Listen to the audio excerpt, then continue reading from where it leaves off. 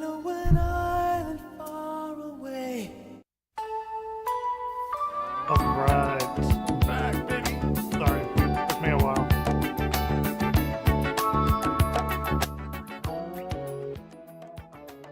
Pretty big day at the planetarium. Got space launches and stuff. Rocket launched. We had a full crowd of 200 seated. That was fun.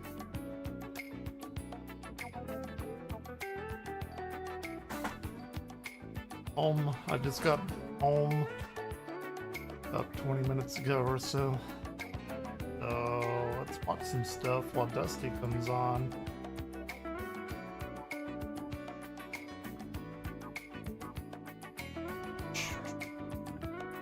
Hey, there I am. Recommending me my own film.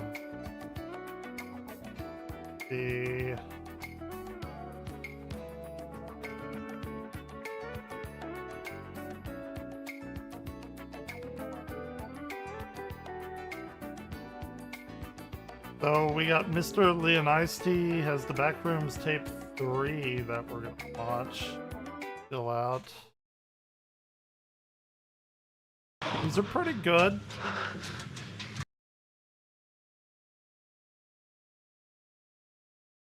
He makes some really good shit. I saw this 3D marble machine thing. It was... Let's fucking... Oh. Wait, what? Oh, he's April fooling us. God damn it. Fuck. Never mind. Damn it.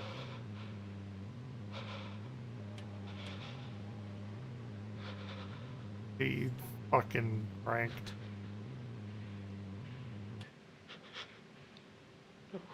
He's got us Minecrafting bullshit. God damn it. I fucking fell for it. Anyway, let's... Here. 10 bizarre old roller coasters people forgot about. I don't know what the fuck is gonna happen because this could be some April Fool shit. I don't know. This video contains flashing lights and colors. The concept of a roller coaster is much older than you think. Out of the thousands of roller coasters that have ever been built, only a few end up as household names. Many over the years have unfortunately fallen by the wayside into It wasn't. obscurity. Today, we're going to highlight some of the These older actually, okay, attractions this is that a an lot of people actual don't talk about existence nowadays, of starting at coasters. the 1940s and ending at the 1840s. Now, I've talked about a few of these attractions before, but some of them I haven't. Either way, we're putting together a reverse chronological top 10 list of some of the strangest old vintage I roller just coasters did. ever. I just got pranked. I thought I was gonna watch a new Backrooms video from the Leonisti. But other than that, no, not really. Built. Now before we get started, I want to give a big shout out to this video's sponsor, Creamy Crypto Punch. Oh, come on. No, don't do that. Don't do that. Crypto crazy. Welcome to the new and improved Crypto Crazy, where we have discussions on how you can get involved with the blockchain and exclusive interviews with pioneers of the industry. This has got to be and AI. an April Turn your Fool's way thing, to right? Thousands of different cryptocurrencies today. Yeah. No. Happy April Fool's Day. And if it's not April Fool's Day when you're watching this, apologies for wasting time. Now, let's get on with the Okay, there we go. Little fun there. Number 10. Looping Bahn at Austria's Vienna Prater. This right here was Ooh, the circle instead of the teardrop. You're gonna be pulling some hard G's on a that. double looping wooden water coaster with a beer ad on it. It was A also water the first roller coaster? coaster on Earth to have two inversions on the same track. What Over the at Vienna fuck? Prater, a coaster named Looping Bahn tried to revolutionize the very concept of an Holy amusement ride. Now, shit. this coaster had two back-to-back vertical loops. The first was out in the open, and the second was enclosed inside a wooden structure. Now, as if two loops weren't enough, the train would There's hit a no splashdown fucking way that's section real. shortly after inverting. If I'm not What the mistaken, fuck? this qualifies it as the first and only water coaster ever built to go upside down. Now, this was unquestionably ambitious, That's but insane. unfortunately, that ambition was perhaps a little too ahead of its time. Even though the ride reportedly operated without major incidents, people were apparently too scared to go ride it. It was one of those attractions Shit, that people fuck like that. to watch more than actually get in line for. One park I'd do official it. supposedly I'd do it. summed it up by saying, quote, "If only 2 of 10 dare to go, we'll have to close down. I can't live on the many who watch." So yeah, people enjoyed looking at it, but looking at it didn't I would pay do the it. bills. And that's why after only about 2 That's years wild, of though. operation, the looping bond closed down. But hey, at least it lasted longer than Sora 2 did. Number 9, Bob Bonin, Haha, got Denmark's him. Tivoli Gardens. AI. Fuck This AI. small Danish amusement park is one of the most historically significant places in the amusement industry. Its history is insanely rich. Yet in spite of this, Did there's you one get ride that pranked seems to be today? completely obscure. Now with this coaster, I really wish I had more to say about it because it looks absolutely surreal. This coaster was said to operate around 1937. Now according to the roller coaster database, this was a powered bobsled coaster with rocking cars. This basically would have made it an insane precursor to the Seven Dwarfs Mine Train at the Magic Kingdom and Shanghai Disneyland. From the look of things, the rocking mechanism seemed to be those tripod-looking things that are between each car. This looks like a Himalaya Honestly, I'm not or exactly something. sure how the train is being powered. Typically, powered coasters require a third rail on the track to help an onboard motor generate electricity. Now I think that line in the middle don't of the touch trough that is third supposed rail, to be the by the third way. rail, but aside from this one image, there are no other photos or videos of this attraction. You could easily call it a lost media roller coaster. Number 8, the Reverser at Utah's Saltaire. Built in 1922, this ride, also known as the Hooper Reverser, was one of those coasters that really shows.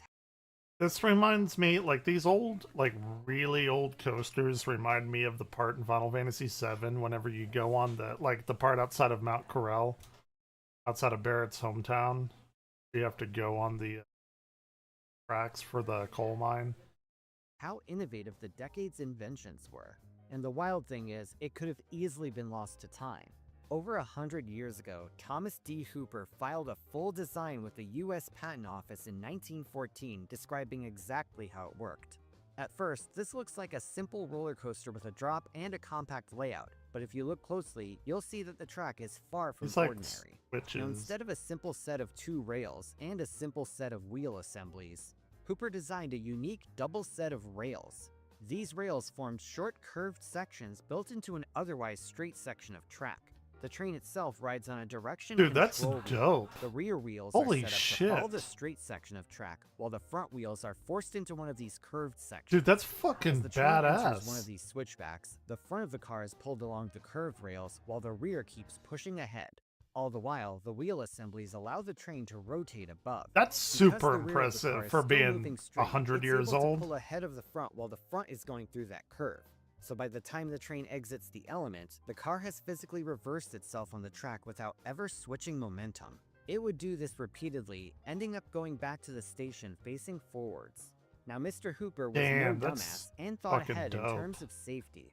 He actually included guardrails and special wheel flanges to keep everything aligned during the maneuver.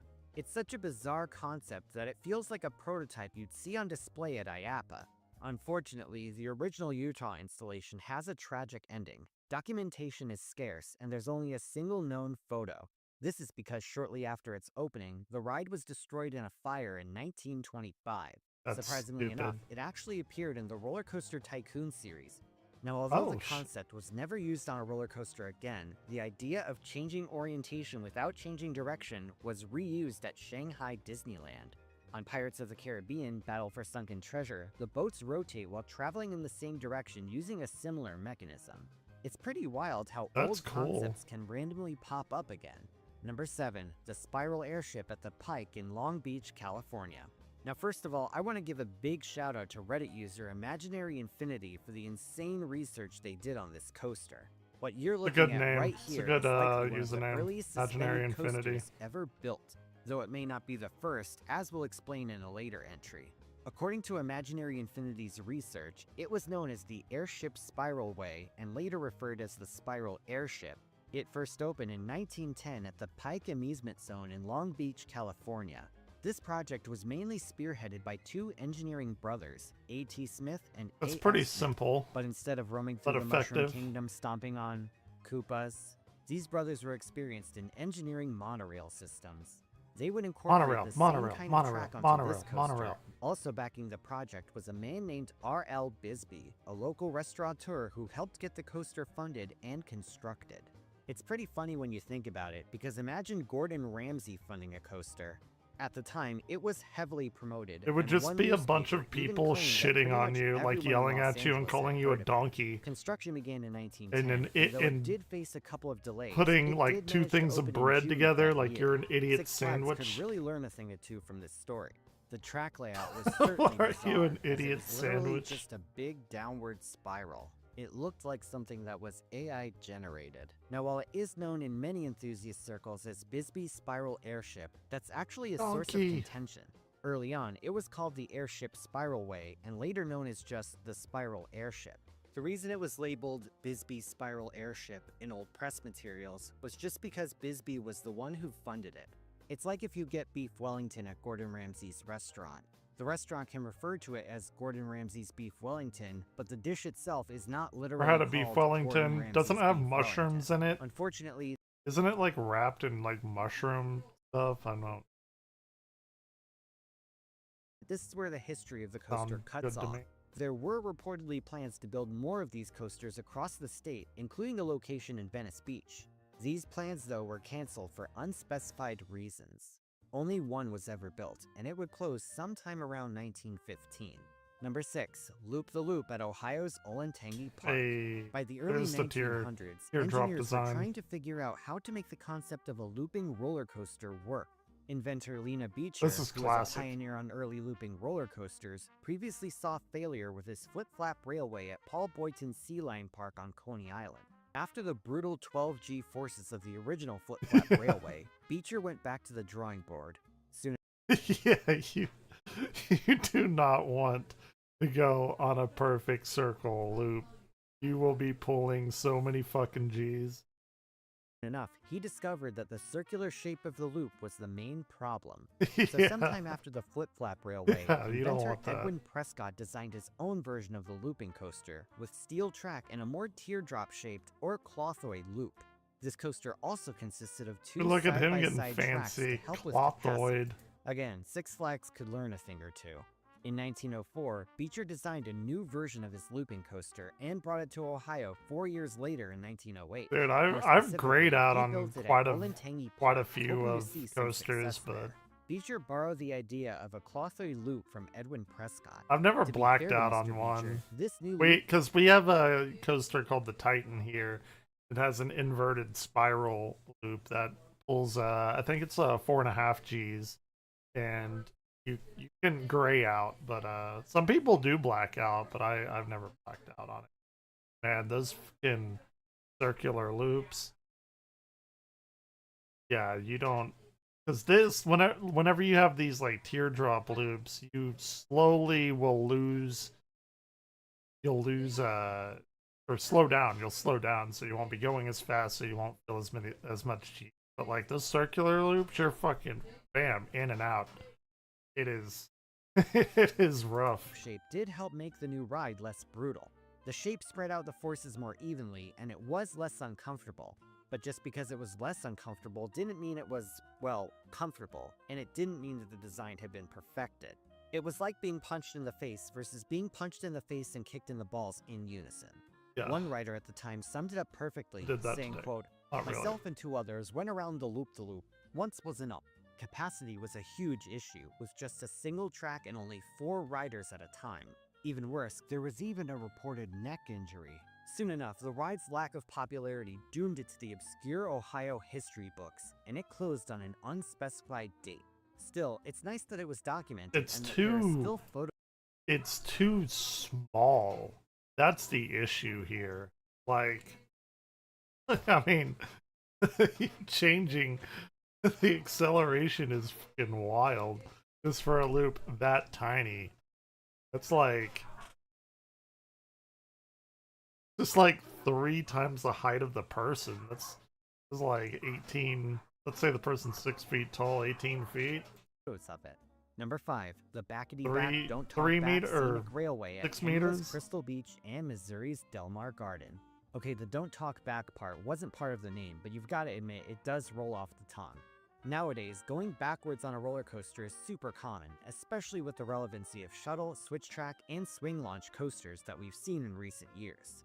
But before the days of Pantheon at Busch Gardens Williamsburg, a coaster managed to switch directions without the use of the former's fancy switch track system.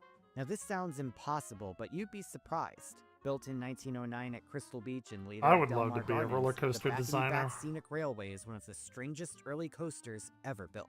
At first, this I attraction ain't going back to operated like a engineering normal school, though. everyday wooden coaster, but at one point in the track, the train would ascend an open-ended incline. Fine playing until Roller it lost Coaster momentum. Tycoon and This sounds like a Parkitect and typical shuttle coaster, Planet but Coaster. instead of rolling back the same way, the track did something pretty surreal. On the descent, the train lowers into a lower track segment that passed directly underneath the segment it just traveled on. Despite what you might think, the designers didn't master the art of no-clipping into the scenery. Yeah. Instead, the secret was in the wheels. According to John H. Make it the Brown's tallest patent, coaster cars in the had world. the usual flanged wheels that sat on the rails, but they also had a second I think the tallest coaster right now is being built in Saudi Arabia. I think. I could be wrong on that, but set known as rollers. As the train approached the incline, those rollers would engage with a separate set of rails like that we went have. alongside the main ones. Once that happened, The- the normal wheels were effectively lifted off of the track, the with culmination rollers of the taking entirety over. of Admittedly, mankind's it's pretty knowledge hard at to our picture in your head, fingertips. and there's no known footage of the ride or any King the clear Ka. images of the mechanism in action. On the bright side, we do have a good Yeah, idea okay. of what this kind So King Dakar is 456 feet at Six Flags Great Adventure in New Jersey. But Falcon's Flight in Saudi Arabia, I was right, I keep up with this shit, is designed to reach 640 fucking feet. That is like nearly 200 more feet. It's ridiculous. There's actually a video of it. Watch that. kind of switch track may have looked like. As it turns out, the 640 first-generation drop feet. tower has a It's similar ridiculous. mechanism. This allows the ride vehicle to dip underneath the track and return to the bottom of the main tower. You can see it in action in this clip, with these rails acting as the ones the rollers would have been on. Another early 20th century coaster that was way ahead of its time. Number 4, Whirlfly at New York's Henderson Walk. Dude, somebody was drunk when they made this. This looks... Yeah, somebody was so fucking drunk when they made...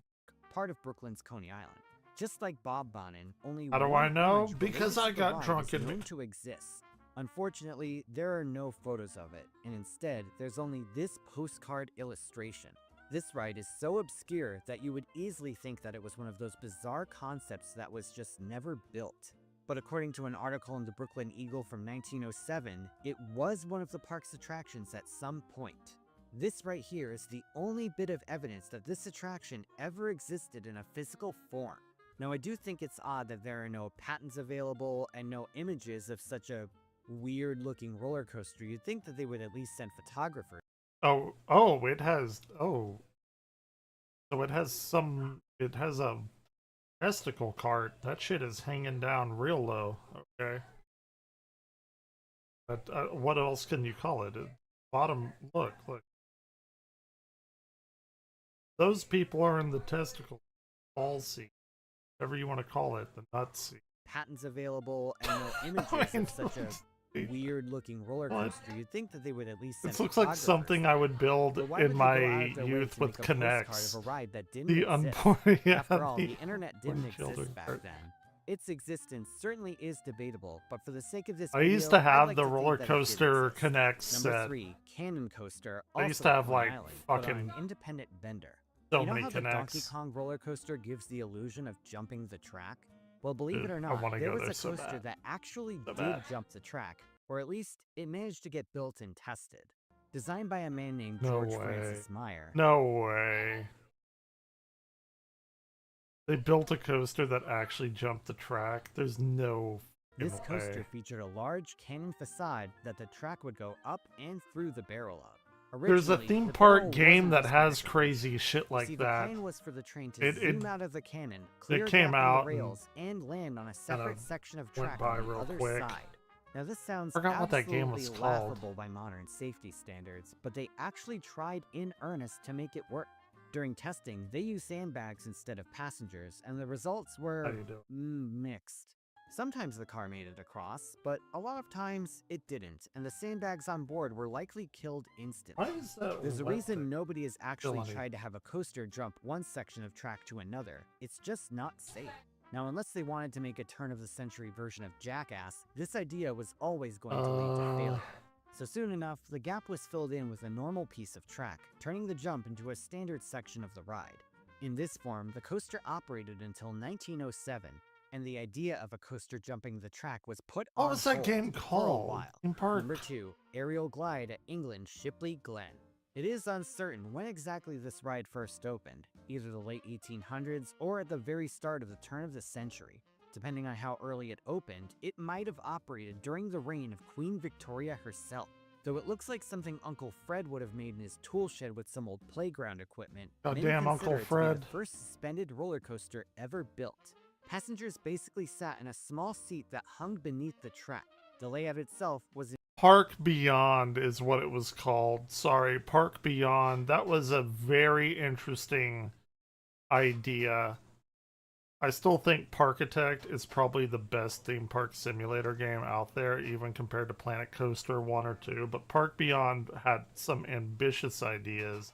I don't think it ever kind of took off, for lack of a better word. incredibly simple. A short drop, a right-hand turn, a straight section, and that was basically the entire ride. Now, if you got a chance to ride this before it closed, you may remember how rudimentary it was. There were no seatbelts, and instead my of God. brakes, ride operators had to physically catch the car and bring it to a stop. That's called Originally, job the ride security. was designed to carry 2 passengers at once, but over time, the structure was said to have weakened significantly. So eventually, it was Yeah, limited to fuck just that. one rider with a strict weight limit of around 168 pounds or just Evangler wouldn't have been able to ride that after high school. I've gotten fat and I've gotten skinny, very skinny, but I don't think I've ever been 100 pounds, even high school. I'm a very tall man. just over 76 kilograms. Towards the end of its run, those who rode it described it as feeling extremely unstable, with the whole structure shaking throughout. Yeah, no By the early shit. 2000s, the aerial Look at glide was this in thing. deplorable condition, and so the park had to make a tough Look at decision. this thing. Either restore it or remove it, and both weren't cheap. For a while, they just left it abandoned until it was finally torn down in 2004. Today, the site is just part of someone's backyard. Wouldn't it That's be crazy wild. if whoever lived here was watching this video right now? Number 1, the Centrifugal Railway at various UK locations. Now we're gonna completely crash out and rewind all the way back Crash to out. before the Hell yeah. Civil War. Valid crash out. Yes, we're going Before the Civil War. Holy shit. all the way back to the 1840s, 1842 Damn. to be exact. This coaster consisted of a simple layout where a single car goes downhill, navigates a loop, and goes back up. I mean, this is a circular loop, so you know these people have had whiplash and all kinds of... Believe it or not, this Medical coaster issues. actually wasn't meant to be an amusement ride at first. Instead, it was more like a science exhibit that people could watch Yeah. instead of ride. That's what I do, or whenever I used to teach, like University Physics 1. I mean, this is a simple potential kinetic energy situation here, and then you'd see like the centrifugal force and all of that. Specifically, it was a live demonstration is of like- centrifugal forces. Yeah. For apparent safety reasons, they didn't just put people on board at first. According to an article by Guinness World Records, That's just the coaster a- was a tested with sandbags question and on even a test monkey 1. before people were allowed to board. It was first Monkey. shown off at the Manchester Got the Hall monkey. of Science, but the exhibit's popularity led it Yeah. to traveling across the UK to other cities like Liverpool and Belfast. It also had a brief 2-week run at the Hull Zoological Gardens, according to the roller coaster database. Unfortunately, this is another example of a ride being way too ahead of its time. Because this was before the days of the clothoid loop, the loop on this ride was a perfect circle. It had no gradual transition of forces, and it was likely very uncomfortable. Shockingly enough, there are no documented injuries that were caused by this ride. Actually, that's not true. I actually came across a newspaper article from 1840. We regret to learn that a very serious accident occurred a few days ago in this exhibition. A lady named Brindle, full name Brindle, residing in New Bailey Street, Salford, had placed herself in the carriage for the purpose of being whirled around. When, owing to some obstruction of the path of the carriage, it was precipitated to the ground a short distance from the starting point. You know what that means? It fell to the ground. It precipitated. It fell out of the air. The lady was thrown out and the carriage falling upon her. Her thigh was broken and she sustained some other serious injury. She was conveyed home and a medical gentleman was promptly in attendance by direction of the proprietor of the exhibition. She was also attended by her own medical advisor, but we understand she is not yet out of danger. Man, imagine if you fell out of something and they said you precipitated to the ground. That's badass. They should make a metal song called, like, Precipitating Blood. Read that documents a serious accident. Apparently, a woman who was riding a centrifugal railway fell out and the car landed on top of her, breaking her thigh and giving her other serious injuries. This is why upstop wheels were invented. Surprisingly, the novelty was said to quickly wear off, and it would be decades before a looping coaster was attempted again. It's just crazy to think of how the vertical loop was pretty much invented, and people just went, it's a novelty. But then again, they said the same thing about the printing press and the iPad. They said the same thing about a changing magnetic field. And do you know what that gave us? Literally fucking everything. It used to be like a toy to people. You'd have a magnet and you'd move it back and forth through like a ammeter. And it would measure like a change in current and be like, oh, look, the magnet is making this little dial move back and forth. And then that's given us literally everything that we've ever known. Like, you're watching me on a computer of some sort. That is that. Electric guitars, rock music, metal, all of that. Synth music. Everything ever. It was just a children's plaything at first. It's ridiculous. It is. I think that is the #1 most entertaining scientific fact to me. Is that waving a magnet around a wire was just a novelty, effectively a toy at the time. Back in the mid-1800s. This goes to show how innovations don't always get immediate praise. Now it's time for the Comet Shoutout program. This is... Yes. Always a pleasure.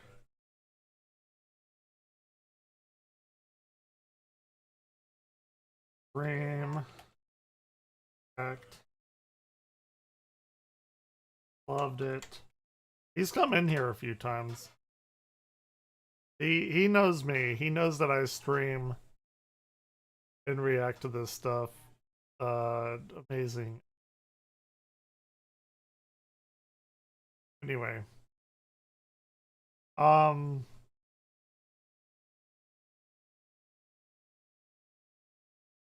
don't think I've seen this one. This was 3 days ago. Man, he is on the fucking ball with his videos. Flashing lights and colors. At Disney's Hollywood Studios in Florida, Rock and Roller Coaster, as we know it, Dusty comes on in 22 minutes. For almost 30 years, this attraction operated as Rock and Roller Coaster, starring Aerosmith, and featured the music of What's your favorite world-famous rock Aerosmith band. song, The ride chat? will soon be I've only got one rethemed to person the here, Muppets. but Though its history has been told we'll get quite up a few there. times, there are a few aspects that aren't often brought up. For this video, we'll touch on those, as well as the numerous controversies surrounding the ride. Though the coaster itself will reopen, the Aerosmith experience undoubtedly left a huge impact on the Disney World Resort. So with that said, let's get into the full story of Rock and Roller Coaster, as well as its What's ups and my downs, favorite right Aerosmith here song? on Theme Park Crazy.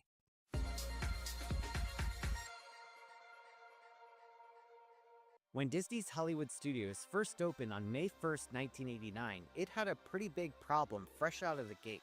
Then known Certainly as I don't Disney want to miss a MGM thing. Studios, the park was partially built as an attempt to get ahead of Universal Studios Florida before the latter park's opening. Originally intended to be a simple studio tour, former Disney CEO Michael Eisner wanted to turn the concept into a full-fledged theme Oh, wait. Before I do this, I was going to watch the big, uh,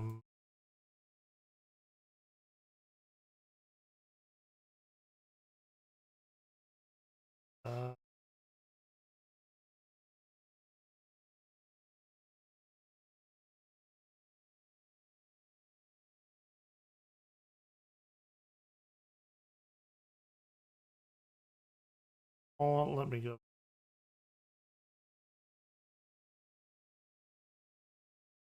Falcon's Flight is now the fastest and tallest roller coaster in the world. Here's what you need to know, the coaster's stats, and how it stacks up to some of your favorite rides. The 155-mile-per-hour roller coaster stands at... Okay, here we are. 4K POV.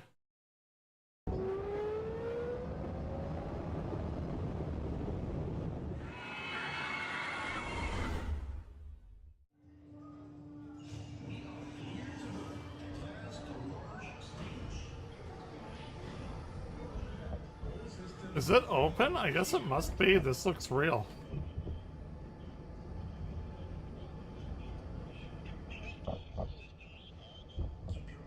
Oh yeah, it just opened 3-4 months ago. It opened December 31st, so 4 months ago. 3 months ago.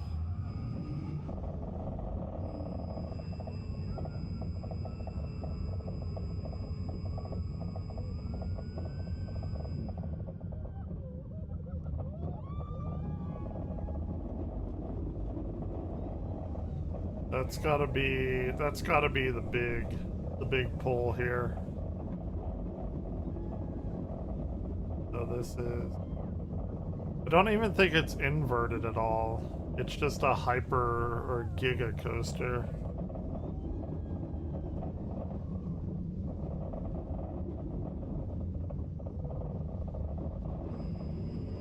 Yeah. It's built into the rock face. Yeah, I've seen this built into the actual geography. Like, this is really cool. I mean, that is a very, very tall coaster.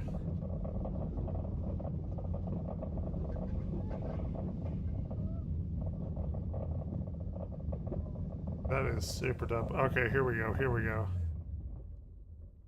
go. This is the biggest coaster drop ever. I think right here. Or maybe it's just the tallest. Maybe it's not. I guess it is the biggest drop right there. Yeah. Shit.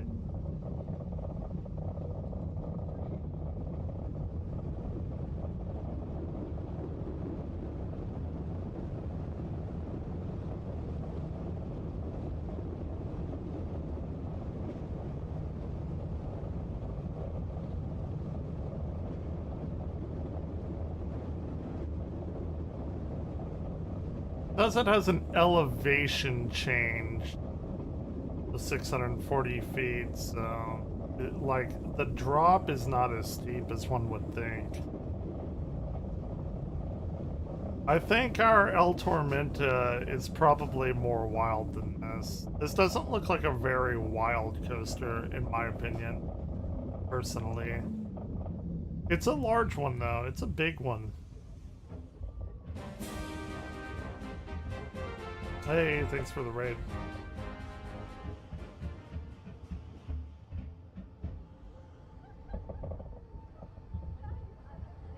My alert box was hidden? Why is my alert box hidden? Unhide. I don't know if my alert box music played. May not have.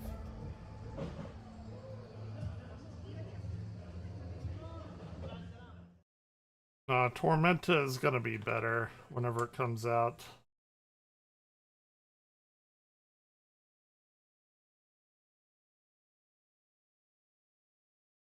309-foot dive coaster, like you can't get better than that. This is about 20 miles away from me. Breaks 6 world records, 7 world records, something like that.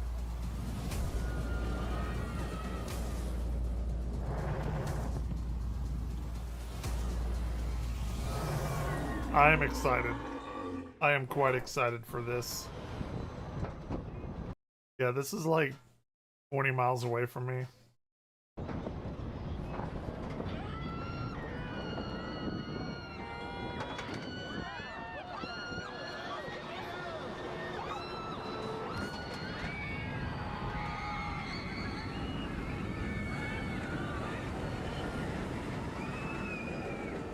That is the largest loop in the world. Right here. Straight up loop.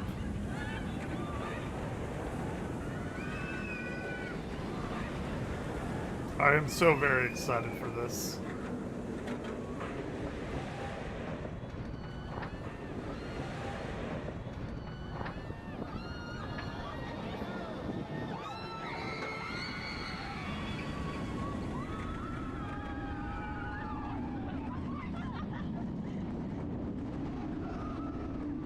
Man, coasters are so fucking... I love them so.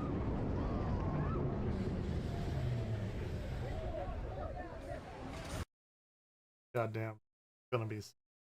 Let's see what the Artemis 2 is doing. Competing over moon development. What significance does today's launch have for the US and NASA? Thank you.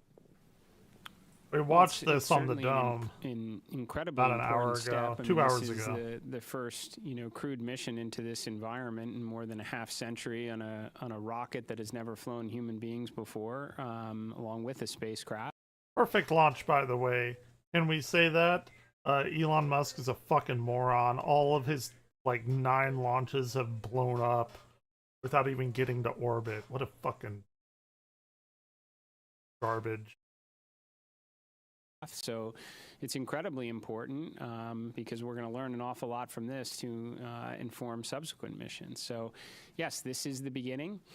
I can tell you, having had an opportunity to speak with the Artemis 2 crew after the State of the Union address, we talked a lot about what we wound up sharing with the world at the Ignition event about adding additional missions, accelerating There's a production. dome? Well, then why did the Artemis 2 get out perfectly the first time?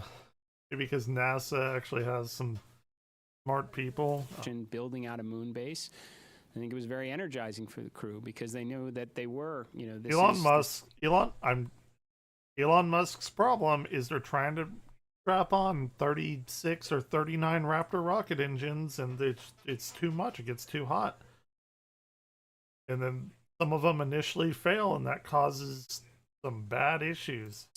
This is a risky mission. But, hey, for sure. what do Any I type know? of new test flight mission going in this environment is going to be challenging, and they knew it was building up to something bigger. And I This think went that perfectly. I think it was very helpful for them in that regard. So, and certainly it was very helpful for me to hear their feedback. Like Christmas tree ornaments, yeah, like a fixture, yeah. We need recessed lighting though. As well, I would suspect a point or two wound up in the Ignition event.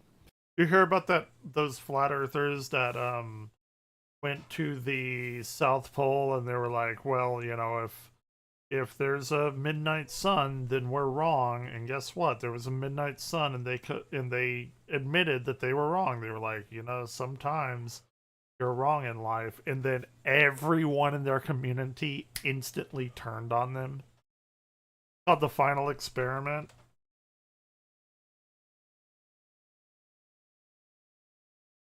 And all these fucking people just instantly turned on them.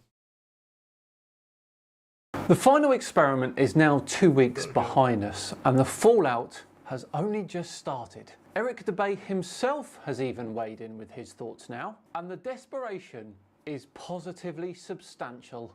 Nobody ever will. It won't. It doesn't matter. Debay and his initial response to the groundbreaking final experiment. Get ready for... He was like the top flat earther. There was, weirdly enough, a pastor, a religious guy had said, I'm gonna fly us down there. We'll do it. Because even religious people have a little bit of smarts compared to flat earth people. And he was like, I'll pay for everything, everyone. And then when they went down there and he saw it for himself, admitted it, every one of his people turned against him. It's a fucking cult. It's ridiculous.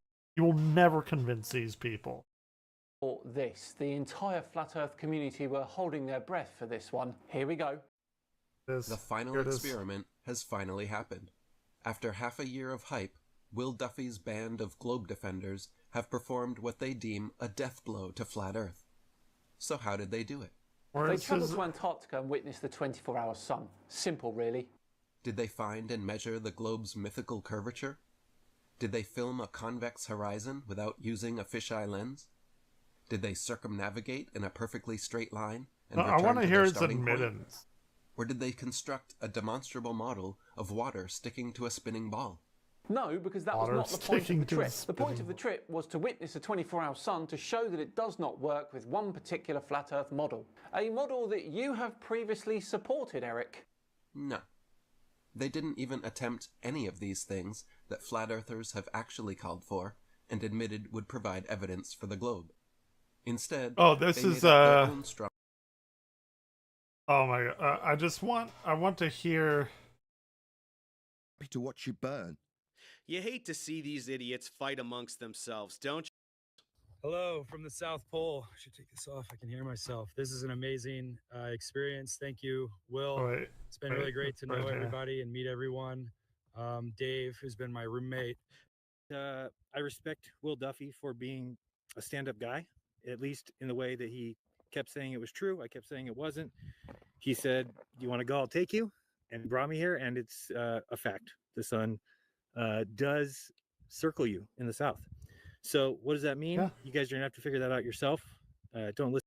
They won't even like flat out admit it though. It's like, what does that mean? I don't know. You're gonna have to do it yourself. Listen to my beliefs or my opinion. It shouldn't matter to you, but at least you should be able to accept that the sun does exactly what these guys said. Reality as far as circles the southern continent. So that's about it. I realize that I'll be called a shill for just saying that. And you know what?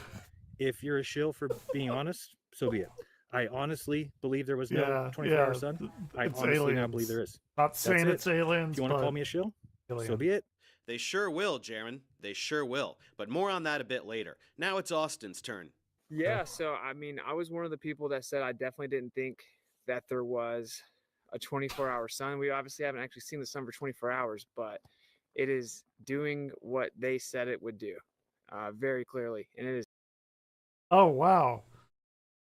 It's amazing. Scientists figure out something, and, you know, any scientist worth their salt is going to tell you what they know. Still dancing around high in the sky. So obviously we're documenting it. But yeah, you know, I said what I feel about this the whole time. Truth doesn't fear investigation. I think that Truth doesn't we're fear truly trying to figure investigation. out the truth. Obviously, some people think that what we were told is the truth. I don't think that, but I do think that people need. Why would you not believe? I mean, you should be skeptical that what you're told is maybe not the truth, but there are things you can do to see that the earth is round. We've done it for thousands of years. Eratosthenes went to Syene and then to Athens, and he found the difference of the well shadows were different, and he found that the earth was curved, and that's the only way that would happen. Like, it's crazy. To be honest and humble and be like, whoa, you know, we were wrong. It's cute that Austin thinks flat earthers have the capacity for honesty since he's not exactly famous for it himself. But while we're on the subject, are you guys really in Antarctica? Come on, get real. Isn't this Greenland or something? Yeah, it could be Greenland They followed for through with their sure. word. We are in Antarctica. I can assure you, we tracked it with multiple compasses the entire way we were going south or just off of south for 4 consecutive hours from Punta Ooh. Arenas. I can guarantee you that's where we were as well. So whatever, shill. Anything else? well, this is pretty like legendary stuff. Like no one's ever actually done this. We have multiple cameras. We have cameras documenting the camera. We have everything you could imagine. This has never been done. We're getting the sunspots. We're getting every different angle you can imagine. It's truly amazing. It won't matter how much evidence they get, they just simply won't believe it. It won't matter. It's very cool. We're doing a lot of firsts. No, Austin, what you're doing is not new or remarkable at all. You are not a hero or a pioneer of any kind. You're just one of the only flat earthers who accepted a free trip to Antarctica, a place where humans have been doing research since the middle of the 19th century. Everything you are doing has been done countless times. Flat earthers just say it's all fake, which is why someone paid for you to go and see for yourself. Do you think the rest will keep pretending it's all fake? I would love to go to Antarctica and see the midnight sun. I just want to actually go there and see the southern stars, to be completely honest. Some wormhole technology to Greenland. Yes, that's got to be it, aliens. Even though you're telling them it's real? I guess we'll find out, won't we? Now let's check with another flat earther named Jonathan. We really just want to see things for ourselves, and this has been unbelievable. I wish it would set. I think the magic of a setting sun would make me a lot happier. I'll sleep better. The mountain. Why would you sleep better? You should sleep better knowing the truth. He just wants to sleep better because he wants his worldview to see the truth, but then when he's shown that it's not, it makes him rethink everything that he's ever thought, which is a good thing. Mountains, you can't see any behind us, but the mountain here is like, I mean, I think we're probably a little further now, but it's 2 miles from our camp, and it looks like you could touch it. Just overall incredible.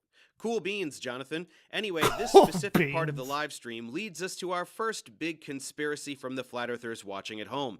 Jonathan has a patch of green, as well as other little bits of green on his jacket. This live stream is happening from Will Duffy's computer, and Will uses a green screen at home. That's how he gets his logo behind him for all of his videos and interviews. Because he uses a green screen, he uses a chroma key, which he happened to leave on, along with his default background, the TFE logo. That's why the green parts of Jonathan's jacket look transparent as he moves around. You're basically seeing a green screen effect on those green parts of his jacket due to the chroma key being on. Naturally, flat earthers at home decided this meant they are filming in. They're on green screen. If they were on green screen, then the whole fucking background would be green. And oh my god, these people are so fucking stupid. Why are we even giving them the time of day and or any sort of attention? But you know why? Because I've had people argue with me. I have to deal with the public on this shit. I have to deal with people saying, "Oh, there's chemtrails in the sky. They're poisoning us. They're doing chemtrails." In front of a green screen to fake their surroundings. Whenever I became a prominent member of like scientific education in Central Texas, which I've had it before, but I've had to do it before, but I didn't realize that I had to deal with these kind of people, and oh my god, very bad.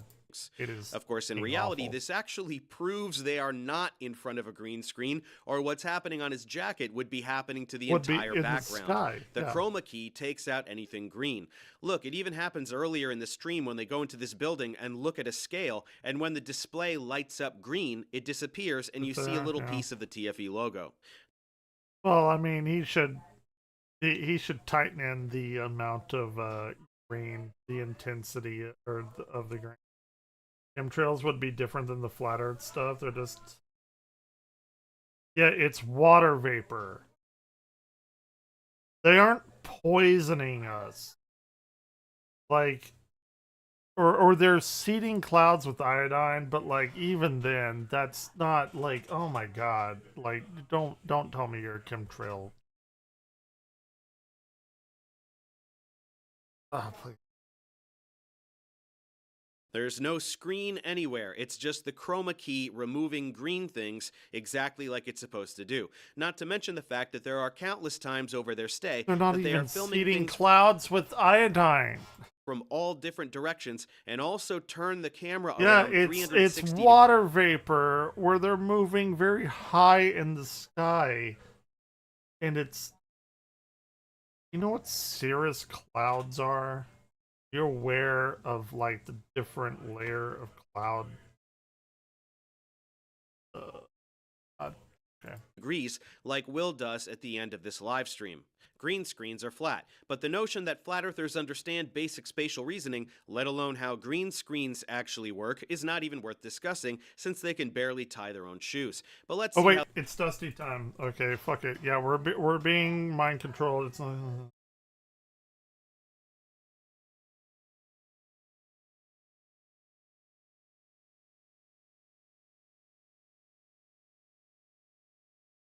What? Okay. Yeah, it's water vapor, but okay. We're a little more. It is whatever anyone says it is. I can't argue. It's Dusty time. Doesn't matter.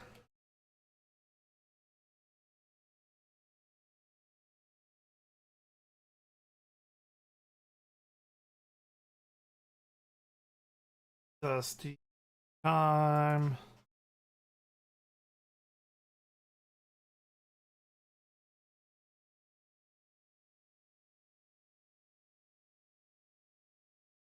Maybe I don't drink because I'm divorced. Maybe I drink to deal with the world at large. That's a very real thing that might be happening here. Okay. I may have discovered a new scientific revelation.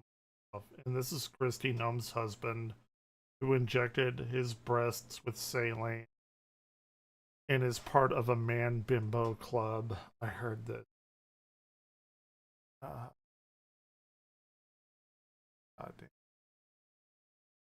damn.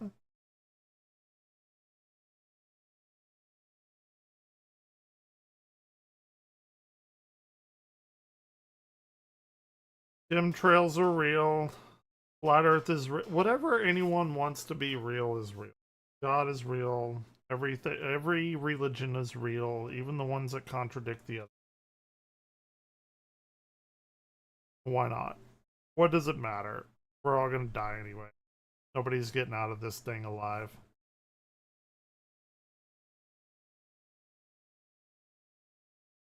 All right, start over. I hit the go live button and it was like, fuck you. So we got to reboot. Oh, God, it's all fucked up. It's all goddamn. All right, let's just try it again. Here we go. All right. Hell yeah. You're watching the Dusty Show. Let's fucking do it. Ladies and gentlemen, I don't hate have my everything. music queued up, but who goddamn needs it? If like me, sometimes you like to strap on some big old titties and party. Let me hear you say, woo! Welcome one and all to the greatest one-man show in the history of mankind.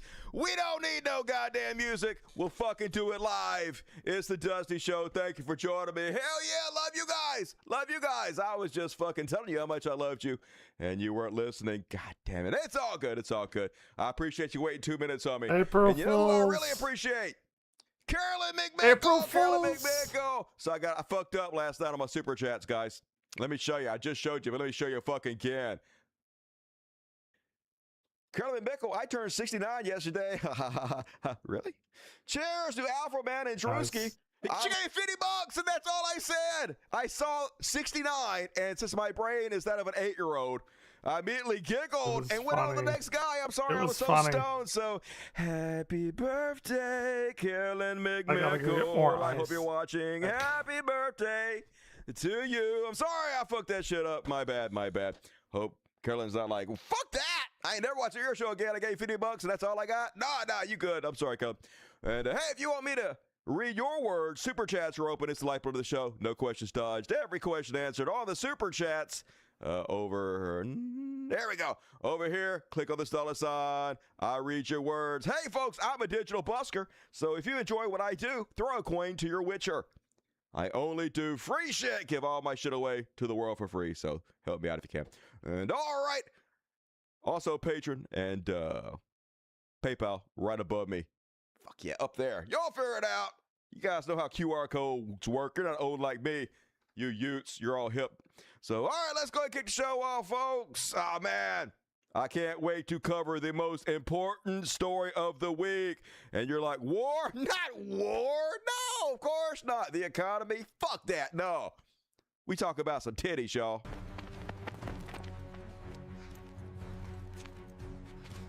The secret police. And you guys know who Kristi Noem is? Dog killing bitch. Kristi fucking Noem. Nazi ass. Kristi Noem used to be in charge of the secret police, rounding up the Browns, murdering American citizens, spending more than the Avengers movie on a photo shoot out at Mount Rushmore so she could ride around on horses and pretend like she's a cowgirl. You ain't no cowgirl, Kristi Noem. But you know who might be a cowgirl? Kristi Noem's cuck husband, Byron. Let's check in on Fox News and see what the latest hubbub with Kristi Noem is. Former Homeland Security Secretary Kristi Noem is asking for privacy and prayers tonight. What? She asking for what? Say that one more time. Former Homeland Security Secretary Kristi Noem is asking for privacy and prayers tonight. Denied, bitch! Fuck that! I can't scream. People get mad about screaming, but holy shit. No. No, but with more laughter. She's said to be devastated by a report alleging her husband has been what is being called a cross-dressing double life. Senior national correspondent Rich Edson has details tonight. Good evening, Rich. Good evening, Brett. Well, former Homeland Security Secretary Kristi Noem and now President Trump are responding to a report regarding Noem's husband's alleged online activity. His name is Brian, not Byron? Damn, this dude even spells his name gay. A spokesperson tells the Daily Mail that she's devastated and that, quote, the family was blindsided by this, and they ask for privacy and prayers at the time. President Trump tells the outlet he knew nothing about it, adding, wow, I feel badly for the family if that's the case. Why do you feel bad? Literally, Kristi Noem has been cucking this guy for years, having an incredibly open affair right in front of this fucking guy's face.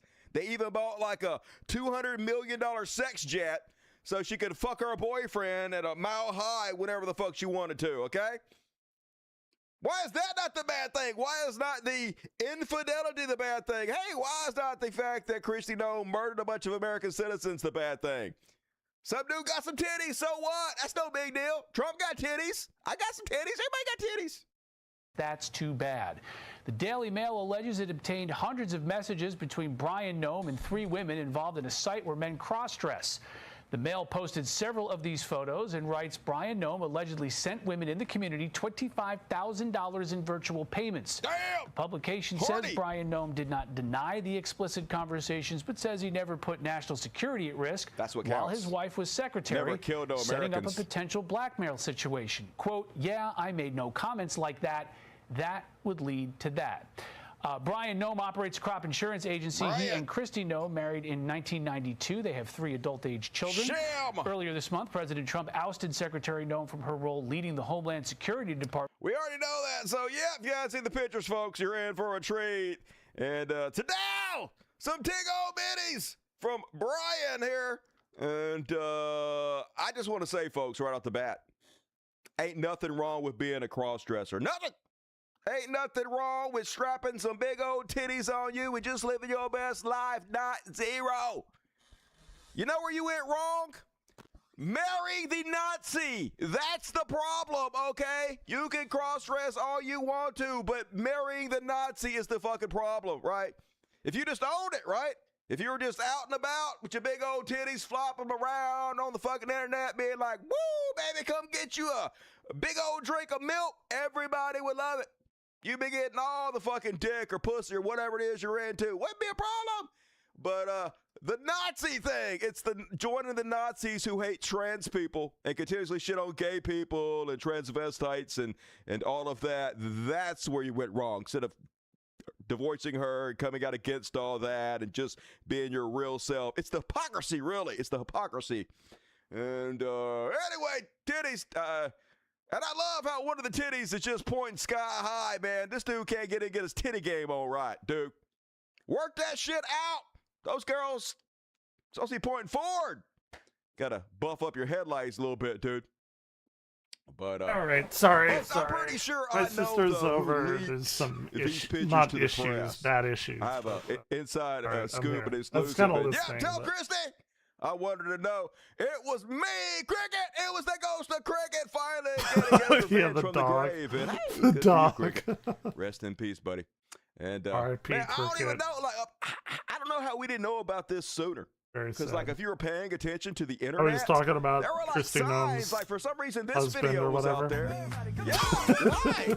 Why he put this video out there, dude? I'm Yeah, just saying. I've been seeing the People don't memes all notice. If day. you put videos of you jump right with your big old titties, right? Been seeing the Oh, no. memes all Seems like day. it shouldn't be a blindside to any of us at this point. And then apparently, this is her and her husband. He's probably thinking about other women, and he like, I wish I had tits, as we all do. We don't even need women. You just sit there and play with your own tits out. Ow! And of course, memes. Everybody was loving it everywhere. Oh my All gosh. kinds of memes like Yep. everything reminds me of him. Why? I don't even get it. What is it about this picture that reminds you of him's titties? And then apparently, I didn't even know this was true, but it is. Apparently, since she's getting a divorce, legally, Marco Rubio has to marry her next. I don't know why that's a law, but apparently he's been practicing. And Are they look at getting a everybody divorce? saying, Is this something "Come I on, don't know? Marco." I didn't hear that they were. Put a smile I on your wouldn't be face. If you don't like surprised. the laws, try to get Congress to change them. That's all I'm saying. Okay. And obviously there were some parody videos out Funny. there. A couple That's a of little parody bit videos funny. I'll show you guys. A little Like here's funny for Christy me. Gnome walking in on her husband. Hey, hon. My milkshake brings up. What is this? It's nothing. It's nothing. Please don't tell anyone. Of course, nobody can ever know about this. Okay, good. Besides you and me, no one else knows. No, Cricket! No! Kissing too much. Cricket. Oh, not Cricket again. Cricket 2 The- down. Good. That's so Starting fucked to think up. this one might be a R.I.P. psycho. Cricket. Here's another one. Another little parody video. Christy Gnome and her husband. No man should be cross-dressing. Let me play it again. This is conservatives when nobody's watching. No man Yeah. should be cross-dressing. I could never Yep, be around yep. a man that cross-dresses. Oh my God, they have them reading to their children. Baby, I don't have an age. Cross-dressing men, fake boobs.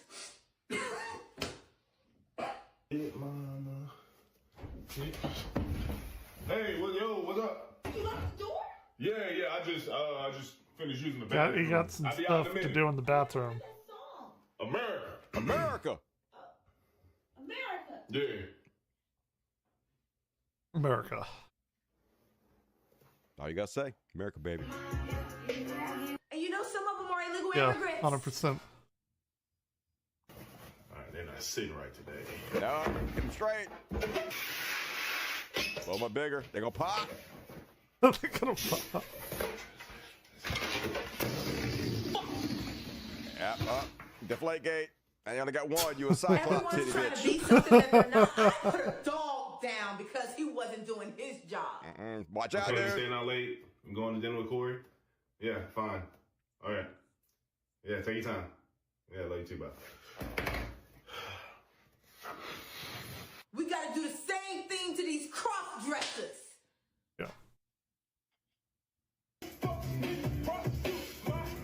So, yeah, conservative man pretty much these days. And, there's no even joke here. Christy Gnome oversees illegal disappearances of people of color and murders Americans. Meanwhile, her husband's all like, yeah, boingy, boingy, boingy. Of course, everybody's making the joke. Better watch it, Brian. She gonna shoot those puppies. And that's pretty good, to be honest with you. Love it. Greatest thing to happen to me to fucking day, except for this. Guess who outed Brian Nome? An illegal alien. Apparently, illegal sex workers were like, "Oh, fuck this shit. Oh, no, you don't. Put on big old fucking titties for sex workers and be married to a Nazi who's rounding up brown people." Report: Nome's cross-dressing husband was exposed by immigrant sex workers furious about DHS abuses. A White House reporter has claimed an unexpected source may be behind exposing the alleged alter ego of former Homeland Security's Kristi Noem's husband. Axios reporter Mark Caputo revealed that he had been given a tip last month about Brian Nome's busty bimbo alter ego. Man, bimbofication, that's a real popular porn category. Not that I would know anything about that. Yeah, nobody does. Before the Daily Mail reported on his cross-dressing habits Tuesday, yeah, I got a weird lead. A source texted me February 13th. They said an immigrant sex worker, possibly in the country illegally, wanted to go public about Nome's husband using her services online. It was vengeance for DHS's immigration enforcement. So there you go. Hey, lay down with dogs, get fleas, right? Your problem ain't cross-dressing. Your problem ain't sex workers. Sex workers, real work. The problem is hypocrisy, Nazism. That's where you went wrong. So eat shit there, Brian. Meanwhile, you know who ain't having it, folks? Know who's furious about people calling out Byron and Christie for their hypocrisy? Byron.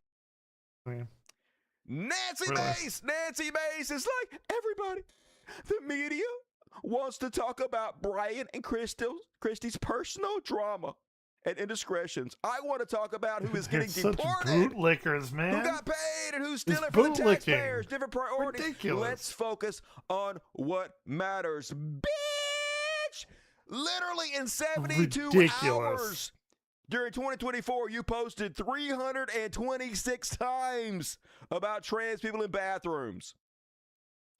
Completely obsessed with this topic. All you do is spend your time shitting on trans people, trying to out everybody, trying to make everybody's private life your public fucking business, to shame them, to scapegoat These people them, to need spread fear gold and hatred. medals Now for one of the your mental team members gymnastics gotta that face the they are same shit. doing. You're like, nothing to see here, everybody. Look away. Mental Nah, fucking bitch. gymnastics at the wide highest open. level.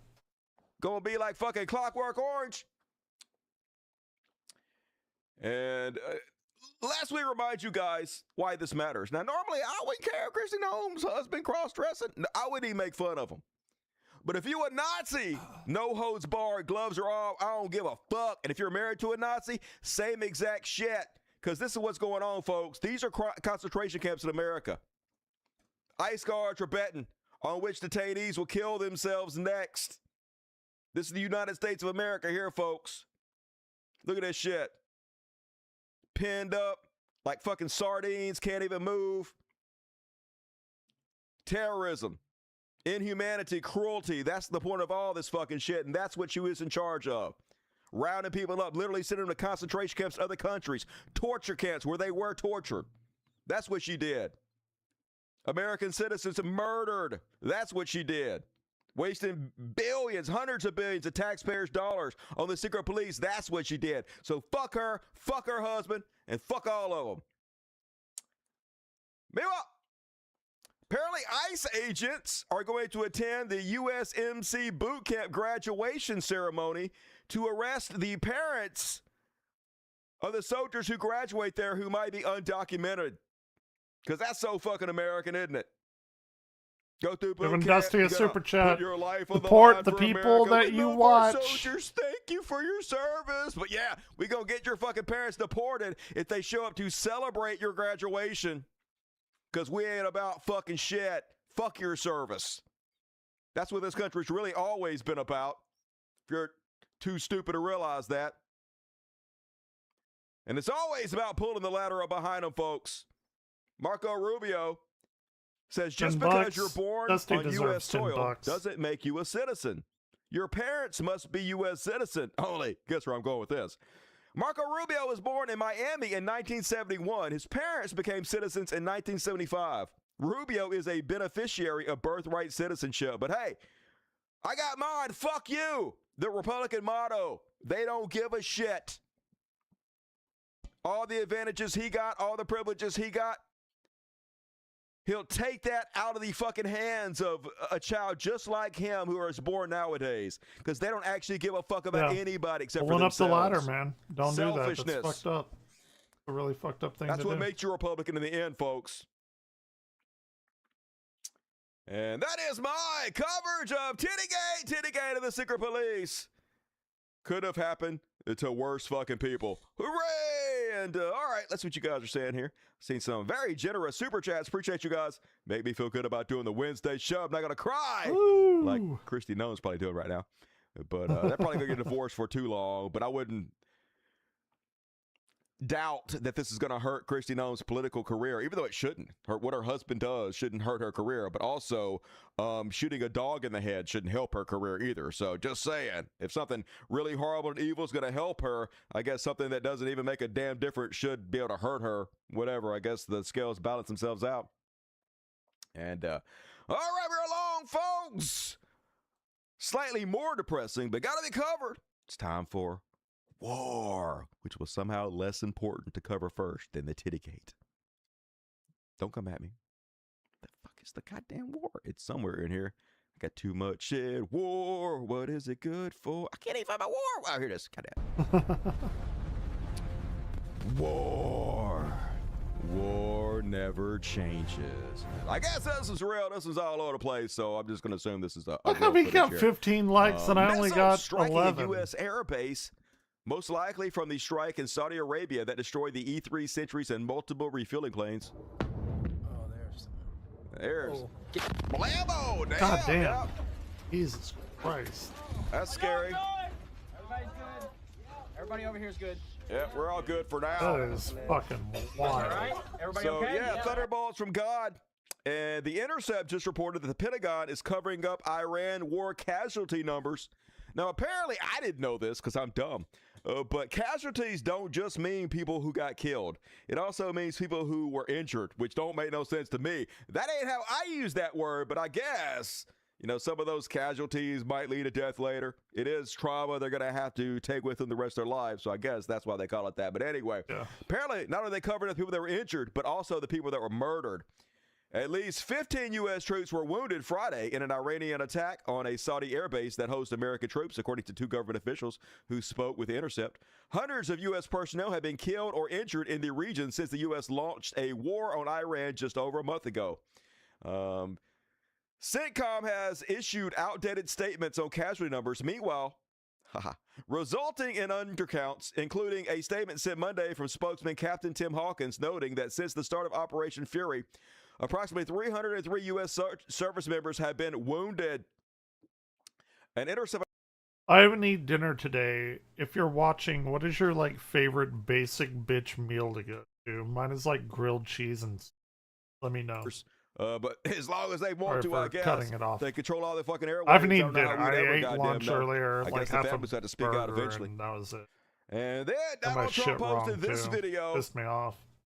Trying to talk about how he's ready to pull out, how the war's over, how it's won, how's it going to be a ceasefire, and then it seems like the U.S. bombed something fucking big. Got some giant Hiroshima motherfucking bomb. I guess they bombed an underground missile base or something. That's a hell of an explosion. Just hell on earth. That's where all our money's going, folks, and they ain't even trying to hide it. Just put it right in your fucking face. Ha ha! This is why you can't have nice things, because we got to do the war. Then, now he's claiming we're leaving soon. I guess this is stock market manipulation, but at the same time, they just shipped 20,000 troops to the Middle East, elite paratroopers, everything in place to do a boots-on-the-ground invasion. But Donald Trump, he's all like, we'll be leaving very soon. And if France or some other country wants to get oil or gas, they'll go up through the Strait and Hormuz Strait. They'll go right up there and they'll be able to fend for themselves. I think it'll be very. Dude, it's so fucked up that he attacked him, told nobody, asked them to help him. They're like, we don't want to do that. And he's like, oh, we're going to withdraw. And they're going to have to fucking fend for themselves whenever we were the impetus to close the strait. And they're like, well, they're going to have to just do it themselves. I don't know. That's what you have to do. You need that oil, not us, right? Just shitting all over our supposed allies. With friends like us, who needs enemies? Because these countries, China will go up and they'll fuel up their beautiful ships and they'll leave and they'll take care of themselves. There's no reason for us to do it. Dude, he basically leave, right? Don't act like you're solving the problem.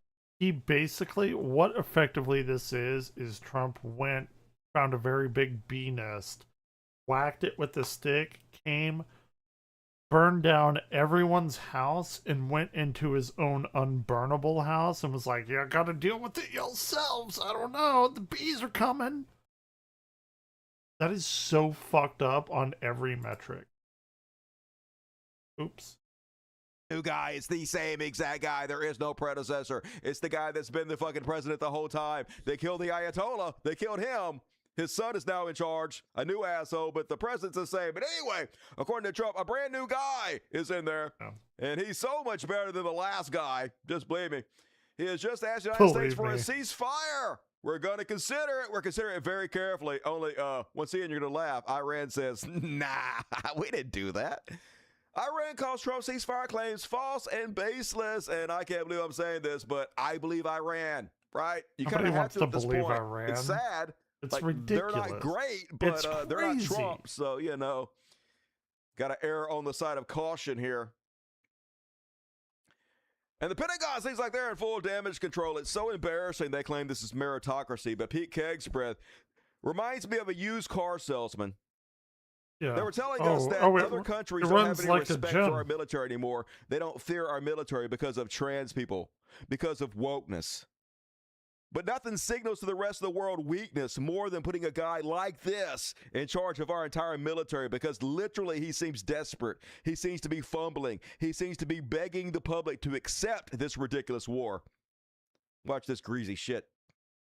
As far as President Trump and boots on the ground, I don't understand why the base, which they have already, they understand, wouldn't have faith in his ability to execute on this. Look at his track record. Look at like, how does anyone not? Trump?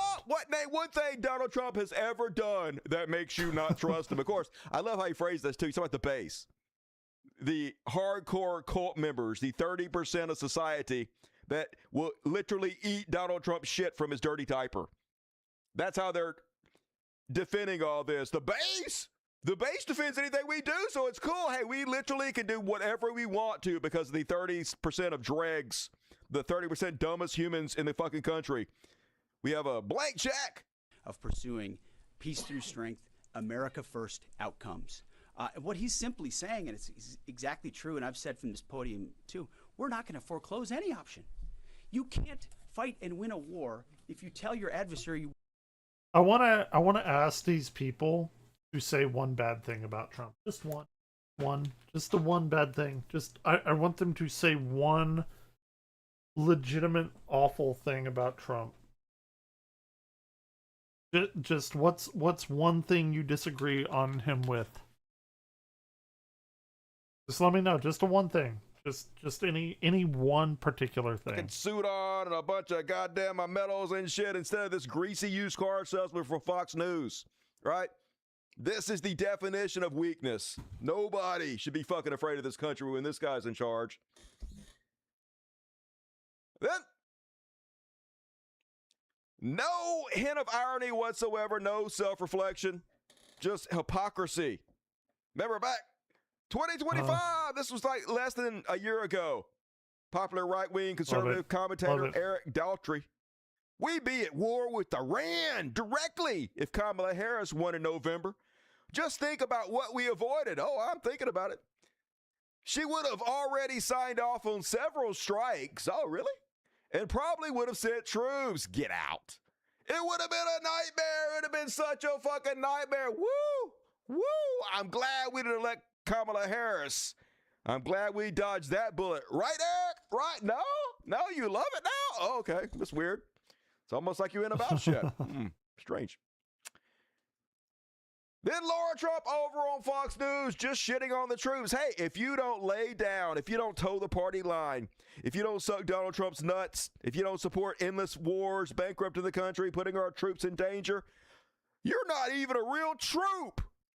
So all you troops that are going over the risk of your life, just know they don't actually give a shit on you about you. The minute you use your First Amendment rights The minute you push back, the minute you say anything they don't like, this is how they treat you.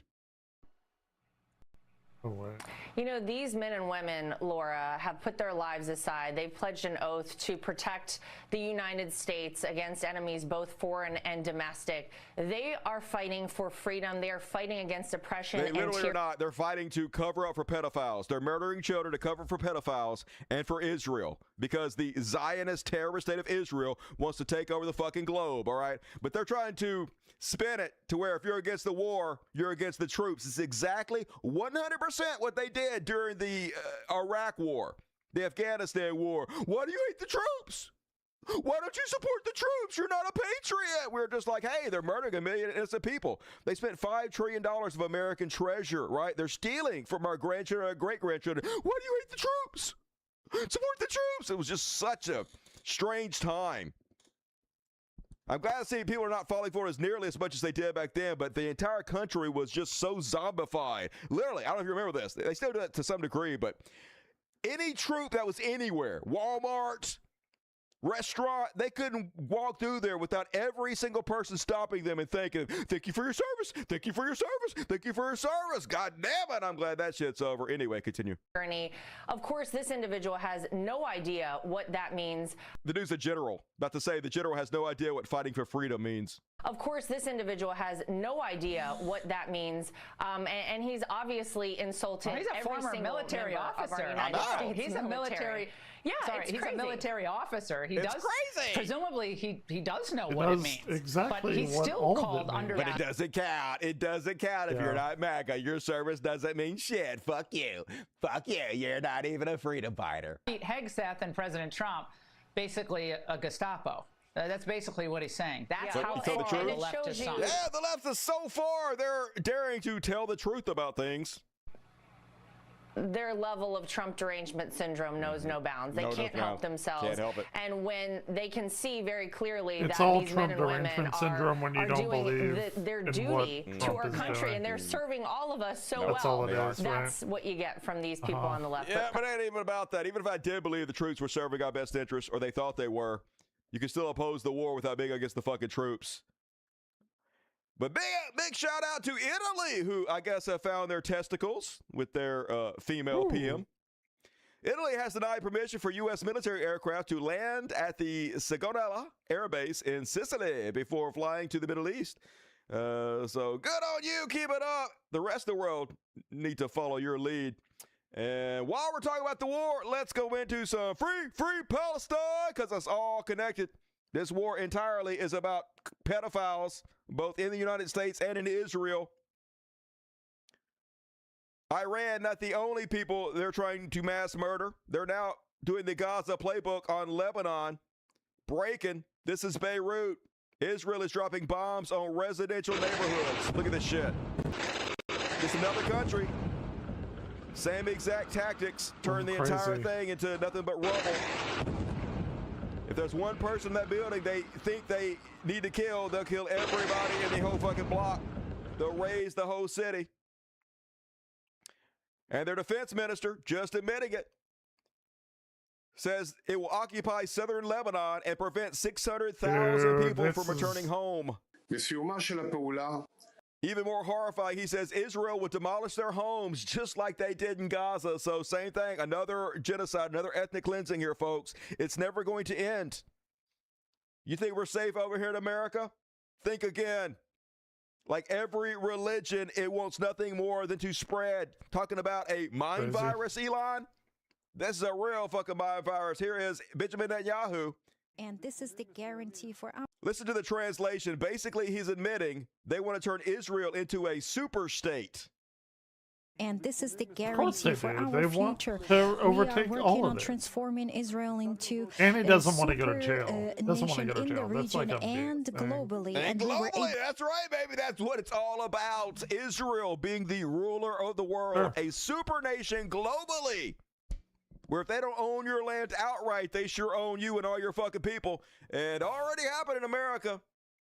I guess we'll never stand up for ourselves.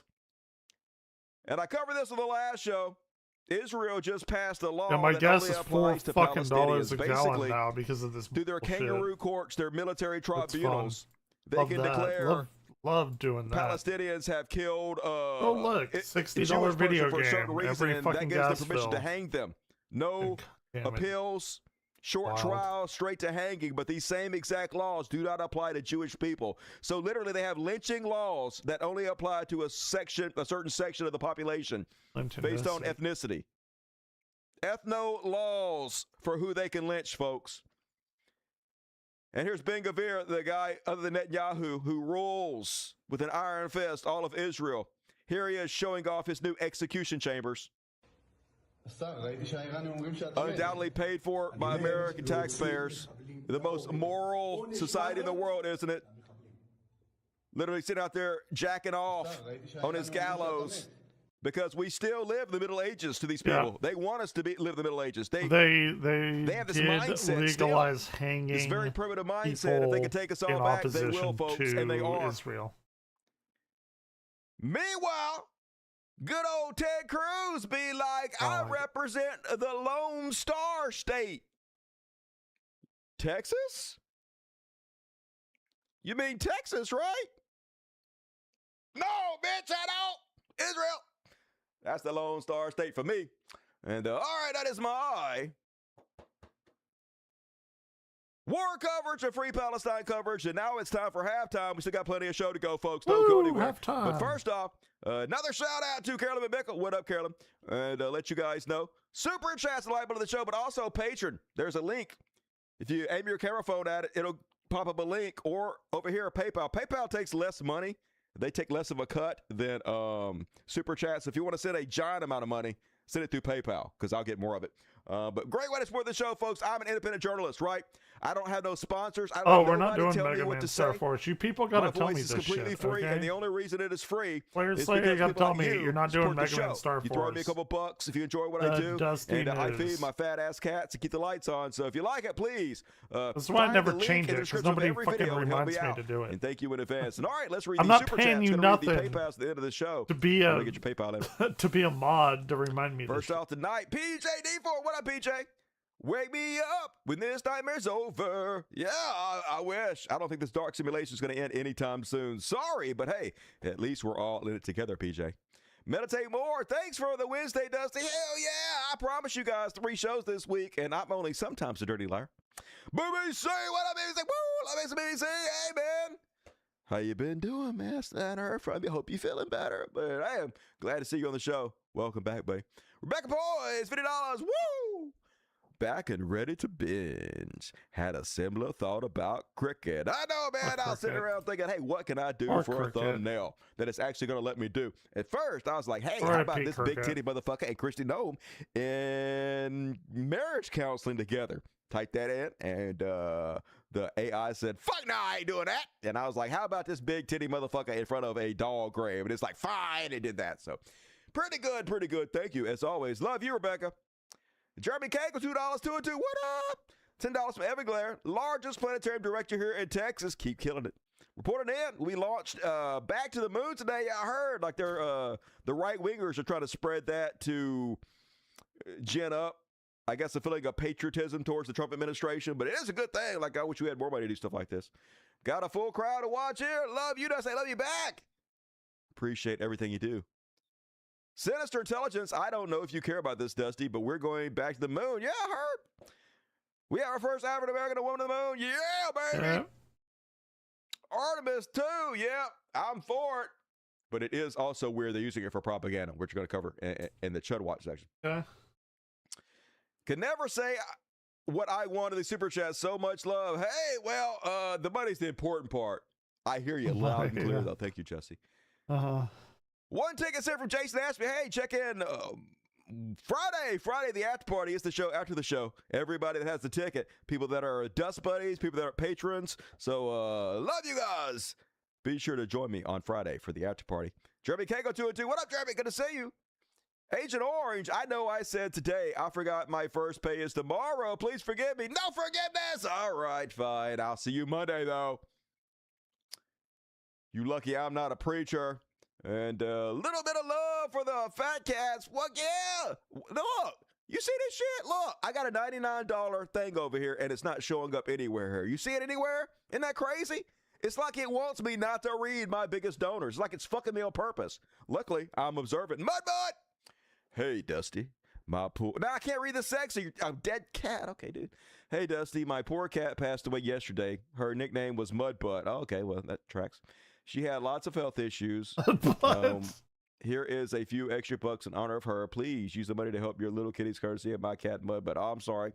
But I know, I could tell that you gave Mudbutt the best life you can while you can, and that's really all you can do, right?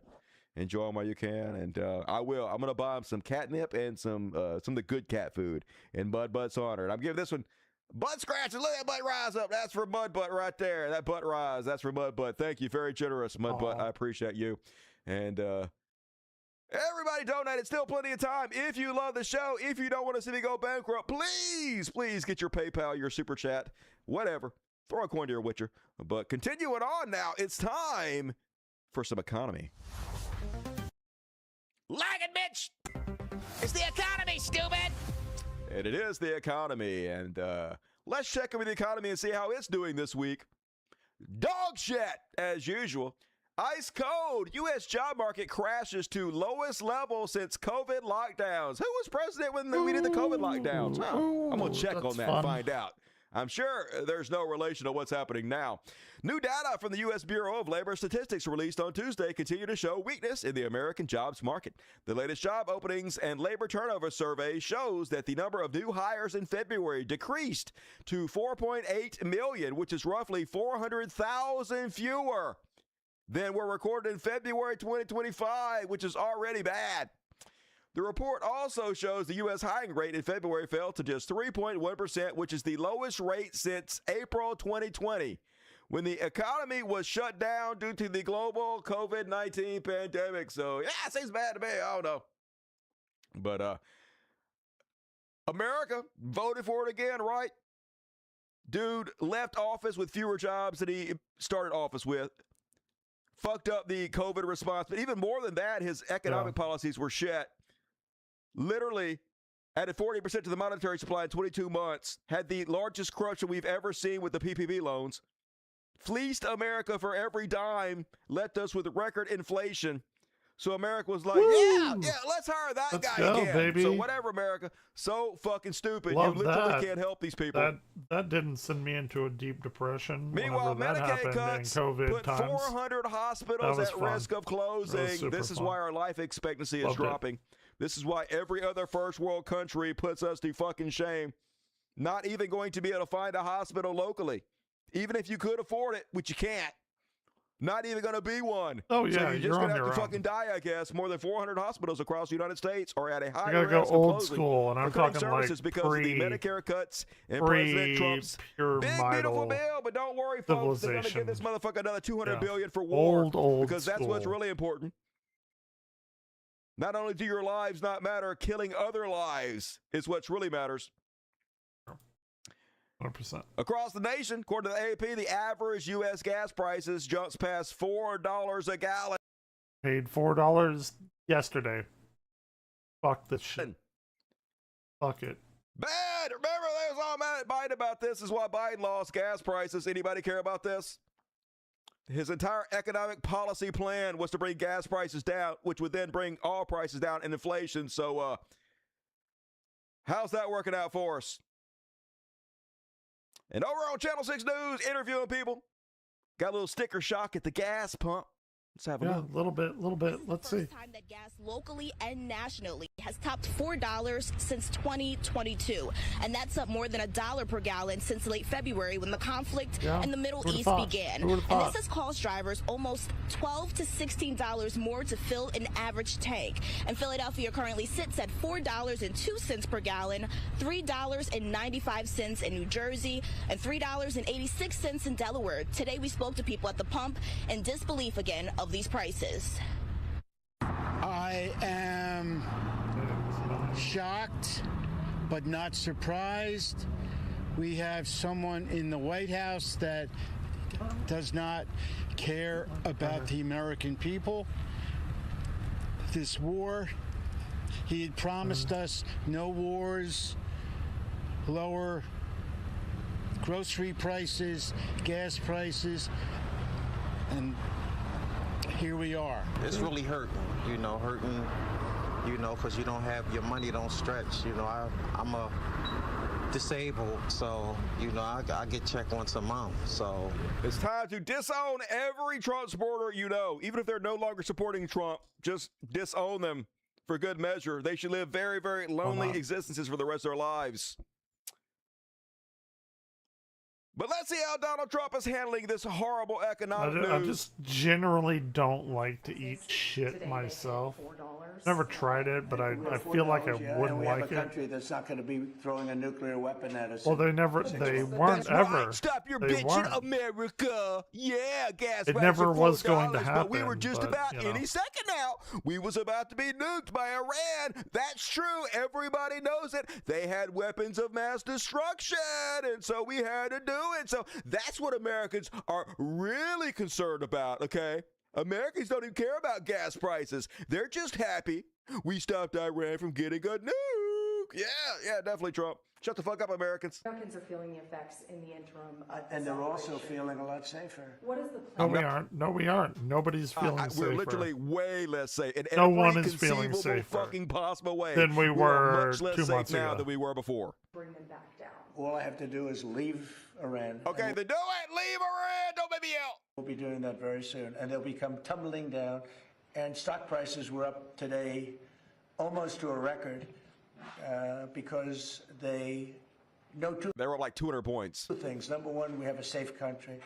We had to take a little detour because we had a madman named Khomeini who sadly is no longer with us. Yeah, we had a madman, Donald Trump, who does the bidding of Israel and wanted Isn't to cover up his pedophilia, which he successfully there? did. So, good job, America. Everything working Do out we as intended. know who is running Iran right now? And They they won't just tell saying it us. out loud, folks. They don't give a shit about you. He could not give a. He's not even pretending to care about you.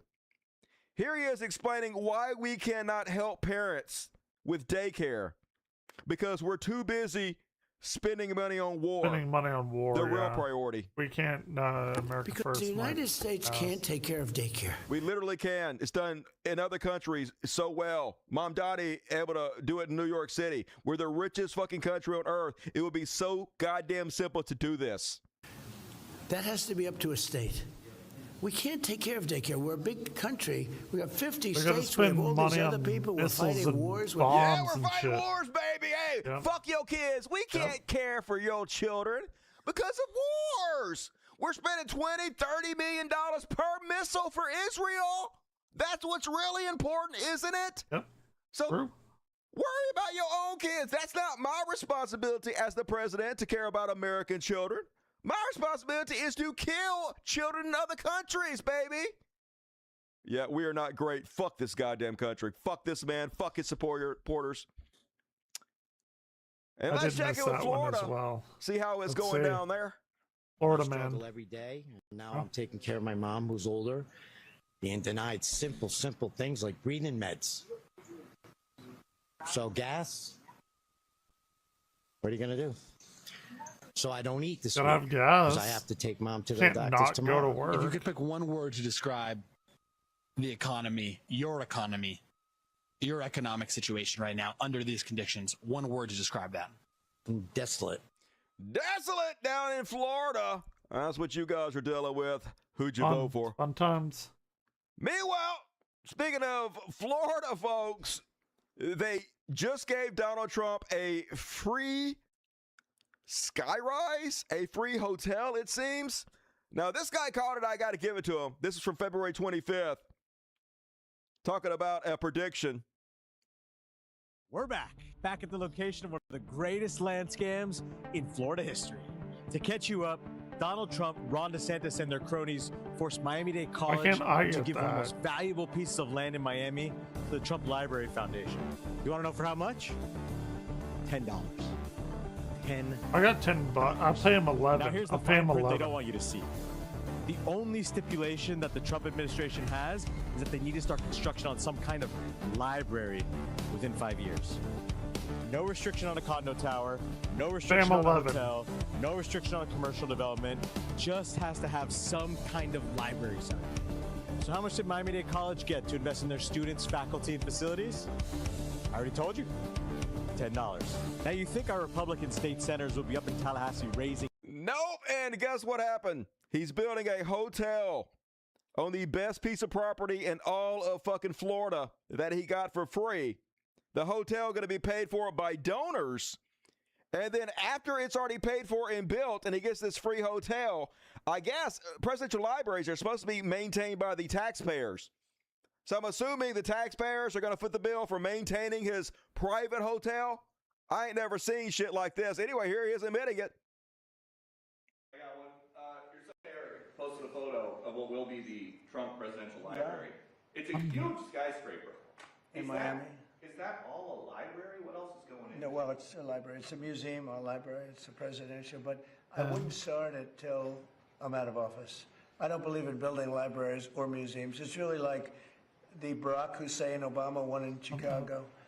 In not a good location, and it's a very unattractive building. Of course, he's got to take a shot at Barack for no reason. That's seriously late and seriously over budget. I think you're going to see a great one here, and it'll go up on time, on budget, best location in Miami.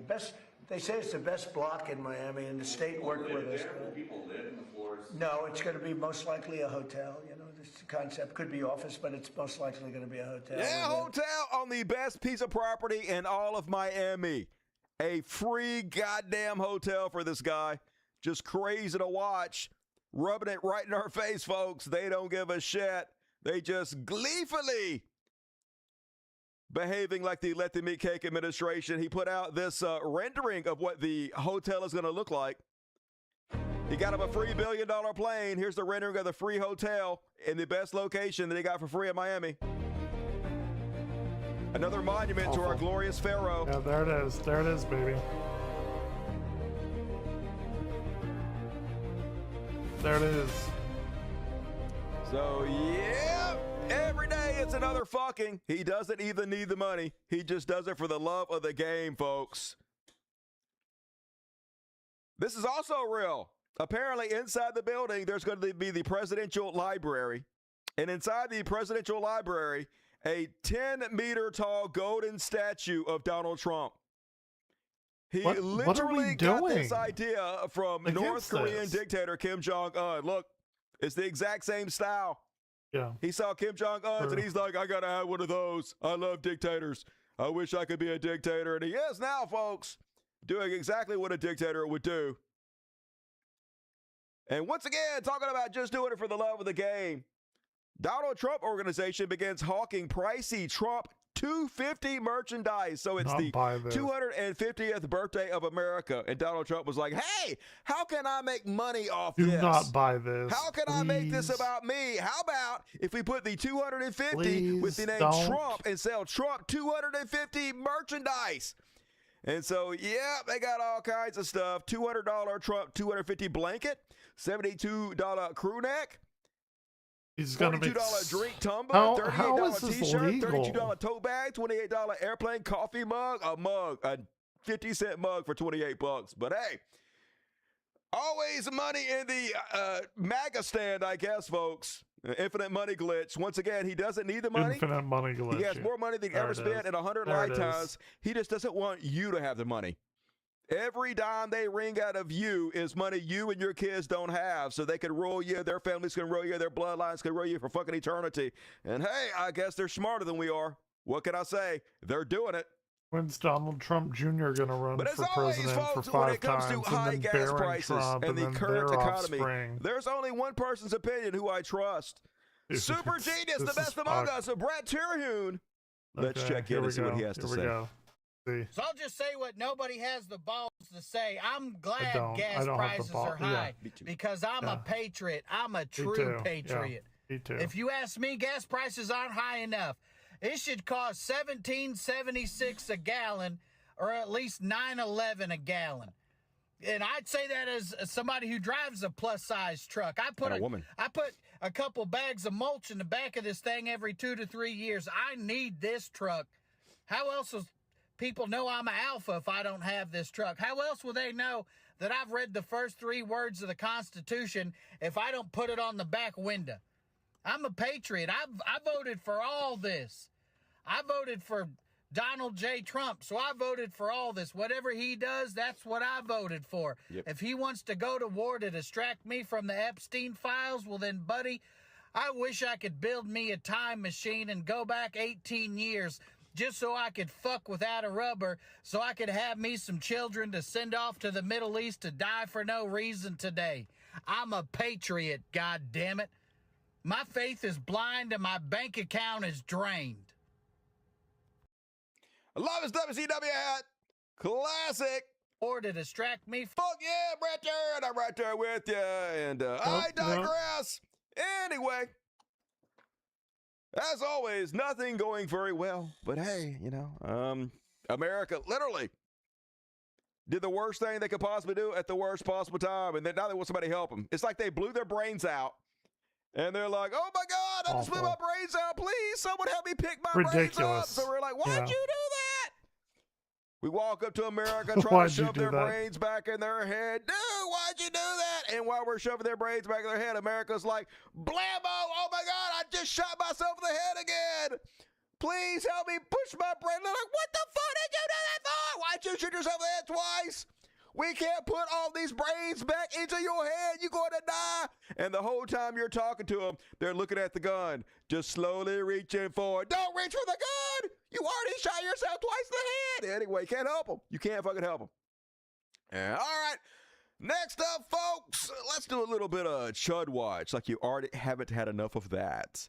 Oh my God, this is all we've had.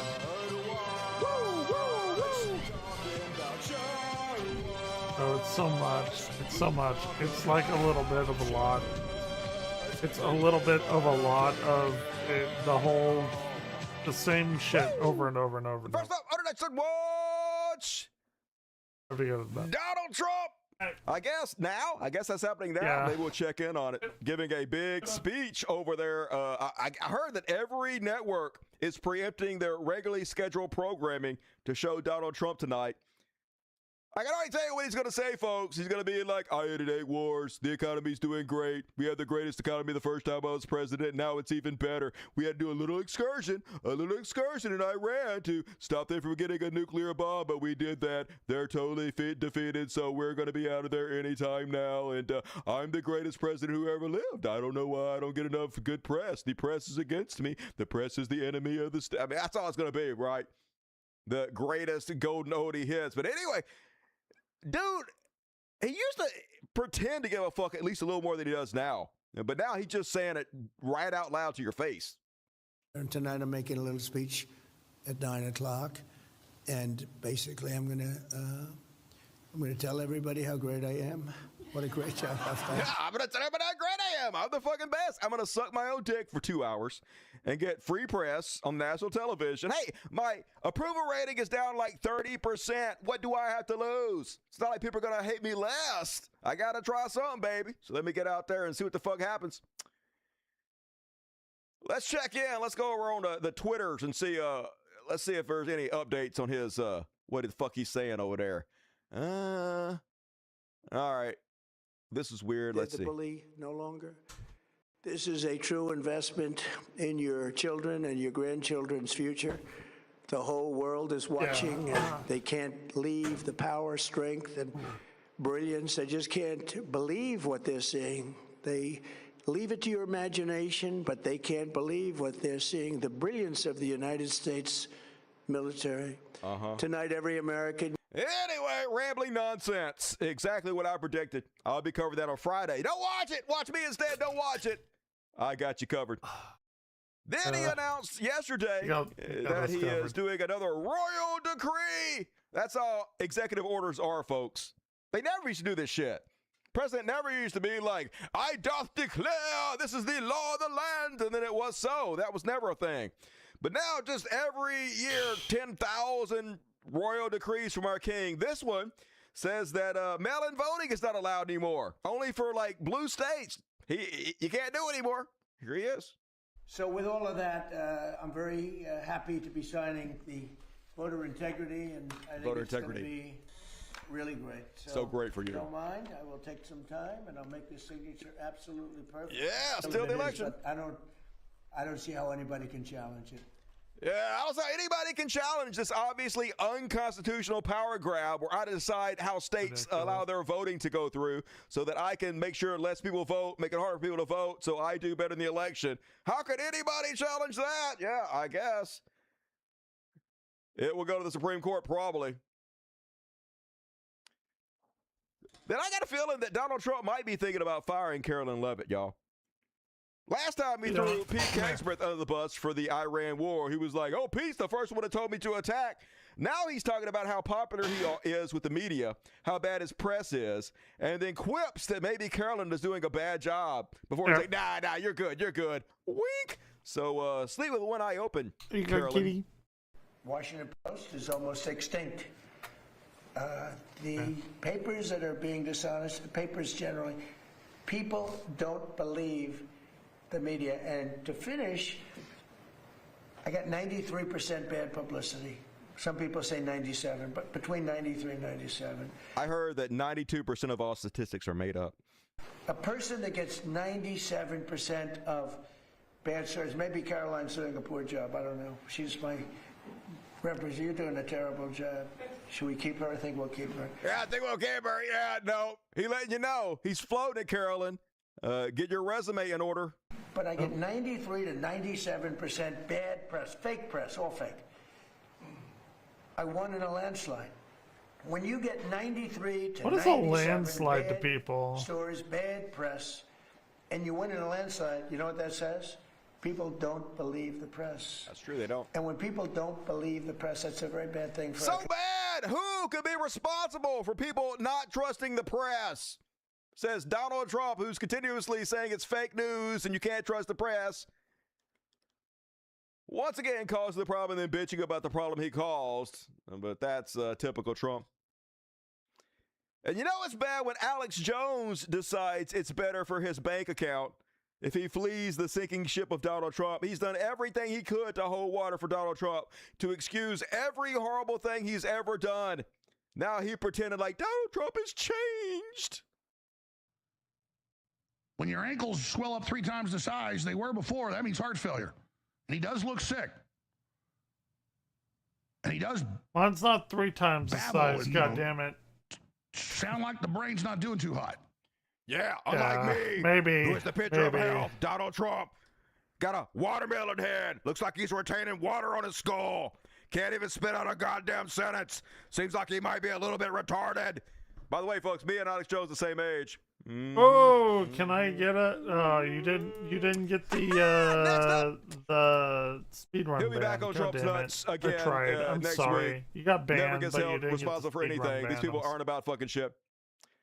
But at least conservatives laser focused on the real important issues that Americans are facing. Like in Idaho, the governor just signed a bill criminalizing the use of wrong bathrooms. You're like, didn't you cover this before? It's every week there's a new state doing this. It's different for everybody, right? This is literally what they're focused on. Nothing. It's actually different for everybody. Trying to fool people into believing they're doing something because this is what they've scared you with.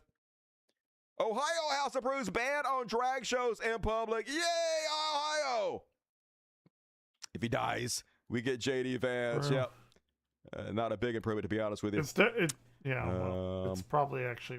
State of Ohio is moving towards passing a wide-ranging ban on drag performances. Oh, goody! I wonder if Brian you want JD is Vance to be in the White House? I'll have to look. We'll ask Christy. And then, crime is legal in America, but only white-collar crimes, y'all. Donald Trump doesn't even believe white-collar crimes are real crimes. I'm not kidding. They really have this mentality that if you con somebody out of their money, good. The person that you con is at fault.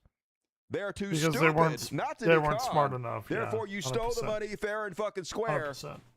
Nothing to be done about it. Sure. Case in point, as soon as Donald Trump got in office, the Department of Justice dropped over 23,000 cases. Almost every case of fraud they had. You have no recourse. If somebody fucks you over, the government will not help you. In fact, the government will probably pardon the person so they don't have to pay anything back, which Donald Trump has done over 100 times. In the first days after Pam Bondi was appointed Attorney General last year, the Department of Justice began shutting down pending criminal cases at a record pace. The cases include an investigation into Virginia nursing home with a recent record of patient abuse, probes of fraud involving several New Jersey labor unions, including one opened after a top official of the National Union was accused of embezzlement, and an investigation into cryptocurrency companies suspected of cheating investors. In total, the DOJ quietly closed more than 23,000 criminal cases in the first 6 months of President Trump's administration, abandoning hundreds of investigations into terrorism, white-collar crime, drugs, and other offenses as it shifted resources to pursue immigration cases. So crime is legal, folks. It's not like as long as you're like a poor person stealing a loaf of bread to feed your family or some shit, right? But if you're rich, if you're fucking people over, if you're stealing millions, hey, it's all good. It's the purge, baby. For the next 3.5 years, crime is 100% legal. So I guess enjoy it, because we voted for all the felons, not just the one. Or more. Could be more than 3.5. Speaking of a good usage of our tax dollars, did you guys see the military helicopter pilots that flew out to Kid Rock's house so that he could get a good video to put on social media of them giving a salute? Here's your tax dollars at work, y'all. I went to school for 8 years for this shit. This fucking low-life, rich, multi-millionaire scumbag and some flyboys who think burning tens of thousands of dollars of gas to fly out to his Hollywood Hills home and salute him and his stupid Statue of Liberty statue. Meritocracy, and of course, baby. they were supposed to investigate it, but Pete Meritocracy. Kegsbreth called out the investigation. Thank you, Kid Rock. U.S. pilot suspension lifted. No punishment, no investigation. Carry on, Patriots. Yeah, hey, wasting American taxpayer money is patriotic, y'all. There are no rules anymore as long as you're wasting money in the service of conservatives and their ideals. It's all good. Continue on, heroes. People that went to school for so much time and effort of their lives in debt forever. About why there are so few left-wing podcasts like this one. Now, it's obvious why, because you got people like me saying eat the rich, shitting on rich people all the time. Obviously, no rich person is going to support this show. Right. They're going to go support right-wingers, right-wing channels who do nothing but suck their dick, pit us against each other, gin up the culture wars, so we're fighting each other instead of the class war, which we should be fighting. But one also, of the greatest they're lies specifically ever doing this on told, purpose. They're targeting right-wing influencers, much. and they're sending the message constantly that if you want to make it as an influencer, you have to be right-wing. You don't have any choice, because that's where all the money is. Another example of this, the U.S. embassies are ordering their embassies to recruit foreign influencers, not just Americans, but people all over the world who are willing to spread right-wing talking points, go on social media, paying them big-time money. The cable instructs those embassies and consulates to pursue 5 broad goals. One of the main ones, recruit local influencers, academics, and community leaders abroad to carry counter-propaganda messages. That means pro-right-wing bullshit. So just dumping money on them. Ridiculous. I reported on this before. Israel was paying, well, they were supposed to pay. They agreed to pay influencers $10,000 per post, people like Destiny, but they didn't pay them. Typical shit. And another example of this, folks, they all get on the same page book. So I guess our government has decided that they want to use the recent NASA mission to the moon to gin up patriotism and make Donald Trump seem more like he loves America and everything. So they got all the influencers posting the same exact message, like clockwork. They're all on the same page. Gunther Eagleman, boom, the astronauts are suiting up. Historic. MAGA Kitty, boom, astronauts suiting up. Eric Daughtry, boom, just in, astronauts suiting up. Historic. Boom, they're suiting up. Historic. Every one of them. Because this is how you make your dough. Whatever they have to do to make a buck. And as I've said over and over again, this is the reality TV show administration. Every one of them is a wannabe reality TV show star. This is why Kristi Noem, well, most of it was corruption and stealing the money. But another reason why Kristi Noem spent more money than the Avengers movies cost to go out to Mount Rushmore and do a little cosplaying, because they think they're the stars of their own reality show and they can use taxpayer money to pay for it. Another example of this is Secretary of Transportation Sean Duffy. This is now so about to be a part of his own reality show. Why he's a member of the government, why he's the transportation secretary. Seems like that'd be a conflict of interest, a waste of his fucking time, where he's trying to be, he's supposed to be representing Americans. Transportation Secretary Sean Duffy is teaming up with the producers of The Real World, the reality show he appeared on in the 1990s, to launch a YouTube series in celebration of America's 250th anniversary. The online show will feature the cabinet officials and his family. Nobody's going to watch that. Right. No one cares about these boring motherfuckers. But I guess they got to waste money on something, so it'll probably cost $100 million. And it'll be his friend shooting it on an iPhone. Then, here's the kind of behavior, though, Donald Trump inspires. Here's the kind of people that support the secret police. Can't even have anything nice. So this was at an airport. Some Iraqi soccer fans were traveling to the World Cup, just holding up their sign, supporting their fucking team. Well, you can't have that. No freedom of speech in this country. This is America. So this dickhead had to make it all about himself, pull a Karen. This is what happened.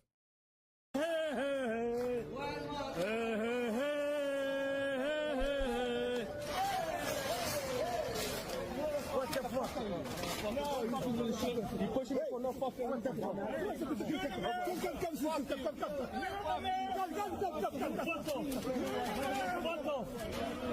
You fuck off. No, you come to America and do that. You fuck off. It's a free country, you know? It's fine. Don't. This is America. You have no freedom of speech in America. You will say what we want you to say, and you'll shut the fuck up and like it. In America, I'm a patriot.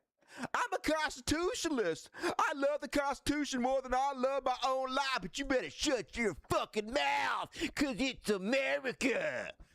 Just good God, die already, please. I agree.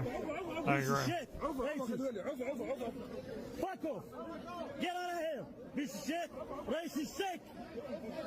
White House.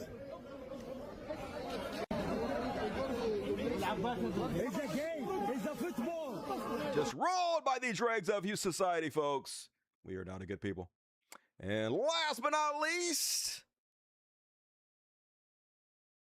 on Chud Watch. I froze for a second. So, once again, haters are going to say this is AI, folks, but I don't believe this has to be real. No, last show, I filled you guys in on the fake feud between Drewski and Erica Kirk. Well, apparently, and I can't believe it, Drewski has caved and decided to apologize to Erica Kirk. I'm so disappointed. Here's a real-life news clip about the situation. Poor people. Popular comedian Drewski has caved and issued a formal apology to Erica Kirk, saying in a statement that it was truly never his intention to imply or portray her as a Christian when she's obviously not. Well, fine, I guess I can accept that apology. That's pretty spot on, definitely. I'm actually like every other Christian, to be honest with you, so it's a low bar. And all right, that is my Chud Watch for this evening, folks. Hails to the gang. All right, get your super chats in. I got a religious bullshit. I got beyond parody. I got some heroes, but not too much show left. So help us out. Throw a coin to your Witcher. But for now, time for some religious goddamn bullshit.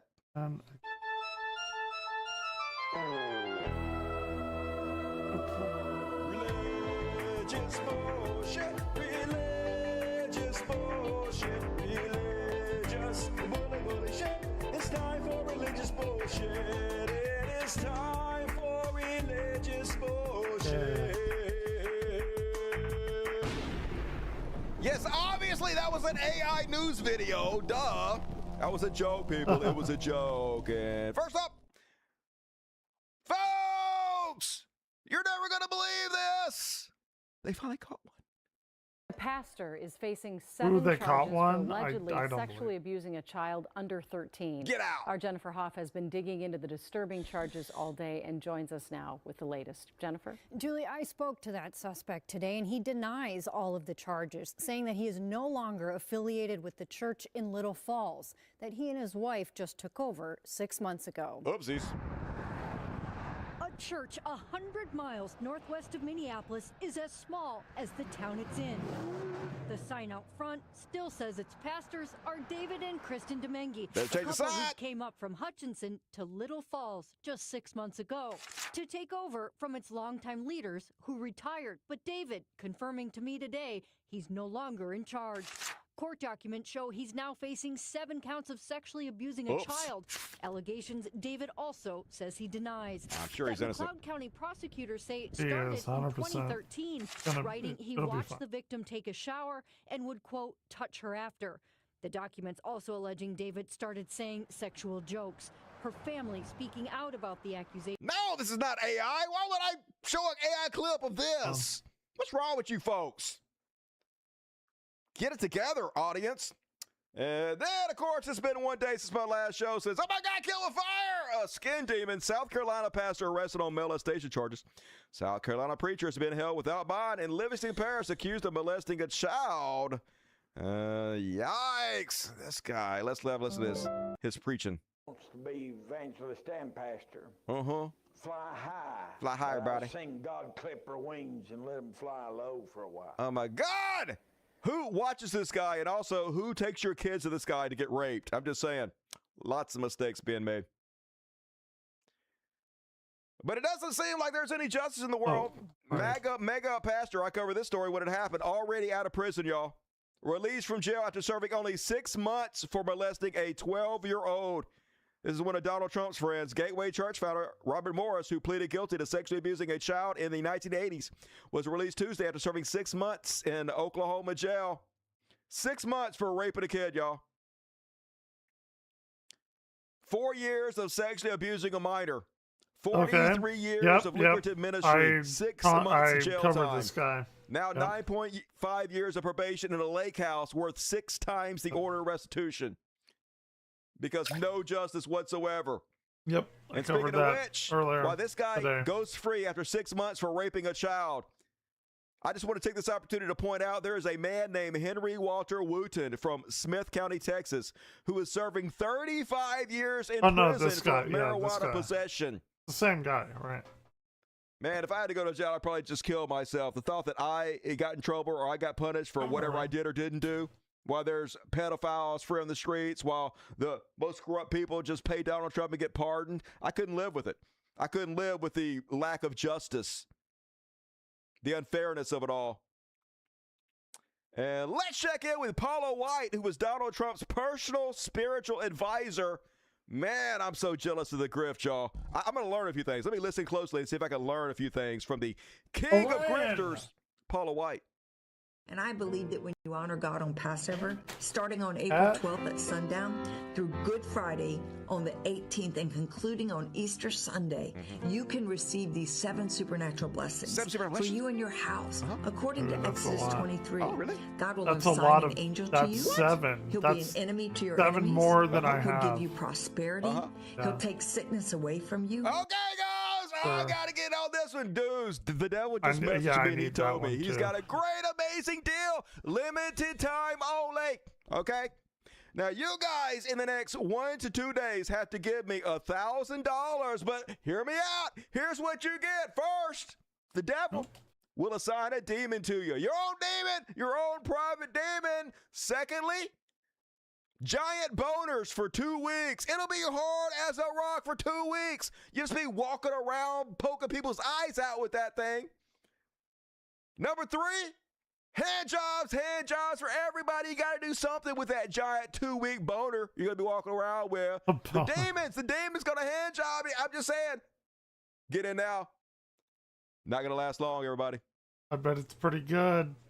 He will give you long life. He'll bring increase in inheritance. And he'll give a special year of blessing. You're not doing this to get something, but you're doing it. Yeah, you're not doing it to get something, which is odd since I mentioned all the things that you're going to get, and you're obviously only doing this to get something. But that's not why you're doing this. That's just a bonus. Honor to God. It's honoring him. That's why you're doing it. It's not for all the shit I said. I should have started. Instead of mentioning all the things you're going to get first, I should have started with you're doing it to honor God. But I started with those things you're going to get first because you're not doing it for that reason. Makes sense. Receive. For your special Passover offering of $1,000 or more as the Holy Spirit leads, you will also receive the beautiful 10-inch Waterford Crystal Cross. Don't miss your moment to release. Oh my God, get it immediately, folks. Get it fucking immediately. So I'm just saying, devil standing by. Act now. Do not hesitate. And speaking of this, con job and moonbat bitch, Here's what her ministry is like, folks. It's just like Benny Hinn. It's just like all the other crazy ones. This is what our president is letting advise him, supposedly.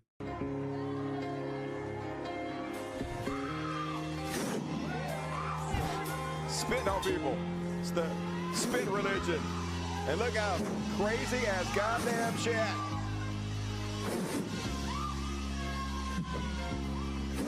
30% of the population controls our country. These 30%. The 30% of the people that don't even know where they fucking are. The 30% of people that think this woman's spitting on them makes them pass out, become some magical talking ghost has possessed their body, making them talk baby talk. And then this happened today, folks. So today, same woman invited by our president, Donald Trump, to speak. Here's what she had to say. And Mr. President, no one has paid the price like you have paid the price. I mean, people didn't murder, to be honest with you. A lot of people, like people were skinned to death for their beliefs. So I'm just saying. It almost cost you your life. You were betrayed and arrested and falsely accused. Like who? It's a familiar pattern that our Lord and Savior showed us. Boom! He basically Jesus Trump, Christ in the flesh, guys. So, hey, worship our glorious Pharaoh. We got it. It's a religion, folks. It's wild to watch. Love it. Love it. Literally, in real time, we get to see a cult form operate. We get to see their belief system spread. Here's a Christian MAGA pastor Lance Walnew telling his congregation that Trump is basically a prophet king. And with Trump there, which is one of those rare moments in Earth history where you have someone who's not a politician. As opposed to what history? Martian history? What other kind of history would it be, Lance Walnew? In Earth history where you have someone who's not a politician, you almost got a prophet in office. Ridiculous. They said to him yesterday, he's hilarious. They said to him, when will this war of Iran be done? He goes, I'll know. Well, when will you know? What evidence are you looking for? I'll feel it in my bones. Folks, that's not even normal. I know it's not normal. Isn't it great? We have a dictator who sends our men and women to die, who bankrupts our country by spending billions of dollars on needless wars. And when you ask him when it's going to end, he doesn't say, hey, when Congress votes for it to end. He doesn't say when the American people decide it's going to end. He says, when I feel like it. When I feel it in my bones. Isn't it great to have a dictator that just does whatever he wants instead of the will of the people? It's awesome, everybody. This is why that's why his enemies are freaking out. Oh. Trump's going to feel it in his bones. Yeah, that's exactly right.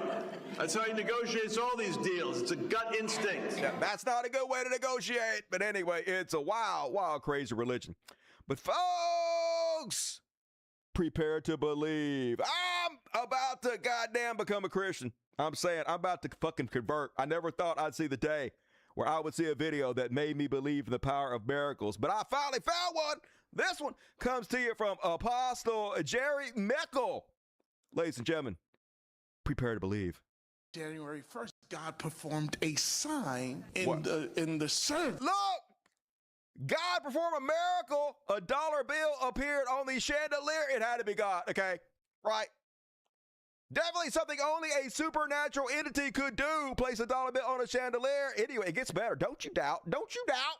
In the service to prove that the word was real. I'm convinced. And then the people try to say we took a ladder and went up there you did do that. and put a That's dollar. exactly what happened. What happened? What happened? What happened? What? What's going on? Just the worst actor ever. Holy shit. There's money. There's money. Miracle money disappeared out of nowhere again. God is cheap as fuck. Woo! This is the year of sign. Yeah, idiots! How stupid are you? Are you ready to be retarded? You need a lift. You need a lift to get there. You need a My lift. ladder can't even reach that high. My ladder can't even reach that high. I haven't tried, but believe me, I know somehow, without even thinking about it, that it couldn't possibly. Is it there before? That's crazy. No, of course not. It's crazy. God is ready God to is show you amazing. who he is. Holy shit. I mean, there are children being raped right now. There are children in somebody's basement being tortured right now. There are like 40,000 children starving to death every single day. And God doesn't do any miracles to help any of those people. But God, he put a dollar bill on a beam in the ceiling. So God, yeah, just fucking kill yourselves. And all of you, please die. Please. For the love of God, have some decency to die. Oh my God, don't get me started. Anyway, that is my religious bullshit for this evening, folks. I'm so jealous of the grift, though, to be honest with you. I wish, but I don't really. And all right, folks, I got a quick Beyond Parody. There's only 2, and I got 2 heroes. And then the show is over. Oh, I forgot to show you one. I'll show it at the end as a bonus. I'll show you a bonus Beyond Parody that was supposed to go in another section. And you'll never guess what section it was supposed to go in. But anyway, get your super chats in, folks. Last chance. Get your super chats. Get your PayPals. We gotta. Where's my phone at? Gonna load up my Cash App. $ Cult of Dusty Cash App. Get your Cash Apps in. All of it. Do it to it. But all right. Prepare to be finished off with a happy ending, everybody. It's time for some Beyond Parody. Beyond some parody. First off, talk about no, wrong, all of them wrong. No, they're pushing all the wrong buttons. No, everybody wrong. All right, first off, we'll be on Purdy. No self-awareness whatsoever. No hint of irony. Imagine with a straight fucking face saying this. Here's Marco Rubio. And at the end of the day, I think that if there are people in Iran who now, given everything that's happened, are willing to move in a different direction for their country, that would be great. Imagine in Iran that instead of spending their wealth, billions of dollars supporting terrorists or weapons, had spent that money helping the people of Iran, you'd have a much different country. Yeah, imagine if a country, instead of spending their money on bombs and terrorism, spent that exact same money on the people. You'd have a totally different country. Imagine if the people that spent the most money on bombs and murder and terrorism spent those trillions of dollars on the people. Imagine! I'm talking about Iran, not America, of course. Not talking about America. Don't get that thought in your head. And then, speaking of Beyond Parody, Lady G, Lindsey Graham. You guys remember last show, Lindsey Graham got a little bit of the ribbing, a little bit of the trolling because he was over at Disneyland seemingly by himself, which is weird. He wasn't wearing this dress, although he's rocking that, Lady G. But he was holding a princess wand or some shit. So everybody, even Fox News is making fun of him. So he heard the criticism, y'all. This is real, by the way. This is not AI. I'm not making it. You can look. Not this, what I'm about to show you. All right. I guess he heard the criticism, so he had to counteract it. So this is what he decided to do. He decided to try to post the most manly, masculine, straight alpha picture he could. AI. So he posted this picture. He did post that picture. That is not AI. Clays in Edgefield County today. Doesn't get much better than this. Oh my! That one is definitely not AI. Like more than going out and shooting my guns, just like a big old strong alpha male would do. Pull. Like, you ain't fooling nobody, Lindsey Graham. Good lordy. Just fucking Beyond Parody. And yes, caught in 4K with the princess wand. So he posted the least gay photo in his camera roll. And somehow it made you look more gay. That's 10 times gay. Anything you could do, Lindsey Graham. With your mole ass ladybug bullshit. And then one more Beyond Parody. You'll never guess what category this was supposed to go on. But here you go. Apparently, this is Christy Nome and her husband going to Applebee's with the girls. And boom! What? Hell to the yeah! Finally! I can get on board with this movie. I see the nips. Yeah, delicious! The bimbofication. My favorite porn category. And all right, folks. One more section, and then it's over. No after party till Friday. So last chance to get your super chats. Last chance to get your paper. All that. Get it in. But for now, I'll finish you guys off. Time for some heroes.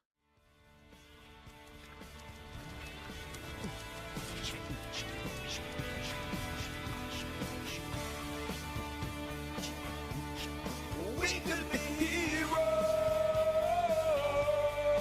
just for one day. And today's the day. And big old shout out to the Italian Prime Minister Meloni. She growing on me, everybody. Apparently, she's come out and accused Israel of crossing a red line and condemned the massacre of the Palestinian civilians and announced that Italy will support European sanctions on Israel. I don't know what she's saying, but I'm going to assume every word of that's true. Anybody speak gibberish? I'm still convinced that other languages don't actually exist. They're just speaking gibberish to fool me. I'm on you, motherfuckers. I ain't falling for it. Right. Anyway, good on you if that's true. Somebody translate. And then another shout out to Charles Barkley. Now, Charles Barkley, I got to say, he's not a very eloquent person, okay? Not really good at forming words, stringing sentences together. But that's not what counts. What counts is the heart, the intention behind it. And it's obvious he had good intentions with this. He's doing what every hero should do. Use your platform to try to speak out against evil when you see it to make the world a better place. And so risking being fired over there on ESPN, here's what he said. Words right now. Okay. Because this is a really touchy subject for me. Why? I love that kid and his family. But the way some of these other immigrants are getting treated in our country right now is a travesty and a disgrace. I think there's a difference between amazing immigrants and criminal immigrants. And I think what's going on in our country, what we're doing to some of these amazing immigrants is really unfortunate and it's really sad. And that's a great immigrant story. We have a lot of great immigrant stories out there who their stories need to be told, but some of the stuff that's happening to immigrants in our country right now is really unfortunate and it's really unfair. But immigrants built this country, and we should admire them and respect them. Chuck, I love you, bro. Yeah, thank you. Hell yeah, you go, Chuck. My dad used to love him some Charles Barkley, the round mound of rebound. Rest in peace, dead daddy. And one more for you guys, last but not least. Big shout out to the Japanese fans who stayed behind to clean up after their 1-0 win against England at Wembley Stadium. And man, look at this. Good for them. This is what it's all about, folks. I'm just saying Americans could really learn a lot from this culture. You know, 100%. Learn a lot about dignity and respect and humility and tentacle porn. So much to learn, really. So big ups to you guys. Keep up the good work, you inspirations. And that is my show tonight, folks. We did it. Woo! Another successful Wednesday episode of the world's greatest show. Please do bail out. Do me a favor. Hit the like button before you go, folks. Don't leave me unliked. Leave a comment. The algorithm loves a comment. But most importantly, Bitcoin. Not Bitcoin. I do have Bitcoin. No one has ever donated for Bitcoin. I guess they never will. But PayPal. PayPal.com. Okay. We got. Is Mario Galaxy as bad as people are saying? I don't even want to hear it. I'm gonna watch it for myself tomorrow, and we shall see. On.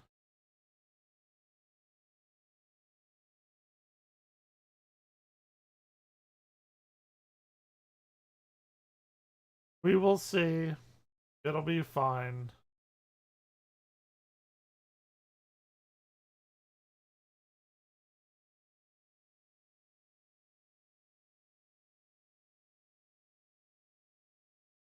That fucking thumbnail. Big Tug versus the female gay.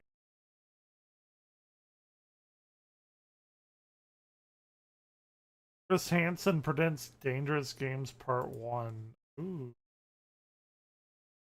Okay, let's see Big Tug. Extra Tug is $1 a week. It is $1 a week, and you get exclusive content. You get a lot of cool things. I mean, what are you spending $1 a week on? Gumballs? Yes, you know, I'm putting a lot of work in here. Don't take away my gumballs, Big Check Tug. it out. Women. Don't do it. What's going on there? What a confusing concept. The majority of my adolescent life was spent trying to get any attention from women as a Me group. too. And this becomes I just frustrating don't. because as a man, especially a young man, I do, but I have I no don't. I still have no Probably- clue as to probably what not attracts them. I have a girlfriend. She loves me very much. She'll see me without my clothes on and say, "Good God, that's the best." And I'll think, "You're mentally ill, and I'm so lucky to have accidentally tricked you into loving me." Because the female gaze is a very true different story. from the male gaze. Now, I'm not talking about what men see in women, because what men see in women is big bazongas, and we high-five each other. But when a man sees another man, we don't understand why a woman would find a certain man attractive. Think of Thor in the Marvel movies. I cannot. Chris Hemsworth. Think of Thor. We think, okay, that's what a woman wants. Big muscles, tall boy, blonde hair, blue eyes, beautiful. There's literally nothing wrong with this man. Right. I mean, as a male, completely heterosexual, he's a good-looking man.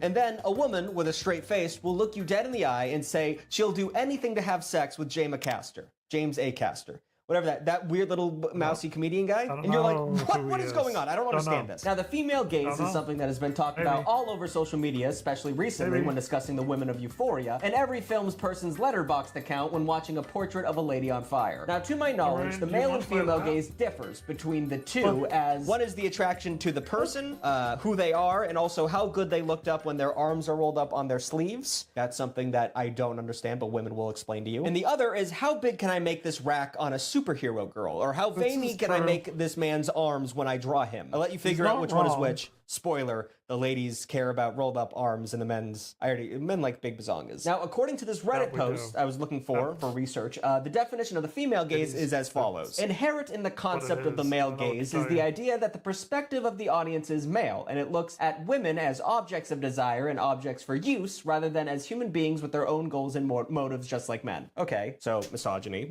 Yeah, of course. Women are not socialized to consider men objects in this way. Men are culturally defined as default human beings, and women are socialized to view men as protagonists and choice makers, the ones who engage in actions, not the ones acted upon.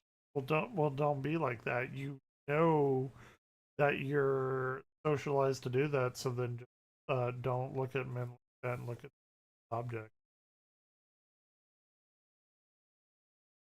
A lot of women do that. Girls are encouraged to identify with everyman characters even when they're boys. Boys are rarely encouraged to read girl stories and aren't inclined to identify with female characters. I look at men and women like same. There's a good-looking man that completely will say a good-looking woman, fine.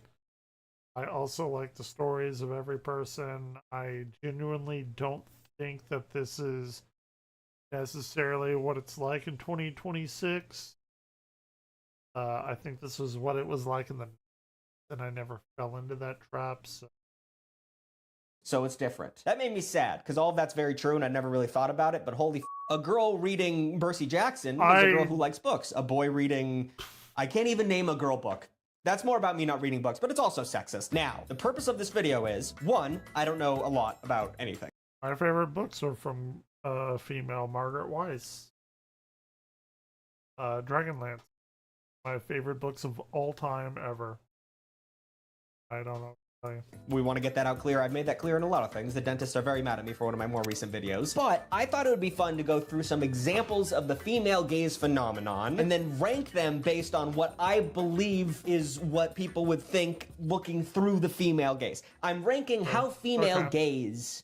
Now it's sounding like GAYS. I'm ranking it's about this. How much female gaze are these people? Do you guys understand? Females need to gaze. They can gaze. They can lust after men. I don't give a fuck. Like, who gives a fuck? Ain't lusting after me. The concept, please, for the love of God, tell me. Maybe Chris can put something up on the screen that makes it simpler, but he probably can't because I'm not explaining this well. But we're ranking people on how female gaze they are. Now, before we jump in on the ranking, let's do some examples of male versus female gaze so we can all get together here. Male gaze, Captain America. Yeah, definitely Captain. Yeah, I mean, he's a good-looking guy. Take Chris Hemsworth, but Captain America, fine.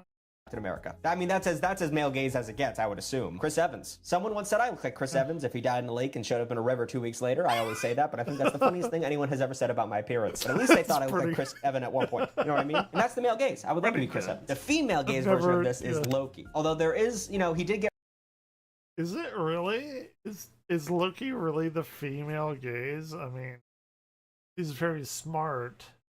This is not the female gaze. Every woman that I know, which is my mom and my sister and friends who are younger than me, they don't want to fuck Chris Evans or Chris Hemsworth. Maybe not Loki. But they do like gay guys, like gay anime guys. So I don't know. Ripped for some shirtless scenes, but like he's like a little slimy man. He reminds me of a Astorian, I think, from Baldur's Gate 3. My sister wants to fuck him too. I don't really know what to say about this.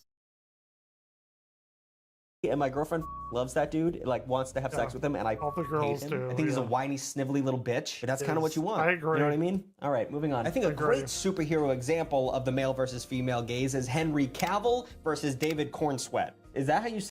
Henry Cavill is the guy that I would want to be with were I a female, and David Cornsweat is fine. He's a great Superman, but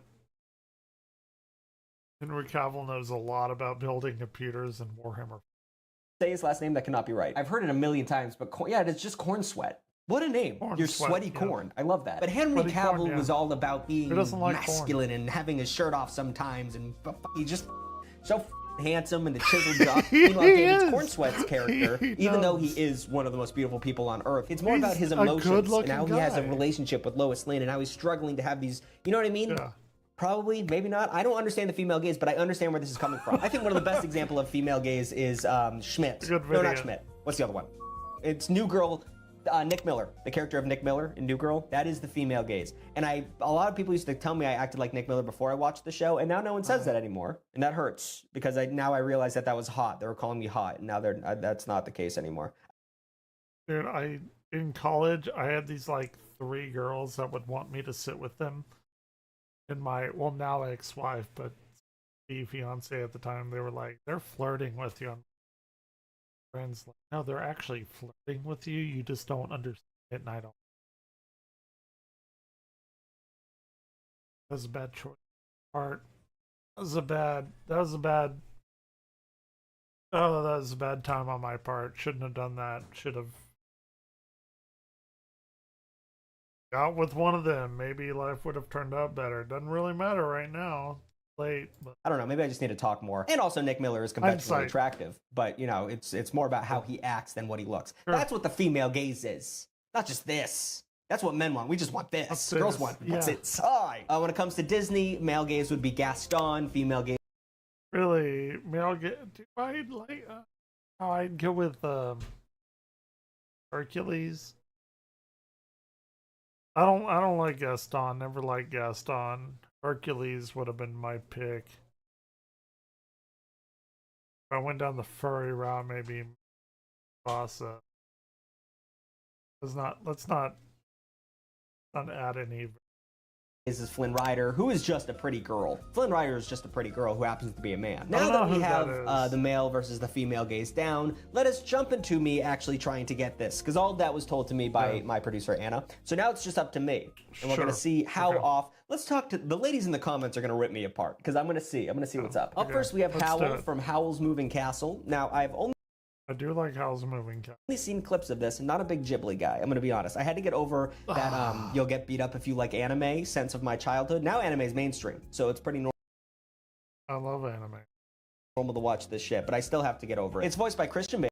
I already got beat up in my childhood. Doesn't matter. I literally got death threats. I was like looking at new religions because I was like, this doesn't make sense. None of this makes sense. Growing up as a Baptist, fire brimstone, going to hell kind of person, and like, well, this doesn't make sense at all. And it was actually the first commandment: "Thou shalt not have gods before me." And I was like, wait, other gods? And I learned that there are other gods, and that Christianity isn't a monotheism. You can actually worship other gods, but just not before the God Christ himself. And I was like, well, what about Woden and Odin?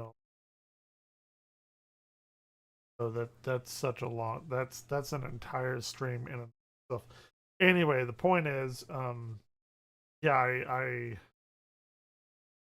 I got death threat. Anyway. Which is hot. And if I remember anything from the movie, he's very like he's like a monster, but he's very loving. And girls love f***ing monsters. Yeah. Is that wrong for me to say? I've seen the shit you write in your f***ing Wattpads. I've evolved.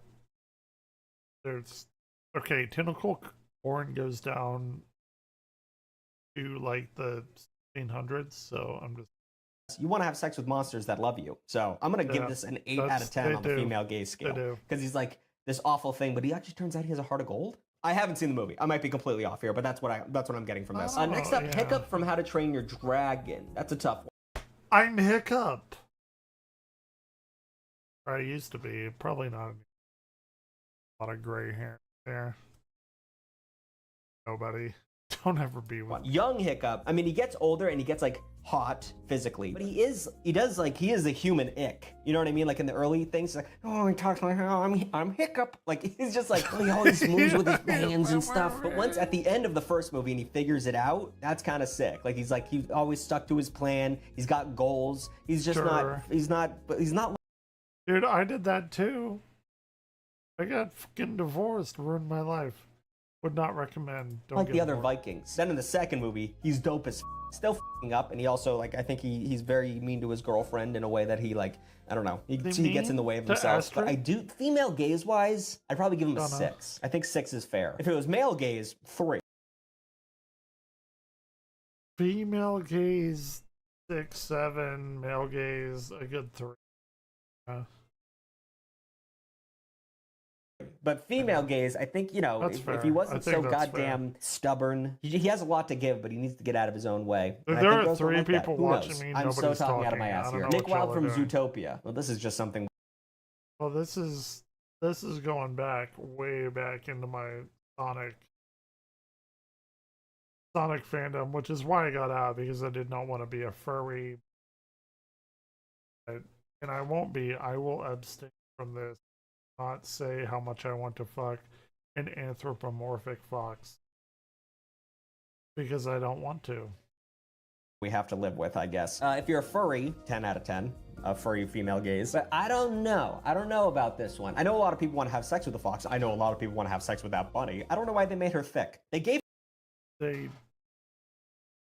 not gonna say anything. Her an ass. Sorry for noticing. Yep, he is a shyster. He is a kind of a piece of shit. At the end, he's very father-like towards Judy, which I could see, and he's very sweet, and he learns his lessons. I haven't seen the second one, don't know what happens. But I don't know, I'd probably give it a 4. I might be wrong about this one. I mean, he's very suave and shit, but he's kind of an asshole. And like, I don't know. I feel like girls wouldn't. Oh, there's the classic, like, go, the nice guy finishes last. But like, I don't know. Seems like a not chill dude. So I'll give it a 4. Let me know in the comments down below. Might be completely wrong there. Milo from Atlantis, 10.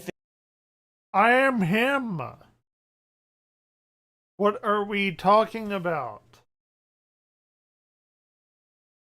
And the females are like, well, yeah, 0 out of 10, you are him. Fingies up. That is the female gaze ad nauseum. Super passionate about his interests. Very well educated. I run the largest planetarium in Texas. I went to school for 9 years. I know all of the maths. I double majored math, physics, astronomy, but did the graduate degree in astrophysics. Like, what are we talking about? Got a little bit of a twink thing going on, like a little wiry body, but still in shape. The big glasses, the 90s split hair, which my hair just does naturally, and I'm so sick of it. I think it looks dorky, but it looks great on him. He stutters all the time. I mean, he's voiced by Michael J. Fox, who is the best speaker of all time. I could listen to him read a novel, and he doesn't have like a good, deep, like beautiful voice. He's just always Michael J. Fox. Like he's always just like kind of working his way through a sentence, which I think people love. But once again, like the way he treats that unbelievably hot Atlantis girl, like he really cares about her. You know what I mean? This is the pinnacle female gaze. Absolutely. Nightwing from Teen Titans. I don't know. He's got a 10 out of 10, male and female. I don't know, Nightwing.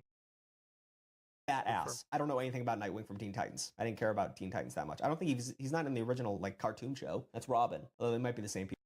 Nightwing became what Batman should have been.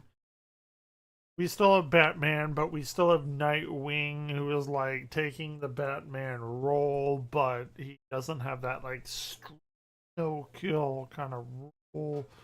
A little bit more brutal. Nightwing is the Batman that all women wanted Batman, but more accessible. Fucks Harley Quinn at some point. People. I don't know. I don't know Marvel or DC. Sorry. Didn't want to f anyone up. But he's like a dark, brooding guy. You know what I mean? From the male gaze, I'll give it a 7, and then you fill in the female parts there, because I have no idea. Now let's move on to the real people, because I don't know why we started out with cartoons. But we're moving on to the real people now, and the first one is the priest from Fleabag. 10 out of 10. Have you guys seen Fleabag? Fleabag Season 2 is... Who is... That who I think? People keep talking about Andrew Scott, the priest. Andrew Scott was Moriarty in Sherlock. Yeah, I could see.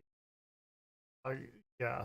Most, I don't want to say chick flick, but it's like I did not know I've Andrew ever Scott felt lady was like in while there. watching a show, Fair because enough. I want to marry the priest. Everything. No, I want to be the Okay. priest. I guess. Spoilers. I'm going to talk about it. Real Andrew quick. If you Scott, haven't seen yeah. it, just I haven't stop seen watching this it. video and go watch it. But like, he's a priest, and he's just like talking this girl through some shit, and she like falls in love with him, and then he's like, she's like, I love you, and he goes, it'll pass. And he's got like an Irish accent. Yeah. Oh my god, it's so good. But like, from a Andrew male gaze, Scott. he's not attractive. He just like notices her. No, this man has fucking charisma. He is like a 25 fucking charisma. I'm not gonna put it at 30 because that's like godlike powers, indeed 5. But I'm saying this man has like a 25 fucking charisma. He can level up to 30. He had it. Well, he already had like a 25 charisma in Sherlock. In a way that is so romantic. I mean, the fourth wall breaks. You guys know what I'm talking about. He notices her in a way that's just like almost magic. It makes me so happy. And it makes, I'm assuming, the female gaze raunchy. Dude, I can't imagine somebody who would do that better. And plus, he's like forbidden fruit. Like, he's not supposed to do this. We're not supposed to do this. Like, 10 out of 10 female gaze. Holy Mr. Darcy from Pride and Prejudice. Now, put a picture of this man with his sideburns. Conventionally hideous. Might What wouldn't, like, if I had a vagina, would not fuck him? I don't know. I don't know about Pride and Prejudice. I Wouldn't say. do it. Just like not a big, just not Andrew attractive. Scott, Like, look up the 100%, definition of legs yearning open. just in the dictionary. There is a picture of this 100%. goofy man next to it. This man loves and wants more than any other human being ever has, and that's why women love him. My girlfriend and Mr. Darcy go way back. It's an obsession that I did not understand could be an obsession until I met my girlfriend. There's a reason why women love Pride and Prejudice, fellas, and it's because there's a character in that book that gives a woman something that a real woman will never get, and it's a man who gives a the entire time. So 10 out of 10 once again. Maybe 9 out of 10. No, probably 10 out of 10. I mean, honestly, there's a lot of 10 out of 10s on here. Now let's move away from characters and let's move to real life celebrities and see how much this hits. Pedro Okay. What do you think about Pedro Pascal? He's in every movie now. He's in the Mandalorian. He's a Fantastic Four. Like what? Like he's in every big movie. What are we even talking about? Pedro Pascal. And Pascal is a weird one. I don't know. I mean, he's very conventionally handsome, but he doesn't act like how you want a leading man in Hollywood. right, he's Reed Rich. He's the nerdy, super, yes, of all things. He's the Mandalorian. He's the dad. He was in Game of Thrones. Was Pedro in Game of Thrones. What was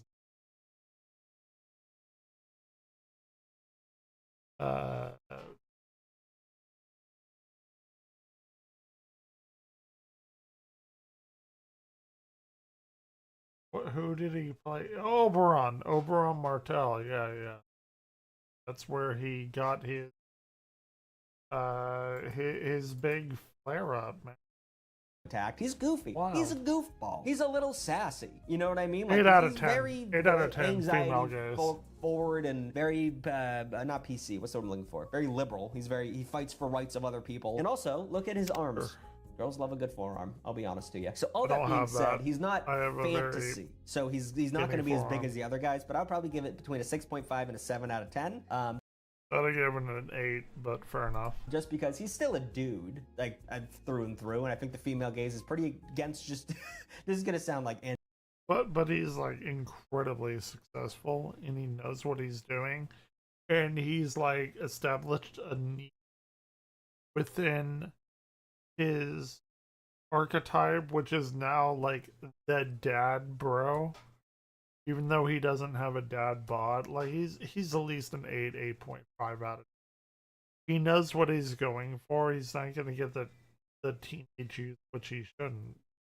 A little weird, but yeah, Pedro Pascal, 100% like dad bod.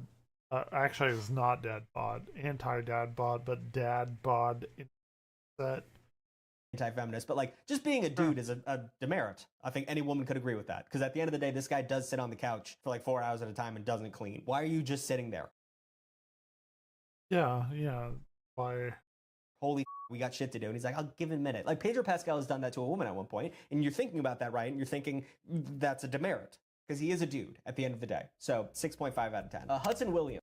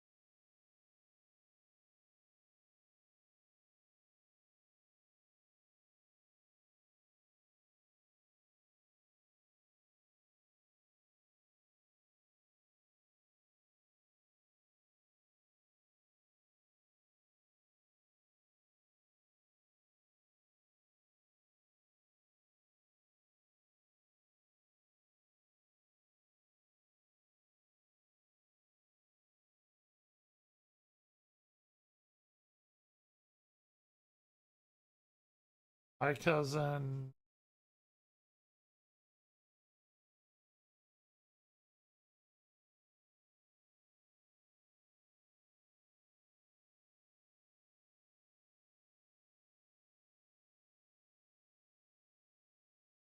I promise you.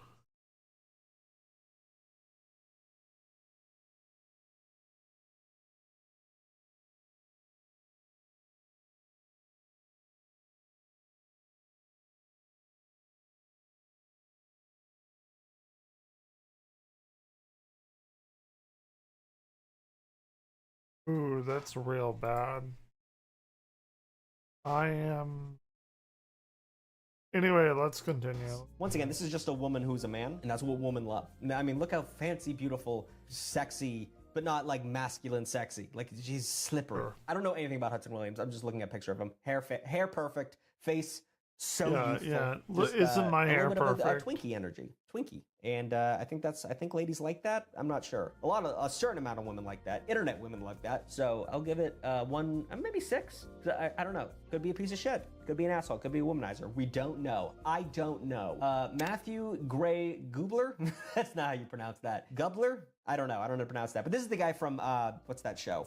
Forensic Files? No. It's one of those murder shows. Chris, please put it on the screen. Even while watching this show, I wanted to have sex with this man. For sure. Because he's like a little bit of like a dork, like keeps to himself, and then he's like, oh, by the way, here's the perfect piece of information, and a little snide quip, and then I'll go back to my own thing. Oh, you want to talk to me? Oh, okay, I guess I'll talk. And then he's like really suave because he's just like too shy, but perfectly. I don't know. I love him so much. Every guy in the early 2000s wanted to be him, and every woman wanted to be with him. And he is the perfect man. person. I this was is the female gaze. that guy. We have Hosier. Like, Hosier? Okay. Well, maybe I still don't know how to pronounce not. it. He's a tall Irish man with beautiful flowing hair, and he sings perfect love songs, yearning love songs. And he's shy, and he doesn't say anything controversial, and he's just like kind of quiet and perfect. 10 out of 10. How does it get better than that? And this last one was Phil Dunphy from Modern Family. Now, I do believe Anna put a selfie. I mean, he is like the best, I don't know, like husband character. I don't know. Here. I feel like that's a little thing between her and God, not a thing between me and my audience. But correct me if I'm wrong. Maybe Phil Dunphy, I mean, he's beekeeping age. He is handsome. He cares about his family a lot. All he wants to do is love other people. From a male standpoint, I think he's very attractive. Male gaze-wise, I'd probably say 7 out of 8 out of 10 in terms of the attractiveness scale. I give him but I would like to, an 8, this is what I'm going to throw to the audience, the female audience, all two of you. How do you guys think about Phil Dunphy? Like, is that a big ooga booga thing, or is it like what is Anna talking about? It's, they see him in the situation's going to react on. What do you have to take to get to that situation? Are you going to nope out before that situation? Or, well, it doesn't. I'm genuinely curious. So those are all the ones I have time for today. I would like to know any other examples you have in the comments of like true female gaze, the purest of its form. And I just want to learn more. That's all I'm trying to do, guys. That's why I have this career, to learn from women. Sure. I don't talk, I listen when a woman's in the room. Unless they're getting yappy, right, fellas? High five, Chris. Yeah, Chris. I'm not high-fiving that. Is in on that joke, for sure. Right here, Chris. Nope. Put a hand right here, because you're a sexist, and I want to get you on board of that. Thank you so much for watching. Like, comment, and subscribe. New videos every Saturday and sometimes Wednesday. And also, Extra Tug. Check out extratug.com. $4 a month. You get a bunch of shit. You get a video a week. We always have to watch it. Usually, it's shit that I can't put on this platform, so it's usually dirty or dark or whatever the we just talked about Waco, Texas. That was crazy. And you get your name at the end of the video, and you get to support me. Look at this. Oh, look, it's Evan Glare right here. You see that? Bottom left corner, baby. Watch Evan Glare, god damn it. I do so much for y'all. I've been doing this 10 years effectively. I mean, like one after the other. I haven't turned like gay for you. Well, that's not what I mean. Wait, I didn't do half of it like gay. I don't want to watch that. I don't want to watch any more videos about how bad or good the Mario movie. I'm assuming the Mario movie is fine. I'm assuming it's member berries all the way, and I'm fine with that. I like The Hobbit. They're like, oh, you like The Hobbit? You're not a real Lord of the Rings. Well, I've read Lord of the Rings like every year I've had it. I don't know what to tell you. Genuinely like shit. I genuinely don't come at a particular point of media of hating it. I try to find the things that I like, but a lot of people just like come at it from the things that they hate, man. This like gamer tag knowledge, and that's fine. You totally hate something. I hate the world, so in anything extraneous to the real world, I want to find something that I enjoy and I want to hook onto. I don't want to incredibly. I've always felt my entire life, my life. So like I want to have that aspect to me. So people are like, oh, you liked The Hobbit, actually? And it's like, yeah, I enjoyed escaping to Middle-earth. I don't actually know what's happening. Oh, but, oh, he's actually live. Yeah, we're about to get, like, incredible storms here.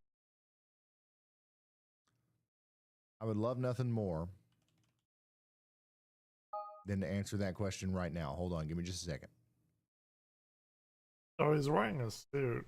I should wear a suit while I stream. Why is okay, let's Houston, go ahead and look at the HRRR. Is Houston bigger than Dallas? Let's pull out the 0Z. Houston actually is bigger than Dallas.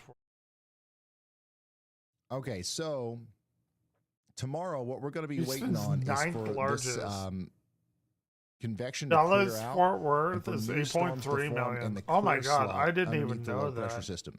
And it looks like that's going to start happening around 2 p.m.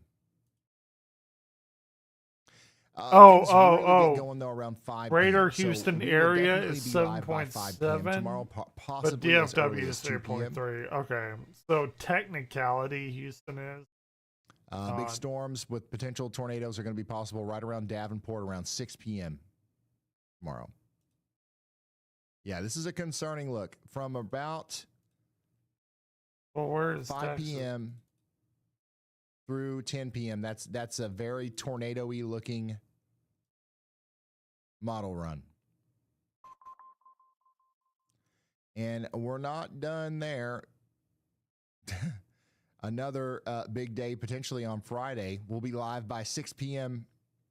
Friday with more storms over here in Texas, up through Oklahoma, Kansas, Missouri, Iowa, and then more Friday.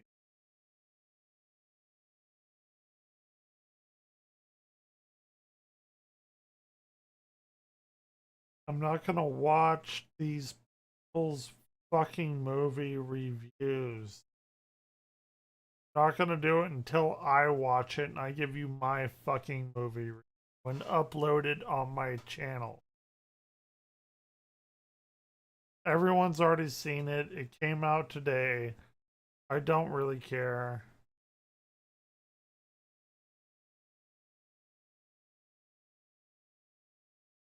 I mean, pizza review, fair enough.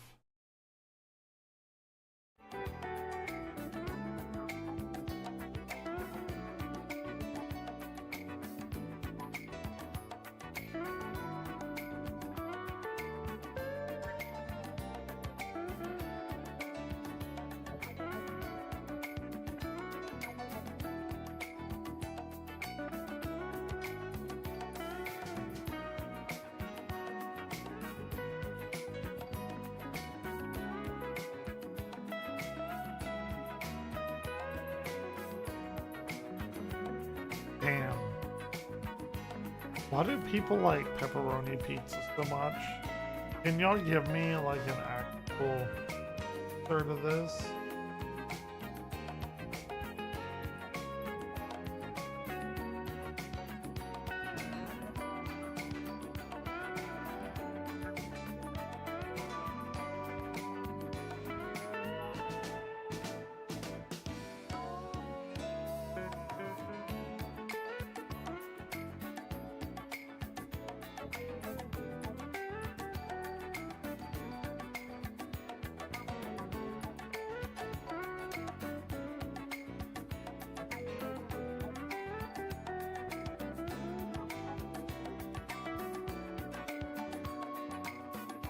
They should remake Zelda 2.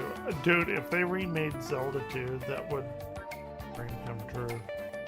Zelda 2 is my very first video game. Nobody talks about it, nobody cares about it, everyone shuns it as the black sheep. Other than a great ROM hacker who has expanded on Zelda 2, and I played it. I played through it all. It was amazing. I probably shouldn't do it. Here, let's watch this async and Roblox car wash connection, the background. I don't know about that. There's a lot of mysteries within async, particularly in their basement, which takes the expression skeletons in the closet to a whole other level, but I digress. They seem to have their hands in more than we realize, and not just with the Department of Energy, but with something that could have massive implications for the future of async and the employees within.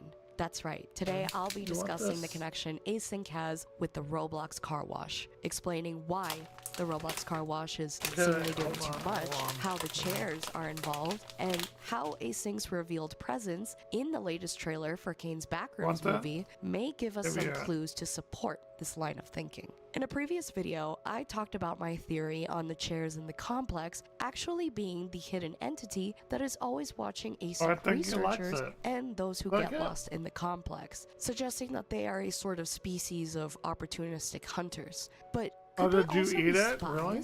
I believe the massive amount of chairs that Clark finds in the trailer hints that he may have accidentally infiltrated a colony of these chair entities. And because they all seem to share a sort of hive mind, we're willing to observe as they may have thought Clark worked at the... You paused it. Wow. Oh, he didn't. It's one over there and it's gonna eat it. Okay, fair enough. That's a really weird coincidence.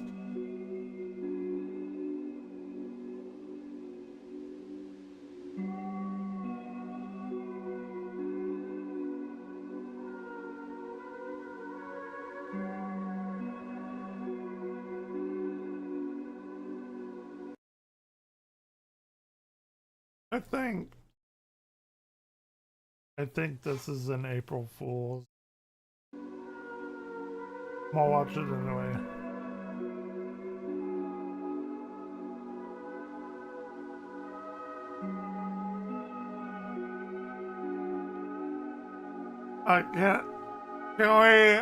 Can we like get away from the April Fool's shit?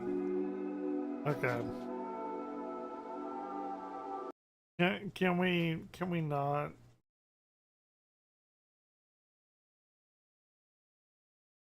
Can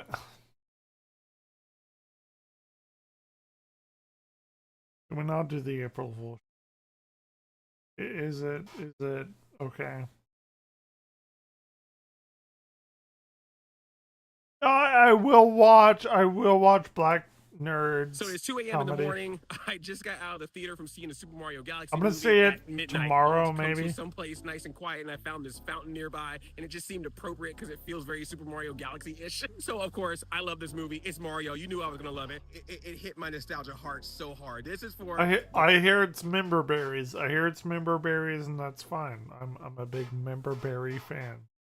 Long-time Mario lovers like myself. I will be real with you. The plot of this movie, a little bit thinner than the plot of the first movie. There is a story there, but it's definitely just story beats to get you to do all the action sequences and the nostalgia references throughout the movie. Characters separated at certain parts, so you get multiple stories happening at once. So it's not as A to B like the first movie was. But this gives it the opportunity to do so much as a love letter to Super Mario fans, to Nintendo fans, to retro video game fans. There is so much in this movie. Please, if you do not want to be spoiled by this movie, go see it as soon as possible. Even the movie itself spoiled one thing in it. If you saw some of the posters that came out before the movie came out, it's just so nice to see how much went into making some of these references. And the way that they do them is not... I hear it's member berries.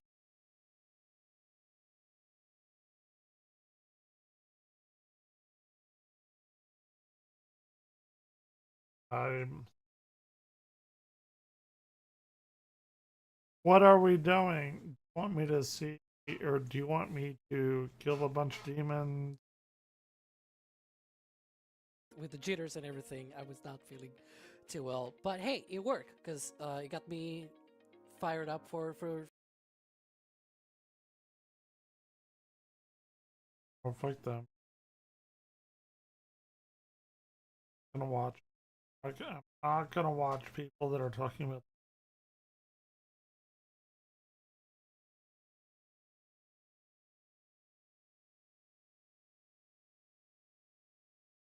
A lot of people are, and a lot of people are talking about the Mario Galaxy movie being bad. I just, is that Mario stuff? Is it a Mario Member Berries movie?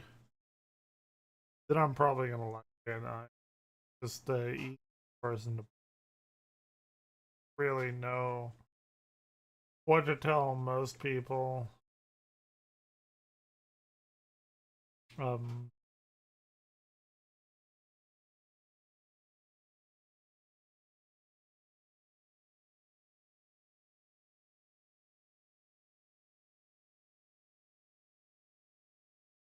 don't want to see movies fail. Like if they're just bad, like so fucking horrible act stuff.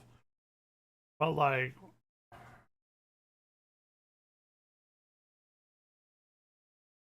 yeah, I want to actually watch this.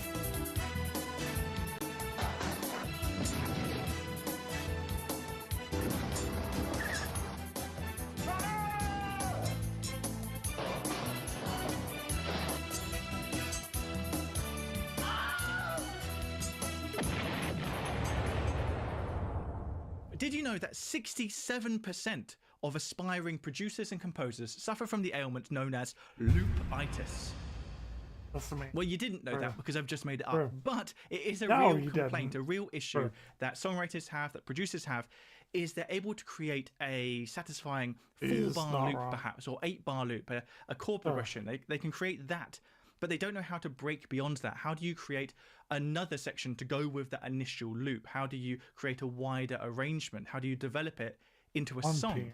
Well, that's what I'm helping you with today. This is your chord loop survival guide. Not only giving you different strategies on how to develop beyond a looping chord progression, but also how to avoid looping chord progressions in the first place, because you don't have to have a loop in a song. And my first tip is to move forward, i.e. move to the 4 chord, the 4th chord of the key. So for example, if we were in the key of E major, like we are here in Heart of Glass by Blondie,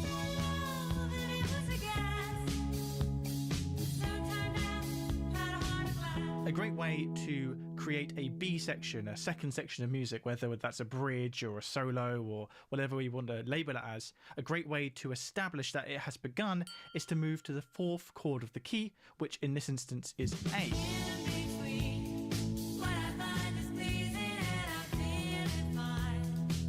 The first section of Heart of Glass, what you would probably call the verse, begins on the chord E, the 1 chord. And this is the most common chord to start on. It's kind of the obvious chord to start any loop on is the tonic chord, the chord of your key. So if your initial chord loop that you've got starts on the 1 chord, a foolproof way to create a second section is to instead start on the 4 chord. Not only does starting on a new chord from the key instantly create a bookend, signaling where one section has ended and the next has begun, but the 4 chord is just the perfect candidate because it injects just the right amount of tension. It's what we call the subdominant chord. It creates a sense of forward momentum, of wanting to go somewhere else without an overbearing sense of wanting to instantly resolve, like we would get if we went to the 5 chord, for example. The 4 chord sets us in motion. It's a super common choice. For example, we can see it in Changes by David Bowie. Most of this song features chord progressions that begin on the 1 chord, C.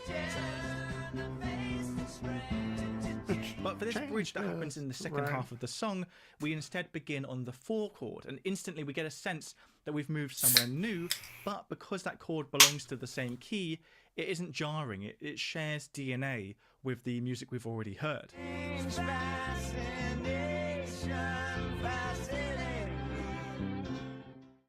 But what if your chord loop already began on the 4th chord of the key? For example, in Dreams by Fleetwood Mac. The vast majority of the song is based on a loop of 4 moving to 5 in the key of C, so F moving to G.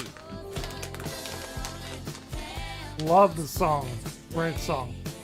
You hear it all the time In this over instance, here. what they've done is to create a sense of a second section, in this case a guitar solo, they've moved to the 6th chord of the key, once again creating that sort of book-ending effect, making it clear Love that that we song. have now left that chord loop and entered something new but related.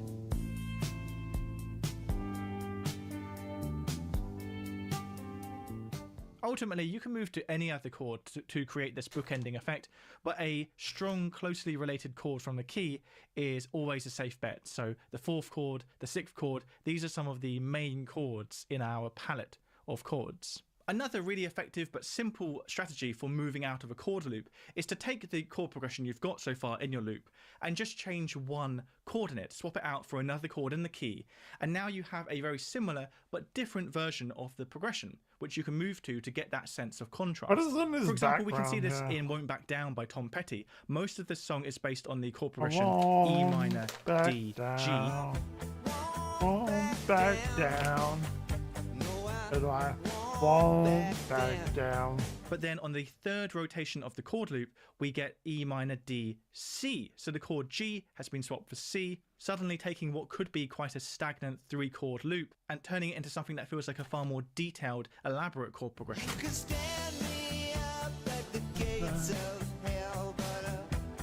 Won't back down. Another similar example is Blue Monday by New Order. Most of the song is based on the chord loop F, C, D minor.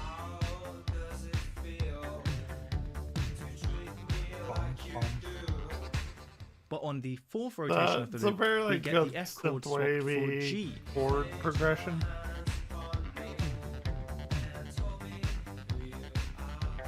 Once again taking what would have been just a... So it's bum bum bum bum bum bum bum. Bum bum bum bum bum bum bum. 3-chord loop like and making a more developed chord progression from it. Now, the thing is, those first 2 tips I gave you for developing beyond a chord loop sort of require you to know what key you're in or what other chords might be in the key. 100%. But this 3rd strategy doesn't even require that level of knowledge. And this 3rd strategy is reorder the chords you already have. The trick in writing a B section, a 2nd section that can go with the loop you already have, is having new chords that work with the old chords. But the old chords will always work with themselves. We already know they sound good together. So if we just take those old chords from the existing loop and mix them up into a new order, we've got ourselves a 2nd chord progression that is basically guaranteed to work with the 1st progression. And in fact, this happens in a song we've already looked at in this video, Won't Back Down by Tom Petty. For the chorus of this song, we get this progression, C, G, D. Okay. Yeah. Because you're descending the bass note, but you're laying down on the G. These are all chords that were already used earlier in the song, so they're already in the harmonic palette, the harmonic universe of this music. So they're kind of guaranteed to work with the existing chord progression, with the existing material. Another great example is Dakota by Stereophonics. The verse is based on this chord progression of E, C sharp minor, A, and E.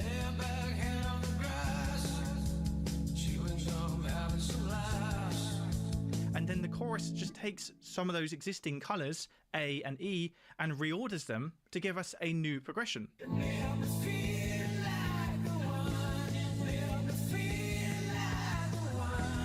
So if you're not confident with... It's those bass note reorders that is going to fuck you up, and that's what music theory like kind of fucks you up with. If what other chords can go with your existing loop, then just reorder those chords into a new figuration, and now you've got 2 different progressions to work with. And in fact, this is what I did on my song Full Moon. Always denying, not even trying. Can you believe any? And then for the chorus, all I did is change around a couple of chords, and that is enough to give that 2nd chord progression enough sort of novelty and variety that it stands aside from that 1st section.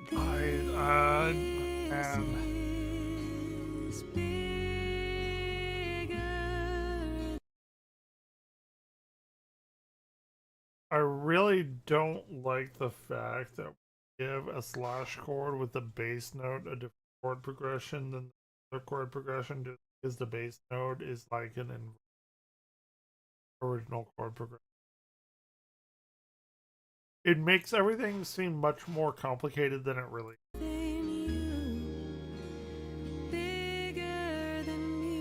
Because most chord progressions do go like based on like boom, boom.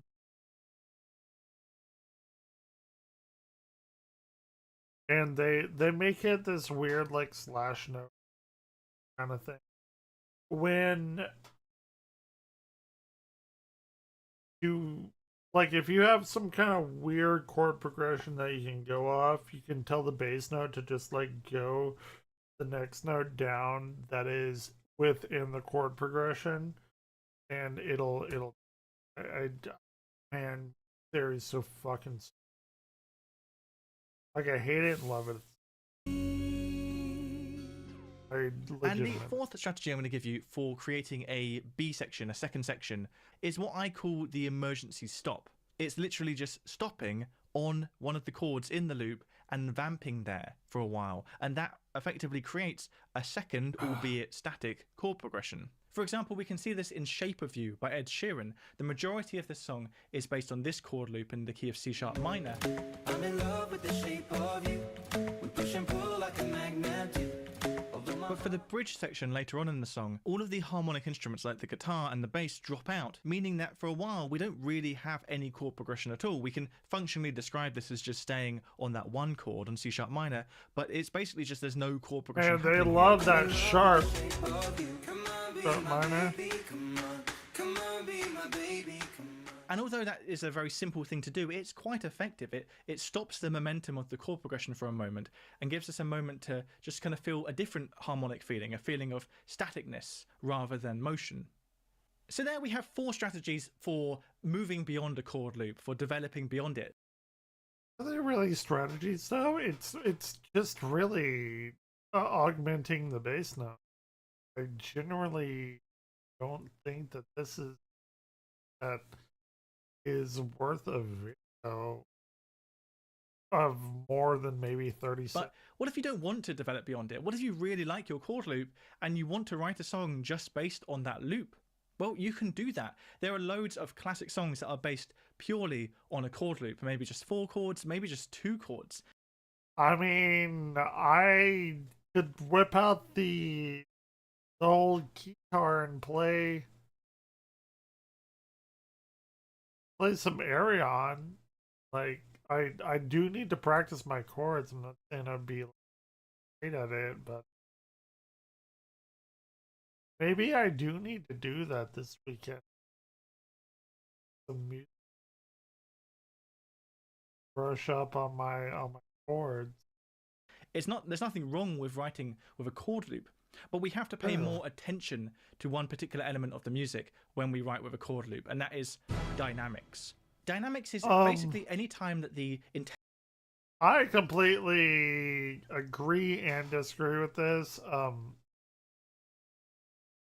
Everything you've ever written has already been written. I'm sorry to tell you this.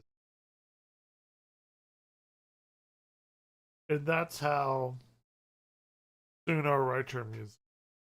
And you're not going to write anything more complex than Suno, because Suno.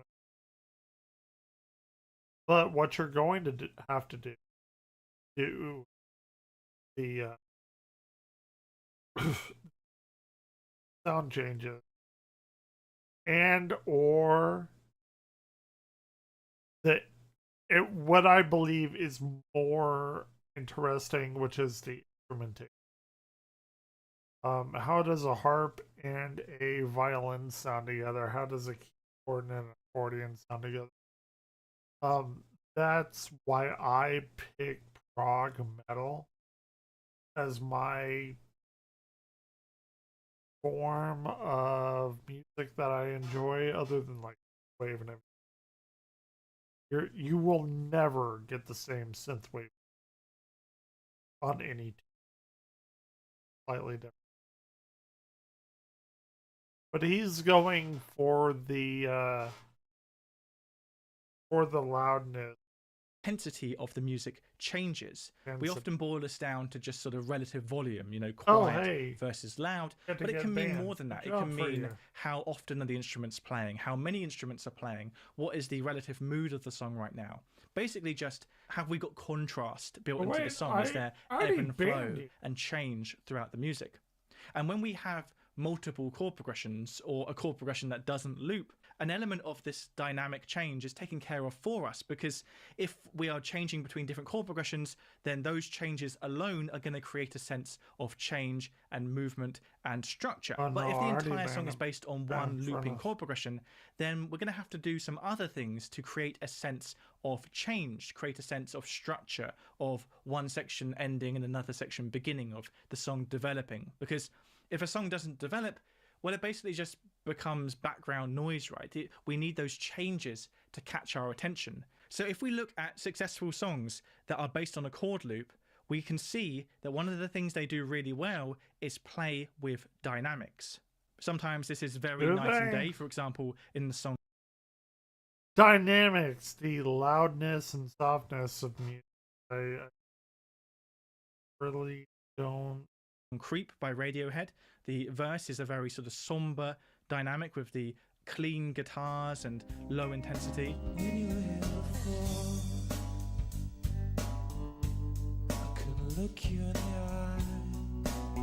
I can and then the play chorus all of this is a very right high now. dynamic with a loud sound, distorted guitars, high intensity.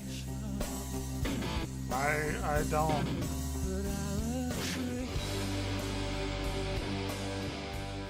We have a similar treatment of dynamics in the song Zombie by Cranberries, which is once again based on a chord loop, and we only really get a sense of change thanks to the change of intensity, of dynamics. The verse is more drawn back and reserved.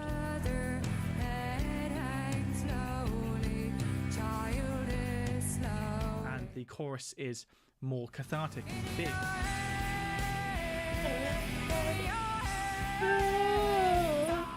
So Creep by Radiohead. I kind of want to by play Cranberries all of are these both examples songs of what you might call on loud, my quiet guitar. dynamics. A really common technique in the 90s with. I'm sorry, I completely fucking disagree with this assessment. I just actually do. He wants to make a traditional chord progression a thing, being loud and quiet, and you can do that, but I think the more interesting thing, which is why I got into prog metal, is because I listened to the same instruments over and over and over because I was into like heavy metal, like the Children of Bodom, In Flames, Amon Amarth kind of thing, like the guitar, rhythm guitar, drums, bassness of it all, and it got boring. And then I heard Opeth, and Opeth introduced a for the synths, and synths could play way more instruments than anything else could. So my ear got acclimated to a bunch of different kinds of instruments. Kind of what I stuck to. Grunge music, popularized by acts like the Pixies, where you have a very quiet verse and a very loud chorus. Another example, Smells Like Teen Spirit by Nirvana. Quiet verse, loud chorus. I disagree with him. Smells Like Teen Spirit was punk that was the music wasn't interesting. Great song, don't get me wrong. I love Smells Like, but it's not musically interesting in any way. I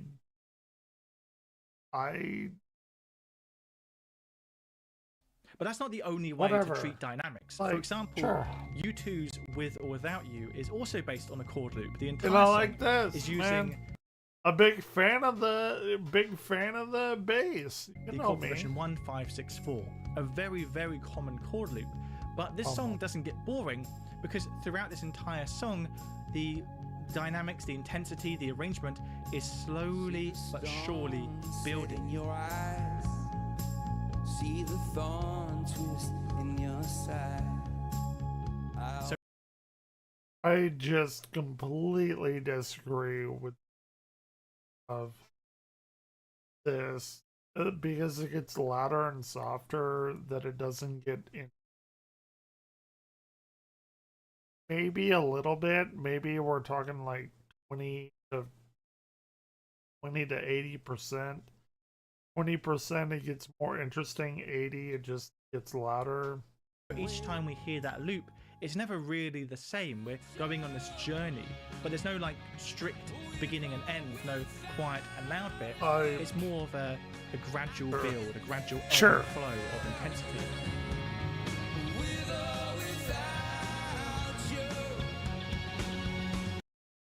I kind of wanna get the old story out.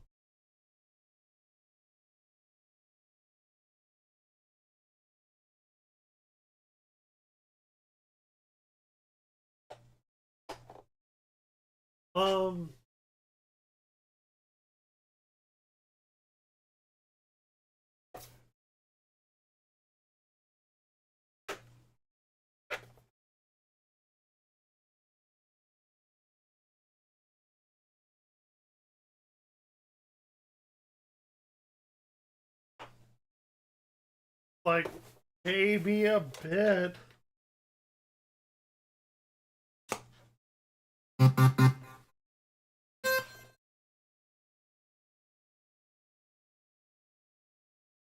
God.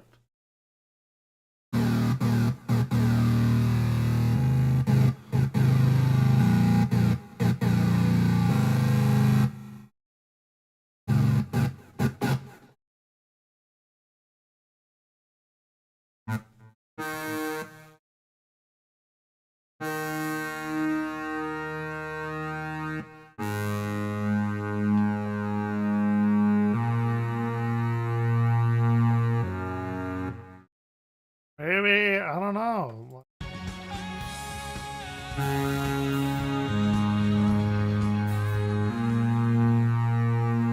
Nowadays, a big part of music production is VST instruments, where you have a shit on me for my guitar. And that's because they've used changes in dynamic to instill a sense of different sections happening. For example, moving from the intro to the verse is quite a clear dynamic shift, not just because the vocal arrives, but also because the instruments, as we enter the verse, become softer. Most notably, we can hear that the drummer is now playing the snare with the side stick rather than with a full snare hit.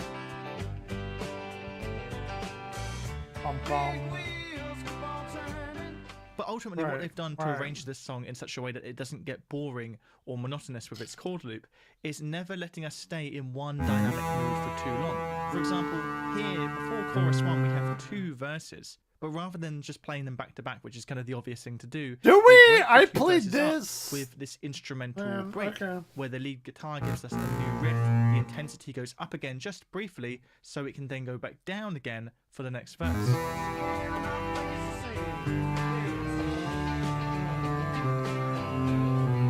So if you are going to write a song that is purely just a chord loop, you need to pay attention to dynamics, to how we can instill the sense of verse and chorus, ebb and flow, A and B. I have a pedal. I did not hook it up here. I probably should have.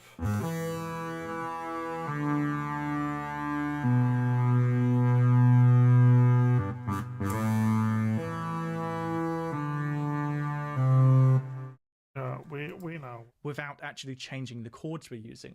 Another way to instill dynamics into a chord group song without changing the volume, so to speak, is to change how many instruments are playing. Because just by introducing more instruments or taking instruments away, you are changing the overall intensity, the overall dynamic, and creating a sense of change and section. For example, in my song "Oh God," it's based on this looping chord progression of F, G, A minor, and C.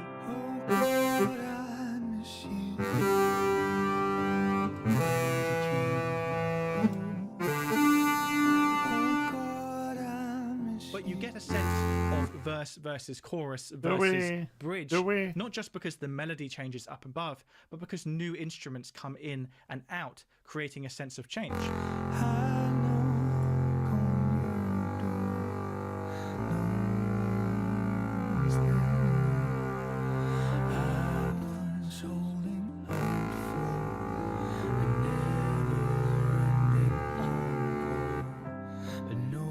Is it a C? Is it a real C?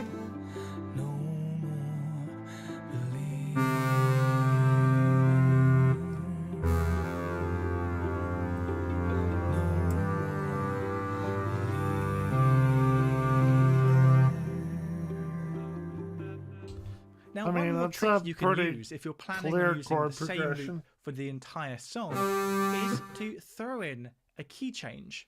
You could have the same chord progression throughout the entire song, but just make We'll do sure a that pad. at some We'll do point a you play pad that here. chord progression, but in a new key. Sure. For example, "Hungry Heart" by Bruce Springsteen is based on the looping chord progression of 1, 6, 2, 5, a really classic chord progression.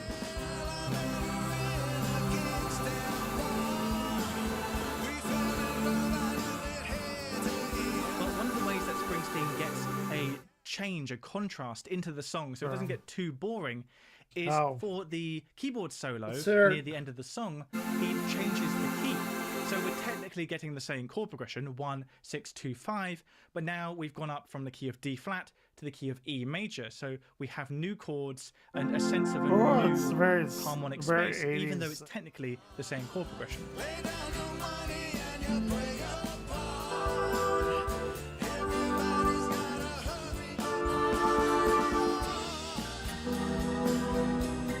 Ooh. Oh, I don't know that. Another song E that flat does this, minor. takes it Oh, we even went to a further, minor is chord. Our House by Madness. Madness is Our House is based on a chord loop of 1, minor 5, 2, minor 4. Where's his Sunday best? Mother's tired, she needs a rest. The kids are playing up. But they keep changing key and Oh, also I genuinely don't know because what they said was E.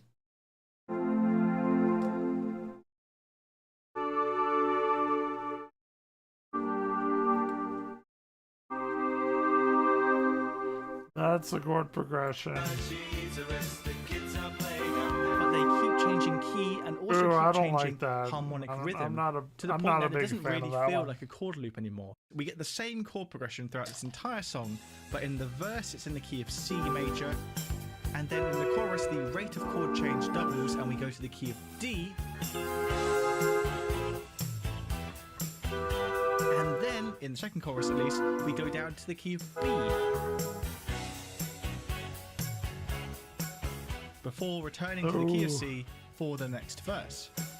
Hold on. I mean, they got a lot of shit here. Our house in the middle of our street. Our house.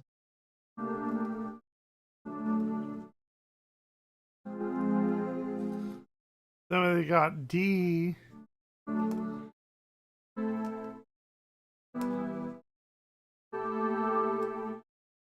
And they got B, the regular old B chord.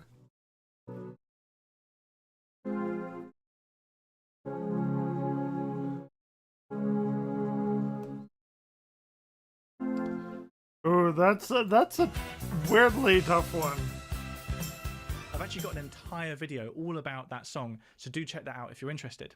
So we've looked at how we can develop beyond the loop and give ourselves a second section to break up the monotony, and we've also looked at how to deal with a chord loop, how to write a song based on a chord loop without it sounding boring and predictable and monotonous. But the best treatment is prevention.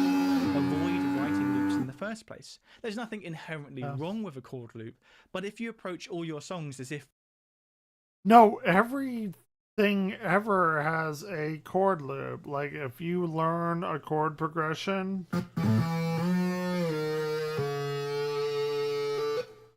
you're fine. Like that's what everyone does.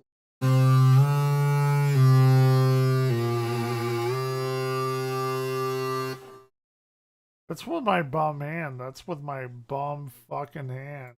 They have to be based on some sort of 4-bar loop, then you're really restricting the harmonic language that you can use. Loads of classic songs don't use a loop in their... No, he says loads of classic songs. That's a genuinely misrepresentation of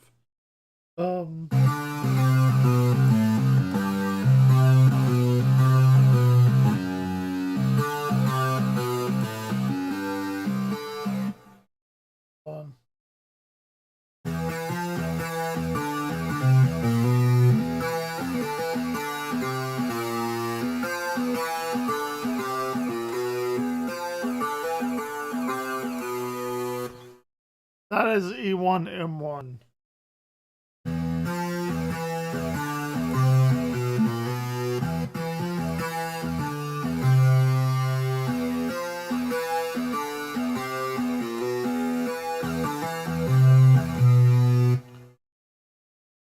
You are playing one of the most influential video game songs of all time.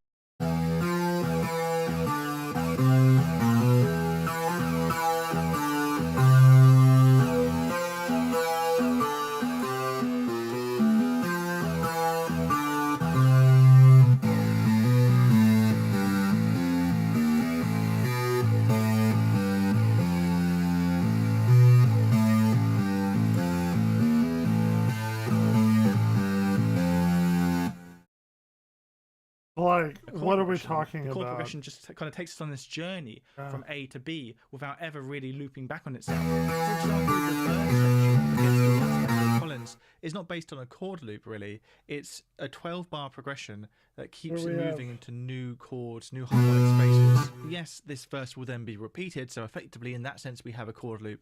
But within this 12-bar section, there's no repetition. How can I just let you walk away? Just let you leave without a trace.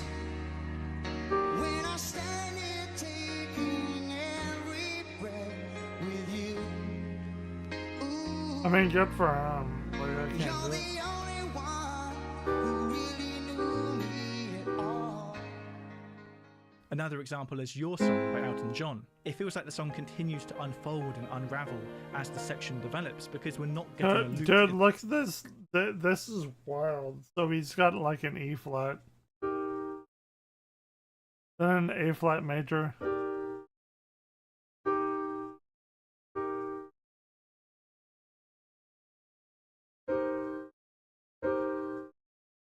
a B flat over D.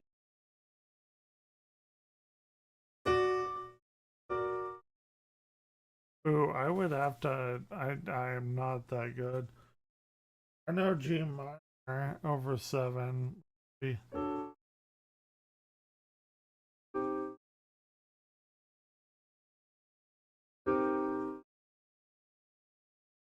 Then an 8. Yeah, well, he's better than me. I sat on the roof and kicked out the mud. Oh, and he's doing it with a organ. Keep it turned on. The Beatles have loads of What examples says- of chord progressions that don't contain loops. For example, Strawberry Fields Forever. Let me take you down, 'cause I'm going to Strawberry Fields. Nothing is real, and nothing to get hung about. Strawberry Fields Forever. Of course, when it comes to a chord progression that doesn't loop, we suddenly have so much more going on. So it takes a lot more time for me to dive into it. So rather than me going into loads of examples right now, here are 3 videos I've made already looking at songs that don't have looping chord progressions. Witch to Lineman by Glenn Campbell, Still Crazy After All These Years by Paul Simon, and God Only Knows by the Beach Boys. All 3 of these. See, the thing is, what you need to know is all of these like weird sharp 9s, sharp 11s, like add 13s, all of that they're playing.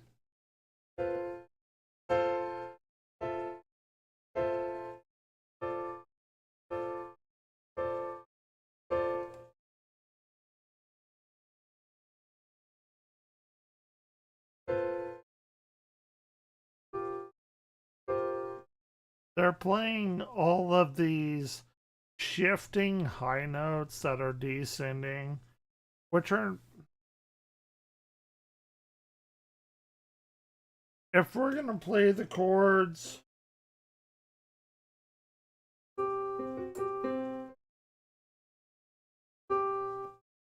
it's not really the song that they meant. It's a song that theorists subscribed to them to mean something. So it's you know, play the music you want, and like we can go.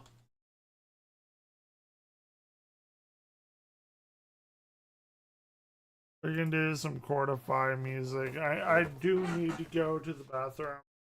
1 second.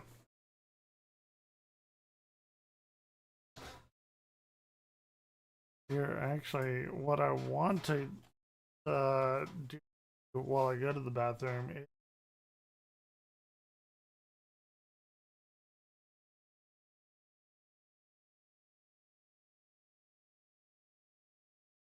I have to go to the bathroom.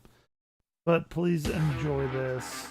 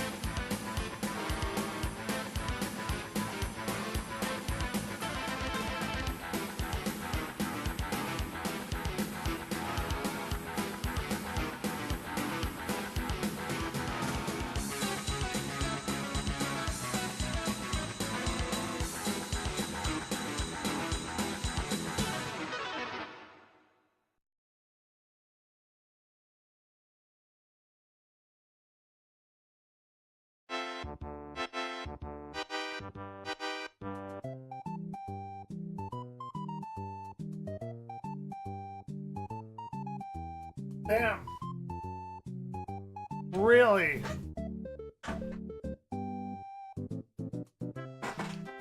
It really sent this. Here.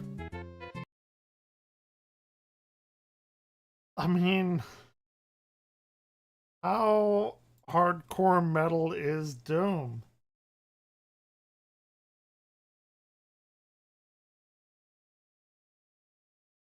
How hardcore metal is Doom? By the way, this is so fucking dope.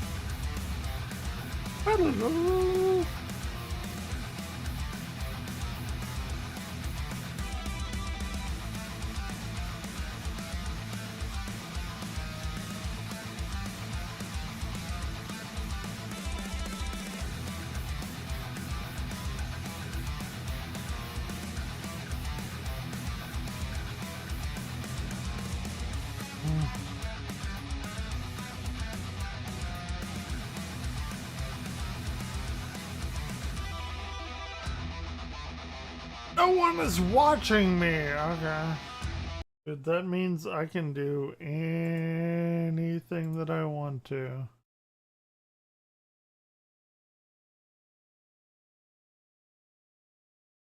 Wahoo! Is something you won't be saying if you see the new Super Mario Galaxy movie. Is it really more that like fucking... a... If I see Mario shit, and I am a general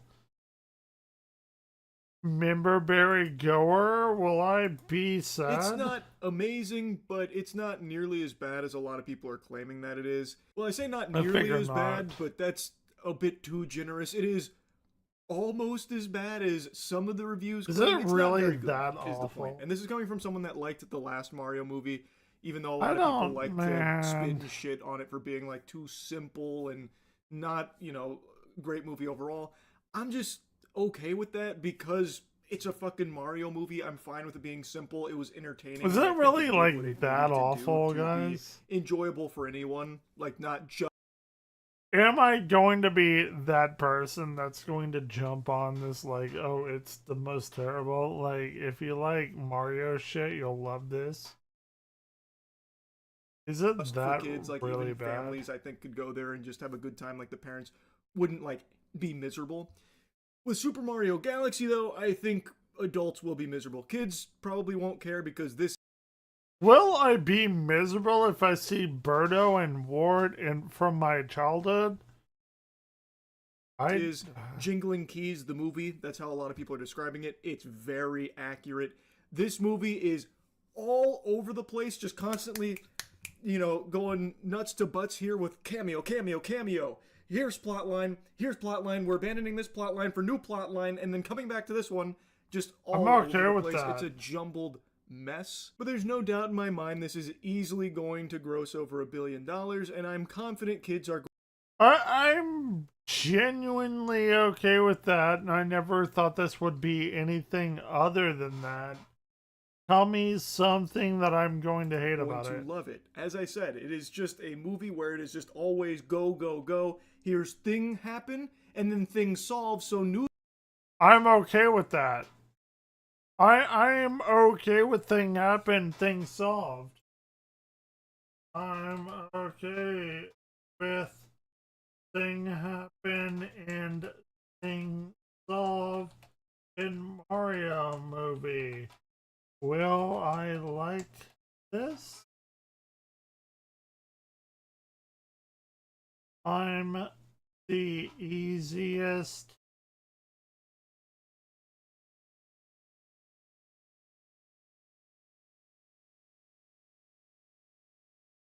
Or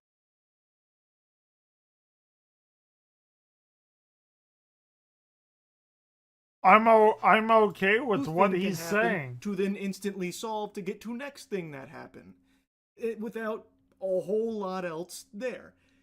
So I'm very confident that kids are going to really like the film, and I also think if you're just a big fan and just want to see, Mario. That's what I want to see, Mario shit. I don't care about fucking anything.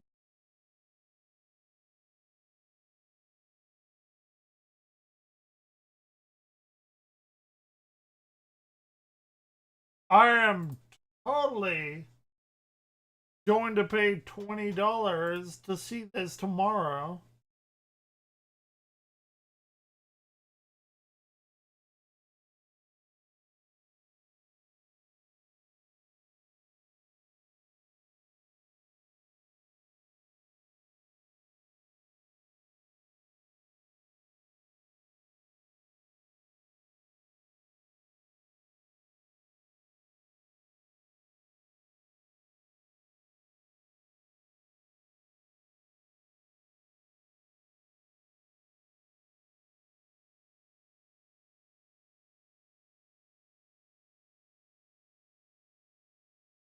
For $25. Go on the big screen again. You're not going to give a shit if it's not a typical good film per se, because it's going to show you a lot of things that you'll recognize and get excited and hype about, like a 2D segment where you'll be like, oh fuck, I remember playing something that looked just like that on my Game Boy, and look at how many things are happening in that over there. It's all colorful, and the animation is like extremely good. This is what I wanted. And that's nothing wrong with that. All power to you. But that being said, it's not like an amazing film, and there's nothing wrong with pointing that out. Yes, it is clearly designed for a young audience. This, I think, is even more of a kid's film than the last Mario Brothers movie was.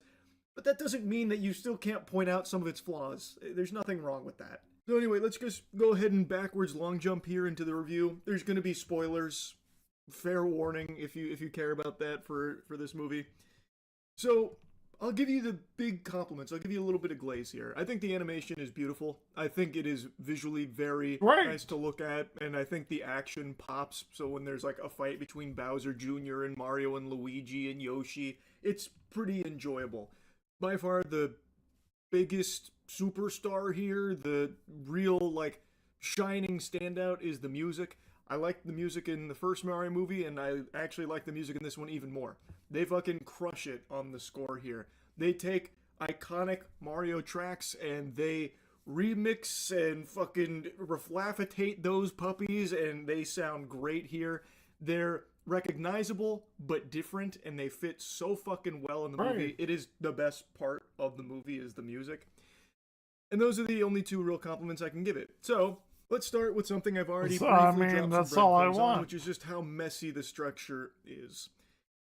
There are multiple times in this film where it introduces a plot element and then abandons it. So like a big thing is in the beginning, Bowser's turning a new leaf. He's getting more in touch with his emotions. He starts becoming friends with Mario, Luigi, and Yoshi. Yoshi gets introduced very early into the film. They become best buds, inseparable immediately. I don't know Bowser what they did. is, he's been hit with Mini instead of Wumbo, but then eventually gets Wumbo-ized, and he still is like buddies with the crew. And Mario's, of course, skeptical, but Bowser actually makes a pretty big sacrifice in order to protect Mario, Luigi, and the gang.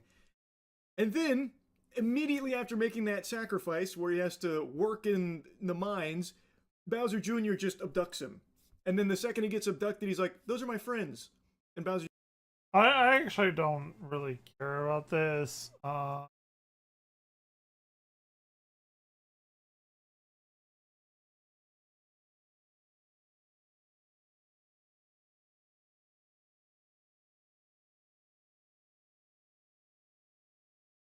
They're gonna make me.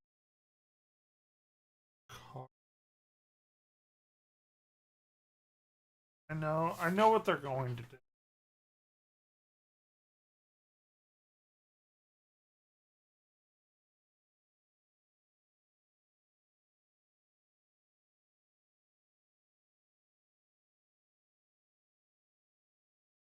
I know exactly what you guys can't see, but they can.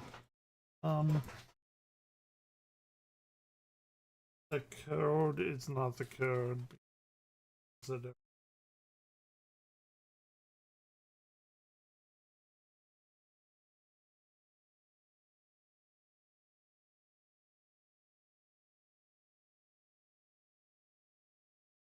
I got a different code because I got a different card.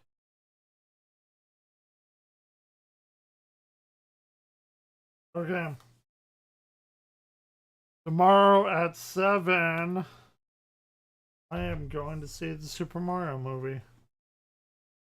That was a true story. True statement on the story. Play that bad? I don't know. I'm not going to watch any of the celebrations of it being. And,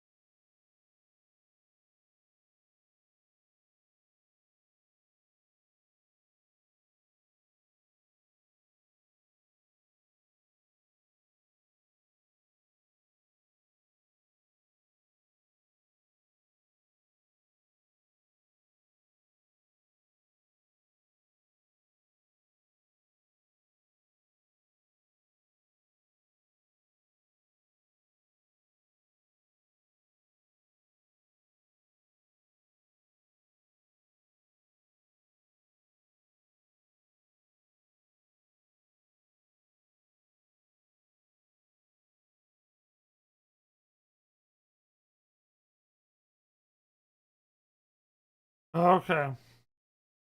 Well, I have to come here before tomorrow at 7, and I'm gonna watch that. Then after 7 o'clock, I'm gonna come back and take Yeah, Abdul Al Sayed's comms what, leaks is released by a disgruntled former employee. This guy, right? And after that, 22 just going minutes on the ago, media, baby. people are like saying, "Oh, you love Ayatollah Ali Khamenei," whatever, right? Anyway, Kyle wants politicians to I generally agree with Hassan. defend you on the merits. Yeah, I heard this. I heard Kyle is like mad. Kyle is mad that like politicians don't also like defend the merits of the conversation as well. I think politicians should, at the very least, they could say like, this is the same old bullshit canard. This shows a bigger liability for Democratic politicians than a Hassan Piker stream. Oh yeah, 100%. I mean, of course. Embarrassed at the limp dick nature of the defenses of Hassan, because there's a lot of people who are out there going like, oh, well, I thought we believed in free speech and we believed in dialogue with everybody, and this seems very anti-free speech to try to cancel him, and we should be able to talk to him, even though I disagree with him on a lot of things. No, head on. It's absolute horseshit that he's anti-Semitic. It's horseshit. Somebody posted the other. It is horseshit that he's anti-Semitic. He's anti-Zionist, not anti-Semitic. Like I'm anti-Zionist.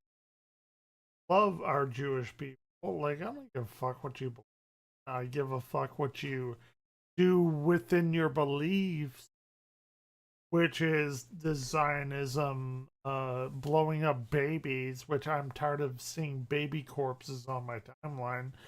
Can we not do that? Can I not see fucking baby limbs on my timeline? And if you don't think that that's not anti-Zionist, I have a bridge to sell you, which is from 1,000 fucking baby corpses.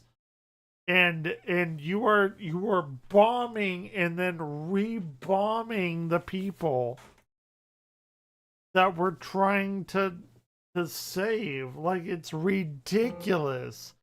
And then people are like, well, those people will turn into anti-Zionist propaganda, and they're like 2 months old. They're 2 months old. Fuck you. Fuck you and all of your practices. I've seen it. God fucking damn it. It was a 30-minute compilation of Hassan repeatedly separating out anti-Zionism from anti-Semitism and saying anti-Zionism is the way we go. Anti-Semitism is stupid and dumb and wrong and bad, and Nick Fuentes is a Nazi. He blames all Jews. That's up. That's wrong. 30-minute compilation of that. And the best we get in terms of defending Hassan is, well, on free speech grounds, I guess I might talk to him. No, that. Defend him on the substance, but maybe I'm in the media, so it's a little bit different from people who are running for office. But yeah, I mean, I get it. I get it. I think politicians like they don't want the so potential bad. liability of like me saying something crazy tomorrow. You know what I mean? Or basically very bad. You know, they're worried that like it's easy to disparage someone who speaks for 10 hours every day, right? It's super easy to disparage someone who speaks for 10 hours every day. So like ultimately it's going to be hard to just like actively defend clips out of context when you don't know what the context is, right? Obviously, my friends in the media, they understand the context. They know what I'm about. They're a lot more in tune with like how media narratives work, right?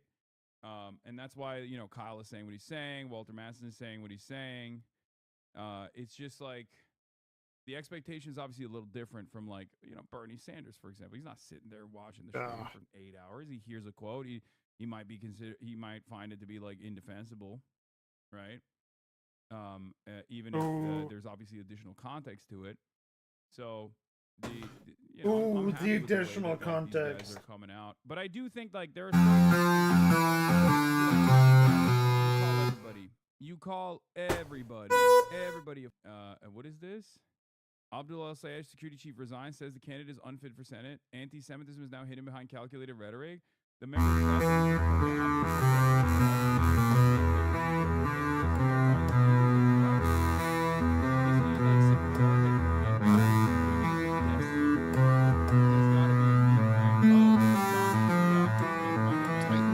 Thanks for the $10.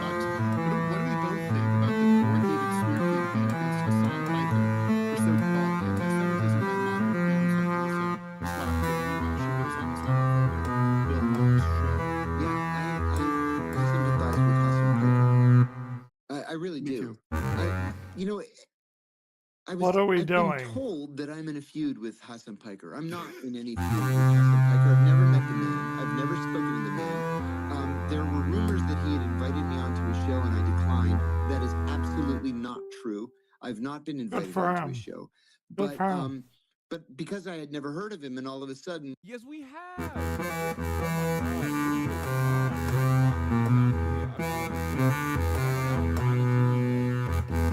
We're supposed to be in this feud. I decided to do a little bit of research, and I sympathize with the guy. I think he's being treated unfairly by the Democratic establishment. I think that this is exactly what the Democratic establishment plan is, to try to discredit people on the left and to try to discredit people who express sympathy for Palestinian human rights. This is exactly...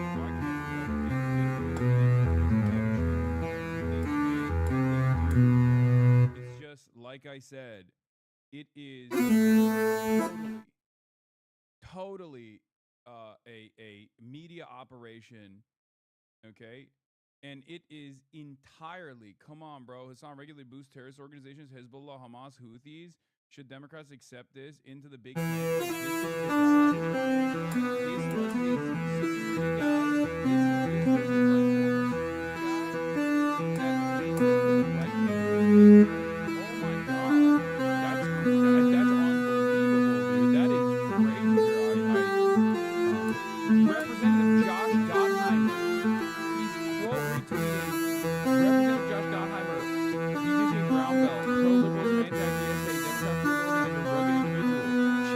following. Joe Walsh, Gottheimer, Saliza, what do we have Doney, to that's do? fine.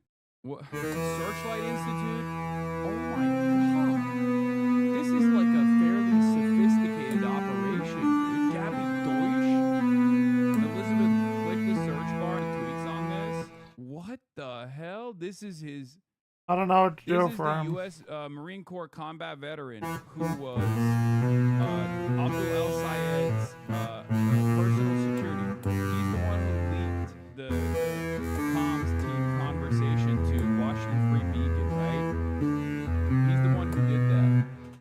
What do we have to do, E1 M1, all over Hassan's campaign? Crazy What? hater, and a crazy, like, what is this? Stu Smith. No, but this is, I don't know why this came up. Come on, bro. Honestly, yes, he should. In fact, the next time Hassan Glazer's organization attacks veterans, promotes the CCP or whatever insane take, Abdul should be standing right next to him. Sure. Believe them when they tell you who they are. Love Guillotines, blood in the streets. Left is like Hassan are constantly looking for political violence. I think Hassan is on this one. He has been trying to back out, though. If true, can we acknowledge how sleepy it is to invite speakers without mentioning Hassan? The main guest is also going to be there. The camping knows how bad this idea was. It was discussed many times. The only veteran on both the campaigns has some questions. Before I resigned, I had to ask medical staff and unfortunately, my work as a Oakland terror veteran. You can't be proud of Hassan who recently told the vet that he was PTSD and they can't be care about the What the? This guy is crazy. This is a crazy guy to have as your like head of security. Wow, He's got to be man. paid, right? What do we do? I don't know. I don't think this is an op where, you know, I don't think this is an op situation where it's like, this has to be like a guy who specifically wanted to get in on this campaign so he could potentially get up, right? Like to do what exactly. What is going on? This guy who was Abdul El Sayed, no, put him here. This is too far. This is fine. That's where I had it. The head of security. So Dr. Abdul El Sayed's like comms team conversation after like how they were going to respond to like the Iran leaked, and it didn't. Oh shit, are you okay? It didn't leak necessarily. Like someone literally gained access to the convo and delivered it to the Washington Free Beacon, which is like a right-wing outlet, right? The leak itself, yeah. The leak itself was totally inconsequential, and it actually made him look good. It didn't make him look bad at all, but it's incredible that like the guy who was responsible for it, he gave an interview to some dude as well, and now they're doing like another coordinated attack on him. Abdullah says security design says Canada's unfit to Senate anti-Semitism not hidden behind calculated rhetoric. By the way, Michael from PA is talking out of his ass. This dude resigned in January because he's rabidly pro-Israel. We have no idea if he's the one who leaked anything. Leaked happened after he left. Don't believe everything you read online. We still don't know. Do not. Michael from Pennsylvania doesn't know everything, but he might be right on this. Is all I'm going to say. Okay, just cool your jets before you lean into the Mike is wrong shit. Bro, shut the up and look into it before saying shit like that. Anyway. In any case, Michael from Pennsylvania, Michael from Taiwan. What is this? Hassan Piker now giving comment when the campaign doesn't. So glad I resigned from this clown show. Like, this guy is obsessed. He's like a Israel obsessed guy, I think. I don't know about him being a Destiny fan or whatever, but he is very clearly like obsessed with Israel. And it actually does raise some concern that you got. I mean, this looks like an infiltrator at this point, right? It's very interesting. Just saying this resign once before that is possible someone else leaves it. Well, sometimes people who were previously privy to campaign comms, especially when they're like, in as intimate of a position as like security, might have access even after they resign. Here he is replying to Destiny. This is a deleted post. Fantic is closer to black nationalism than rational thought. I'd pass on this guy. I mean, he's like deep in the cut, it seems, from way back in the day. I know that security staff was insane. I had no idea how he was on the staff. I always thought he was a risk and potentially an infiltrator.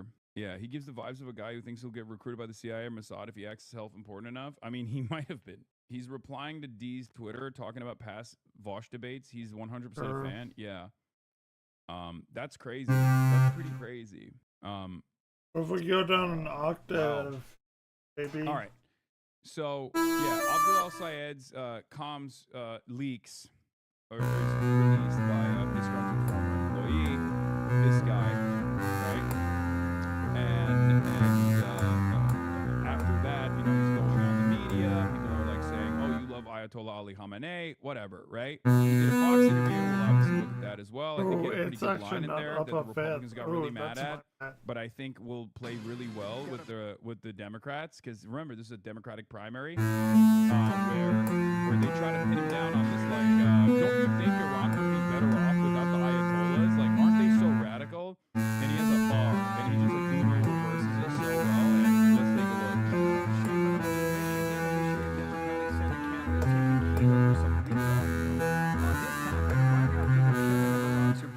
About a month ago. Ooh, I don't like this. I'm not a fan of that.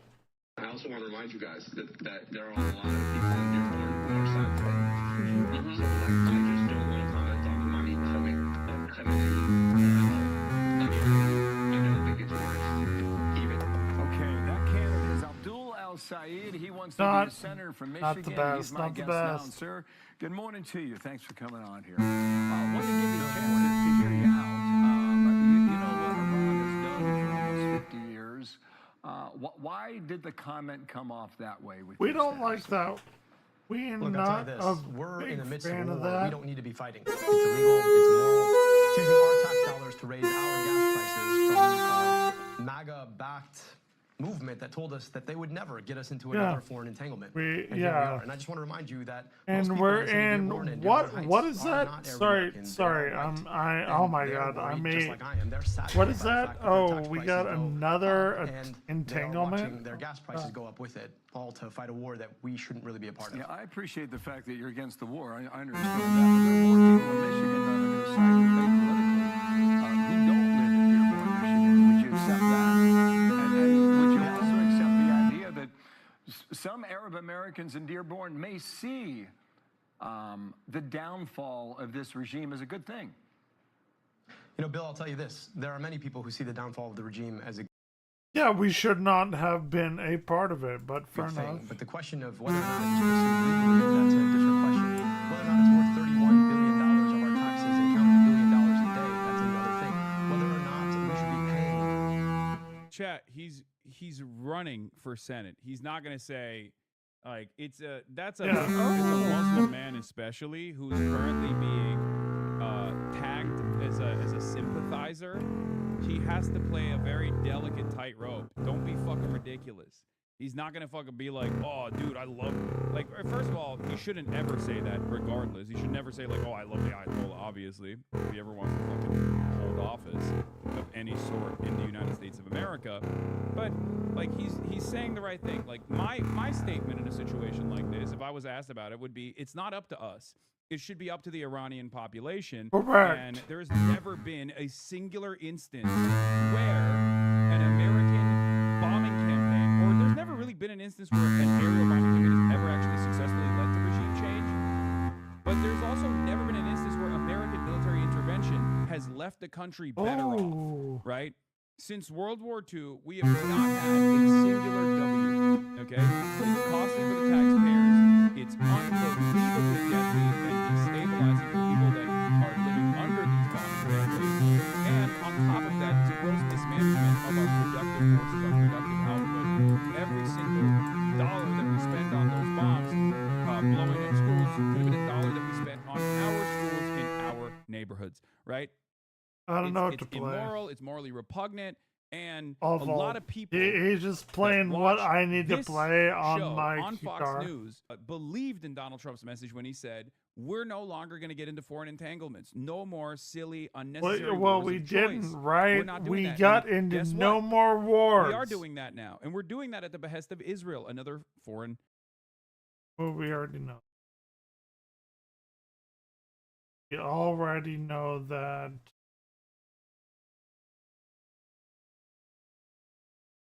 I am going to my theater tomorrow.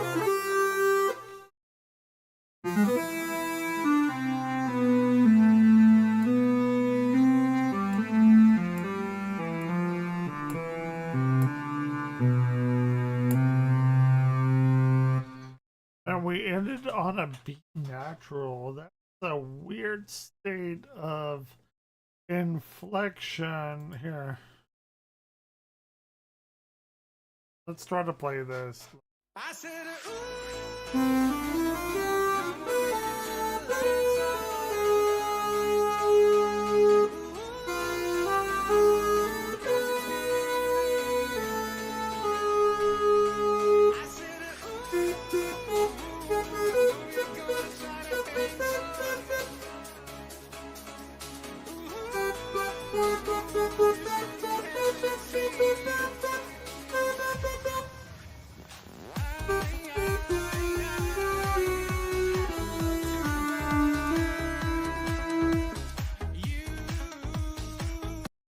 On what is Kato?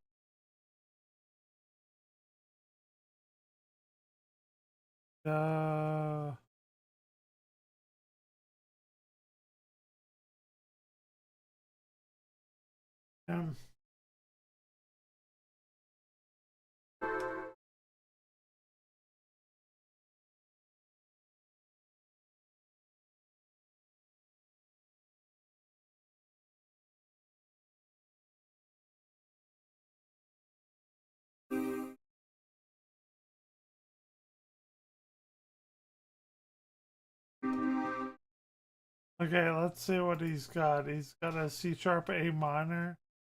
So we got an A. Ooh. An A.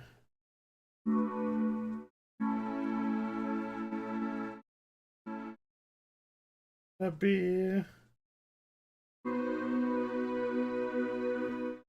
A C sharp minor. I mean, we'll try it.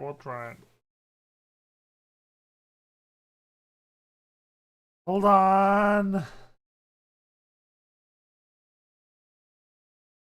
sharp miner. So we got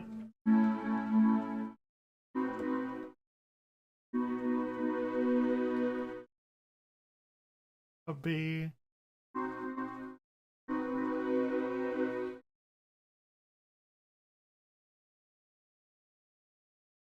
Okay. But we'll play it. We'll figure out the chords as we go. It's been a while for old Evangler. I said, ooh, come on, baby, turn the lights off. Ooh, 'cause it's getting late. I said, ooh. Wait, what is each? Hold on.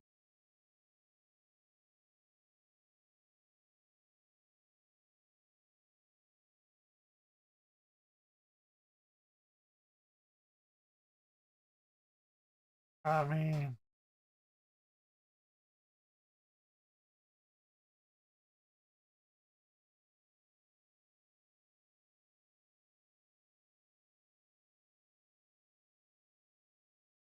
for sure, mine should be.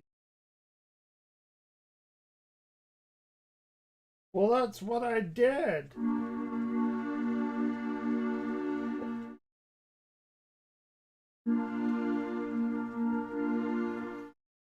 I did that.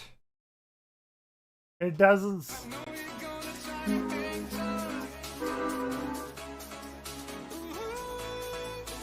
Maybe not. I don't know.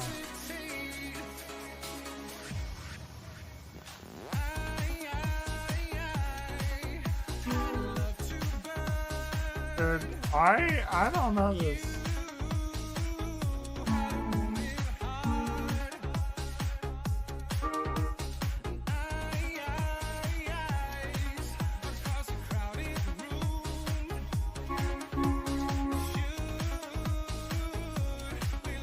Ooh, I disagree with that chord progression.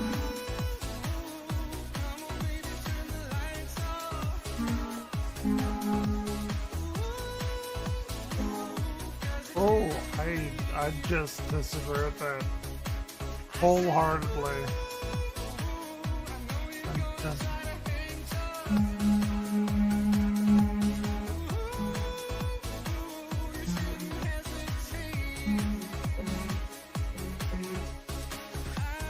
I do not agree with any of them.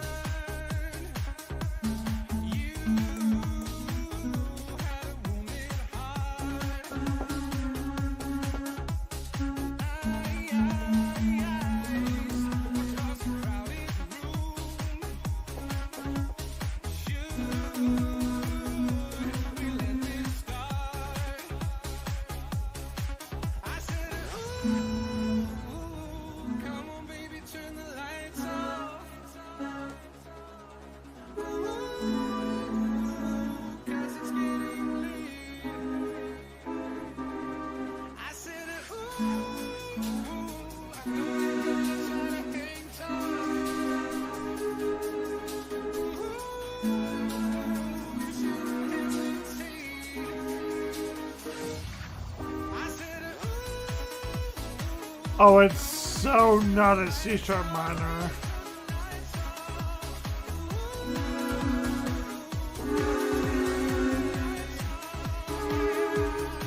Oh.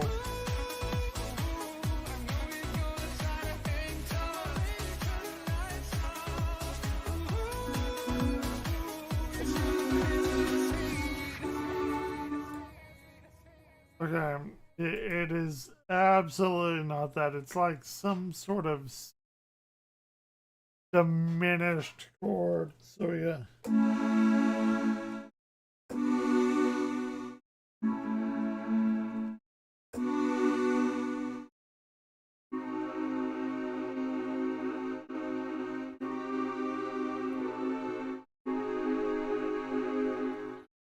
Oh wait, yeah, I'm gonna have to figure that out tomorrow. It's absolutely not an 8. So, well, it is an 8.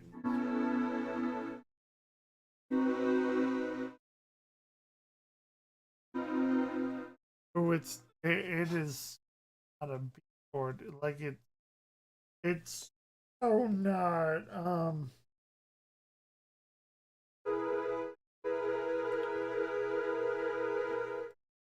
The C sharp minor.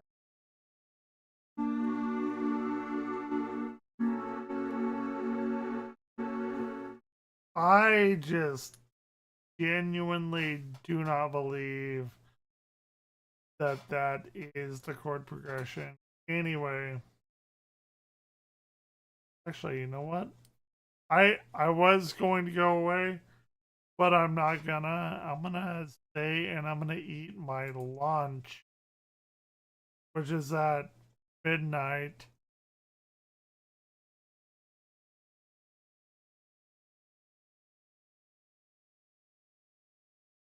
Ish.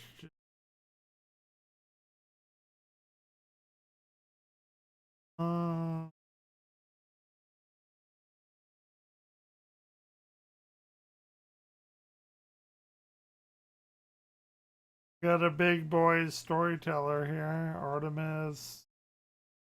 Box office bombs. Mario sub-series.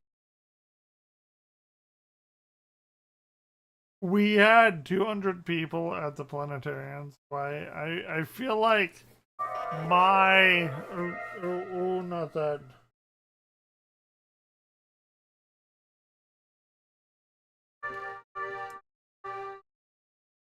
Yeah, hire me to your... Anyway,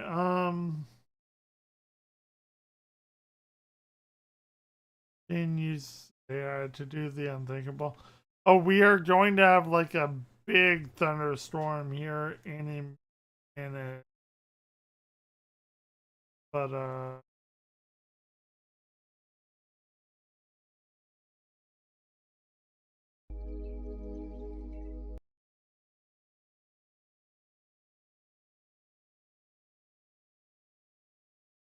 do you know what I want to watch actually, like right now?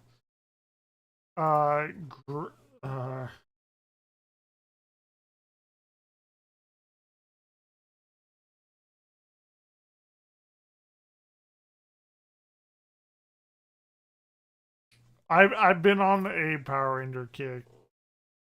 I want to do Green with Evil, the mini series thing. After 10,000 years, I'm free. It's time to conquer Earth. Alpha, Beta Escape. Recruit a team of teenagers with attitudes.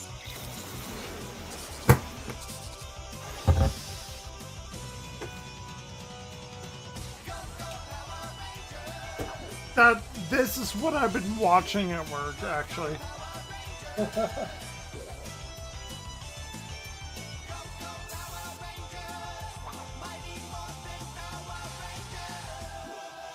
Bro. What are we doing?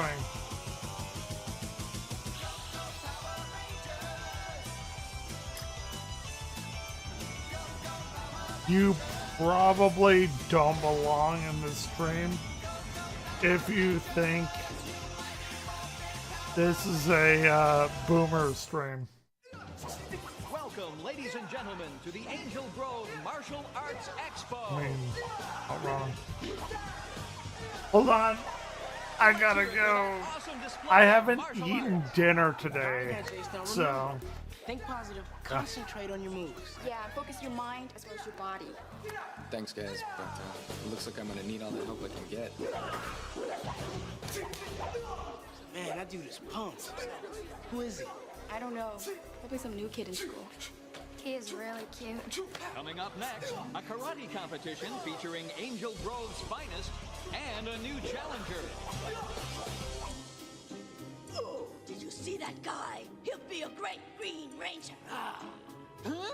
You mean one of their own kind? Of course. Oh, I'm such a genius. How brilliant. The Power Rangers destroyed by another teenager. Yes.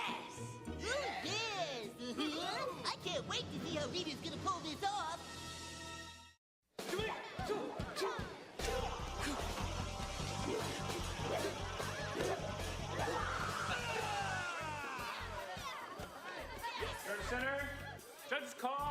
point. Fighting stance. Turn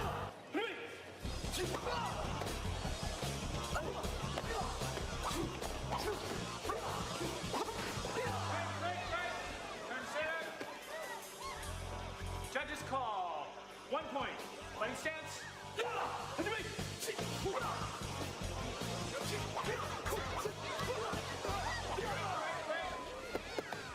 Turn center. Judges call. 1 point. Fighting stance.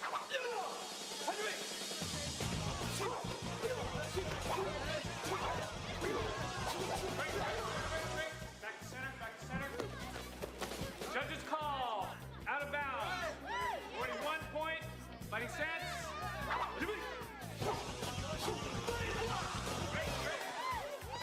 Judges call. 1 point. Fighting stance. Time's running out.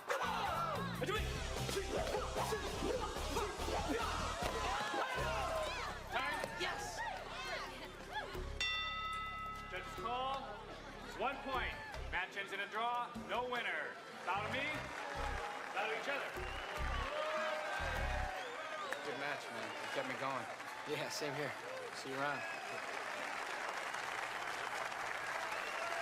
Most impressive. You were awesome, Jason. I didn't win.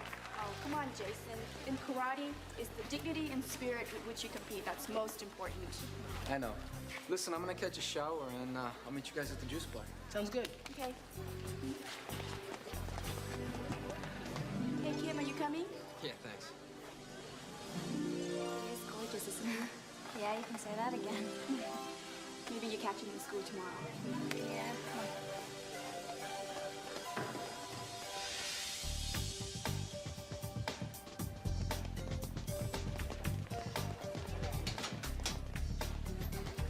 Hey, babe. You need a big, strong man to help you with your books. Dream on, Skull. Oh, time to teach her a lesson. Hey, didn't you hear the lady? She said no. I think it's time for somebody else to be taught a lesson.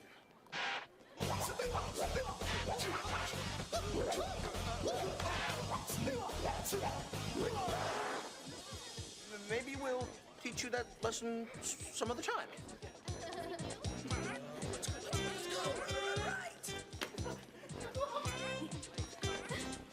Thanks.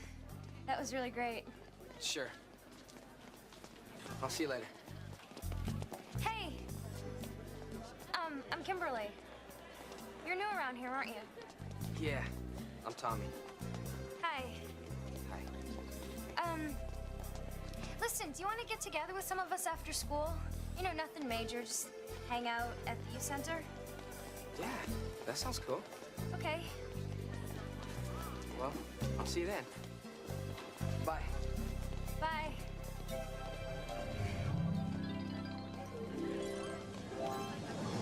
You young Tommy, you will go under my spell as I call forth the power of the 6th power coin.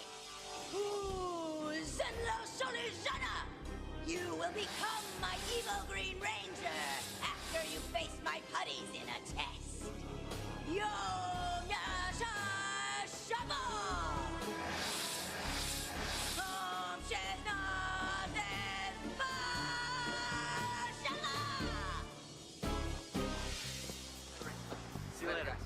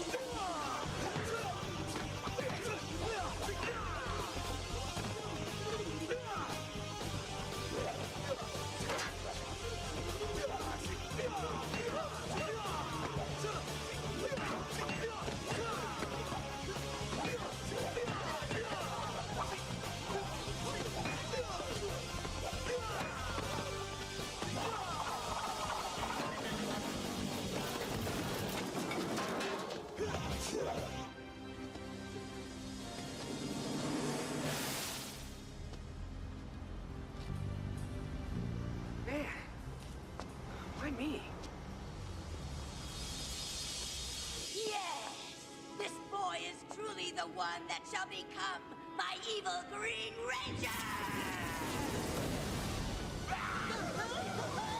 Prepare my crystal ball to receive him! That was like a bad dream. Hey! What's going on? Tommy! I have chosen you!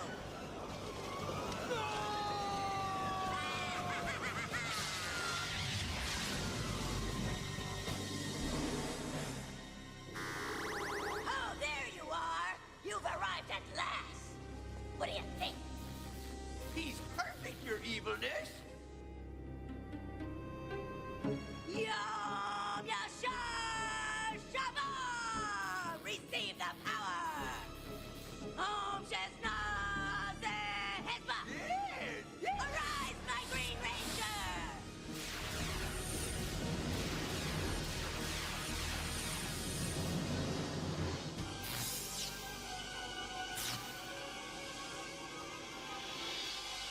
How can I serve my Empress?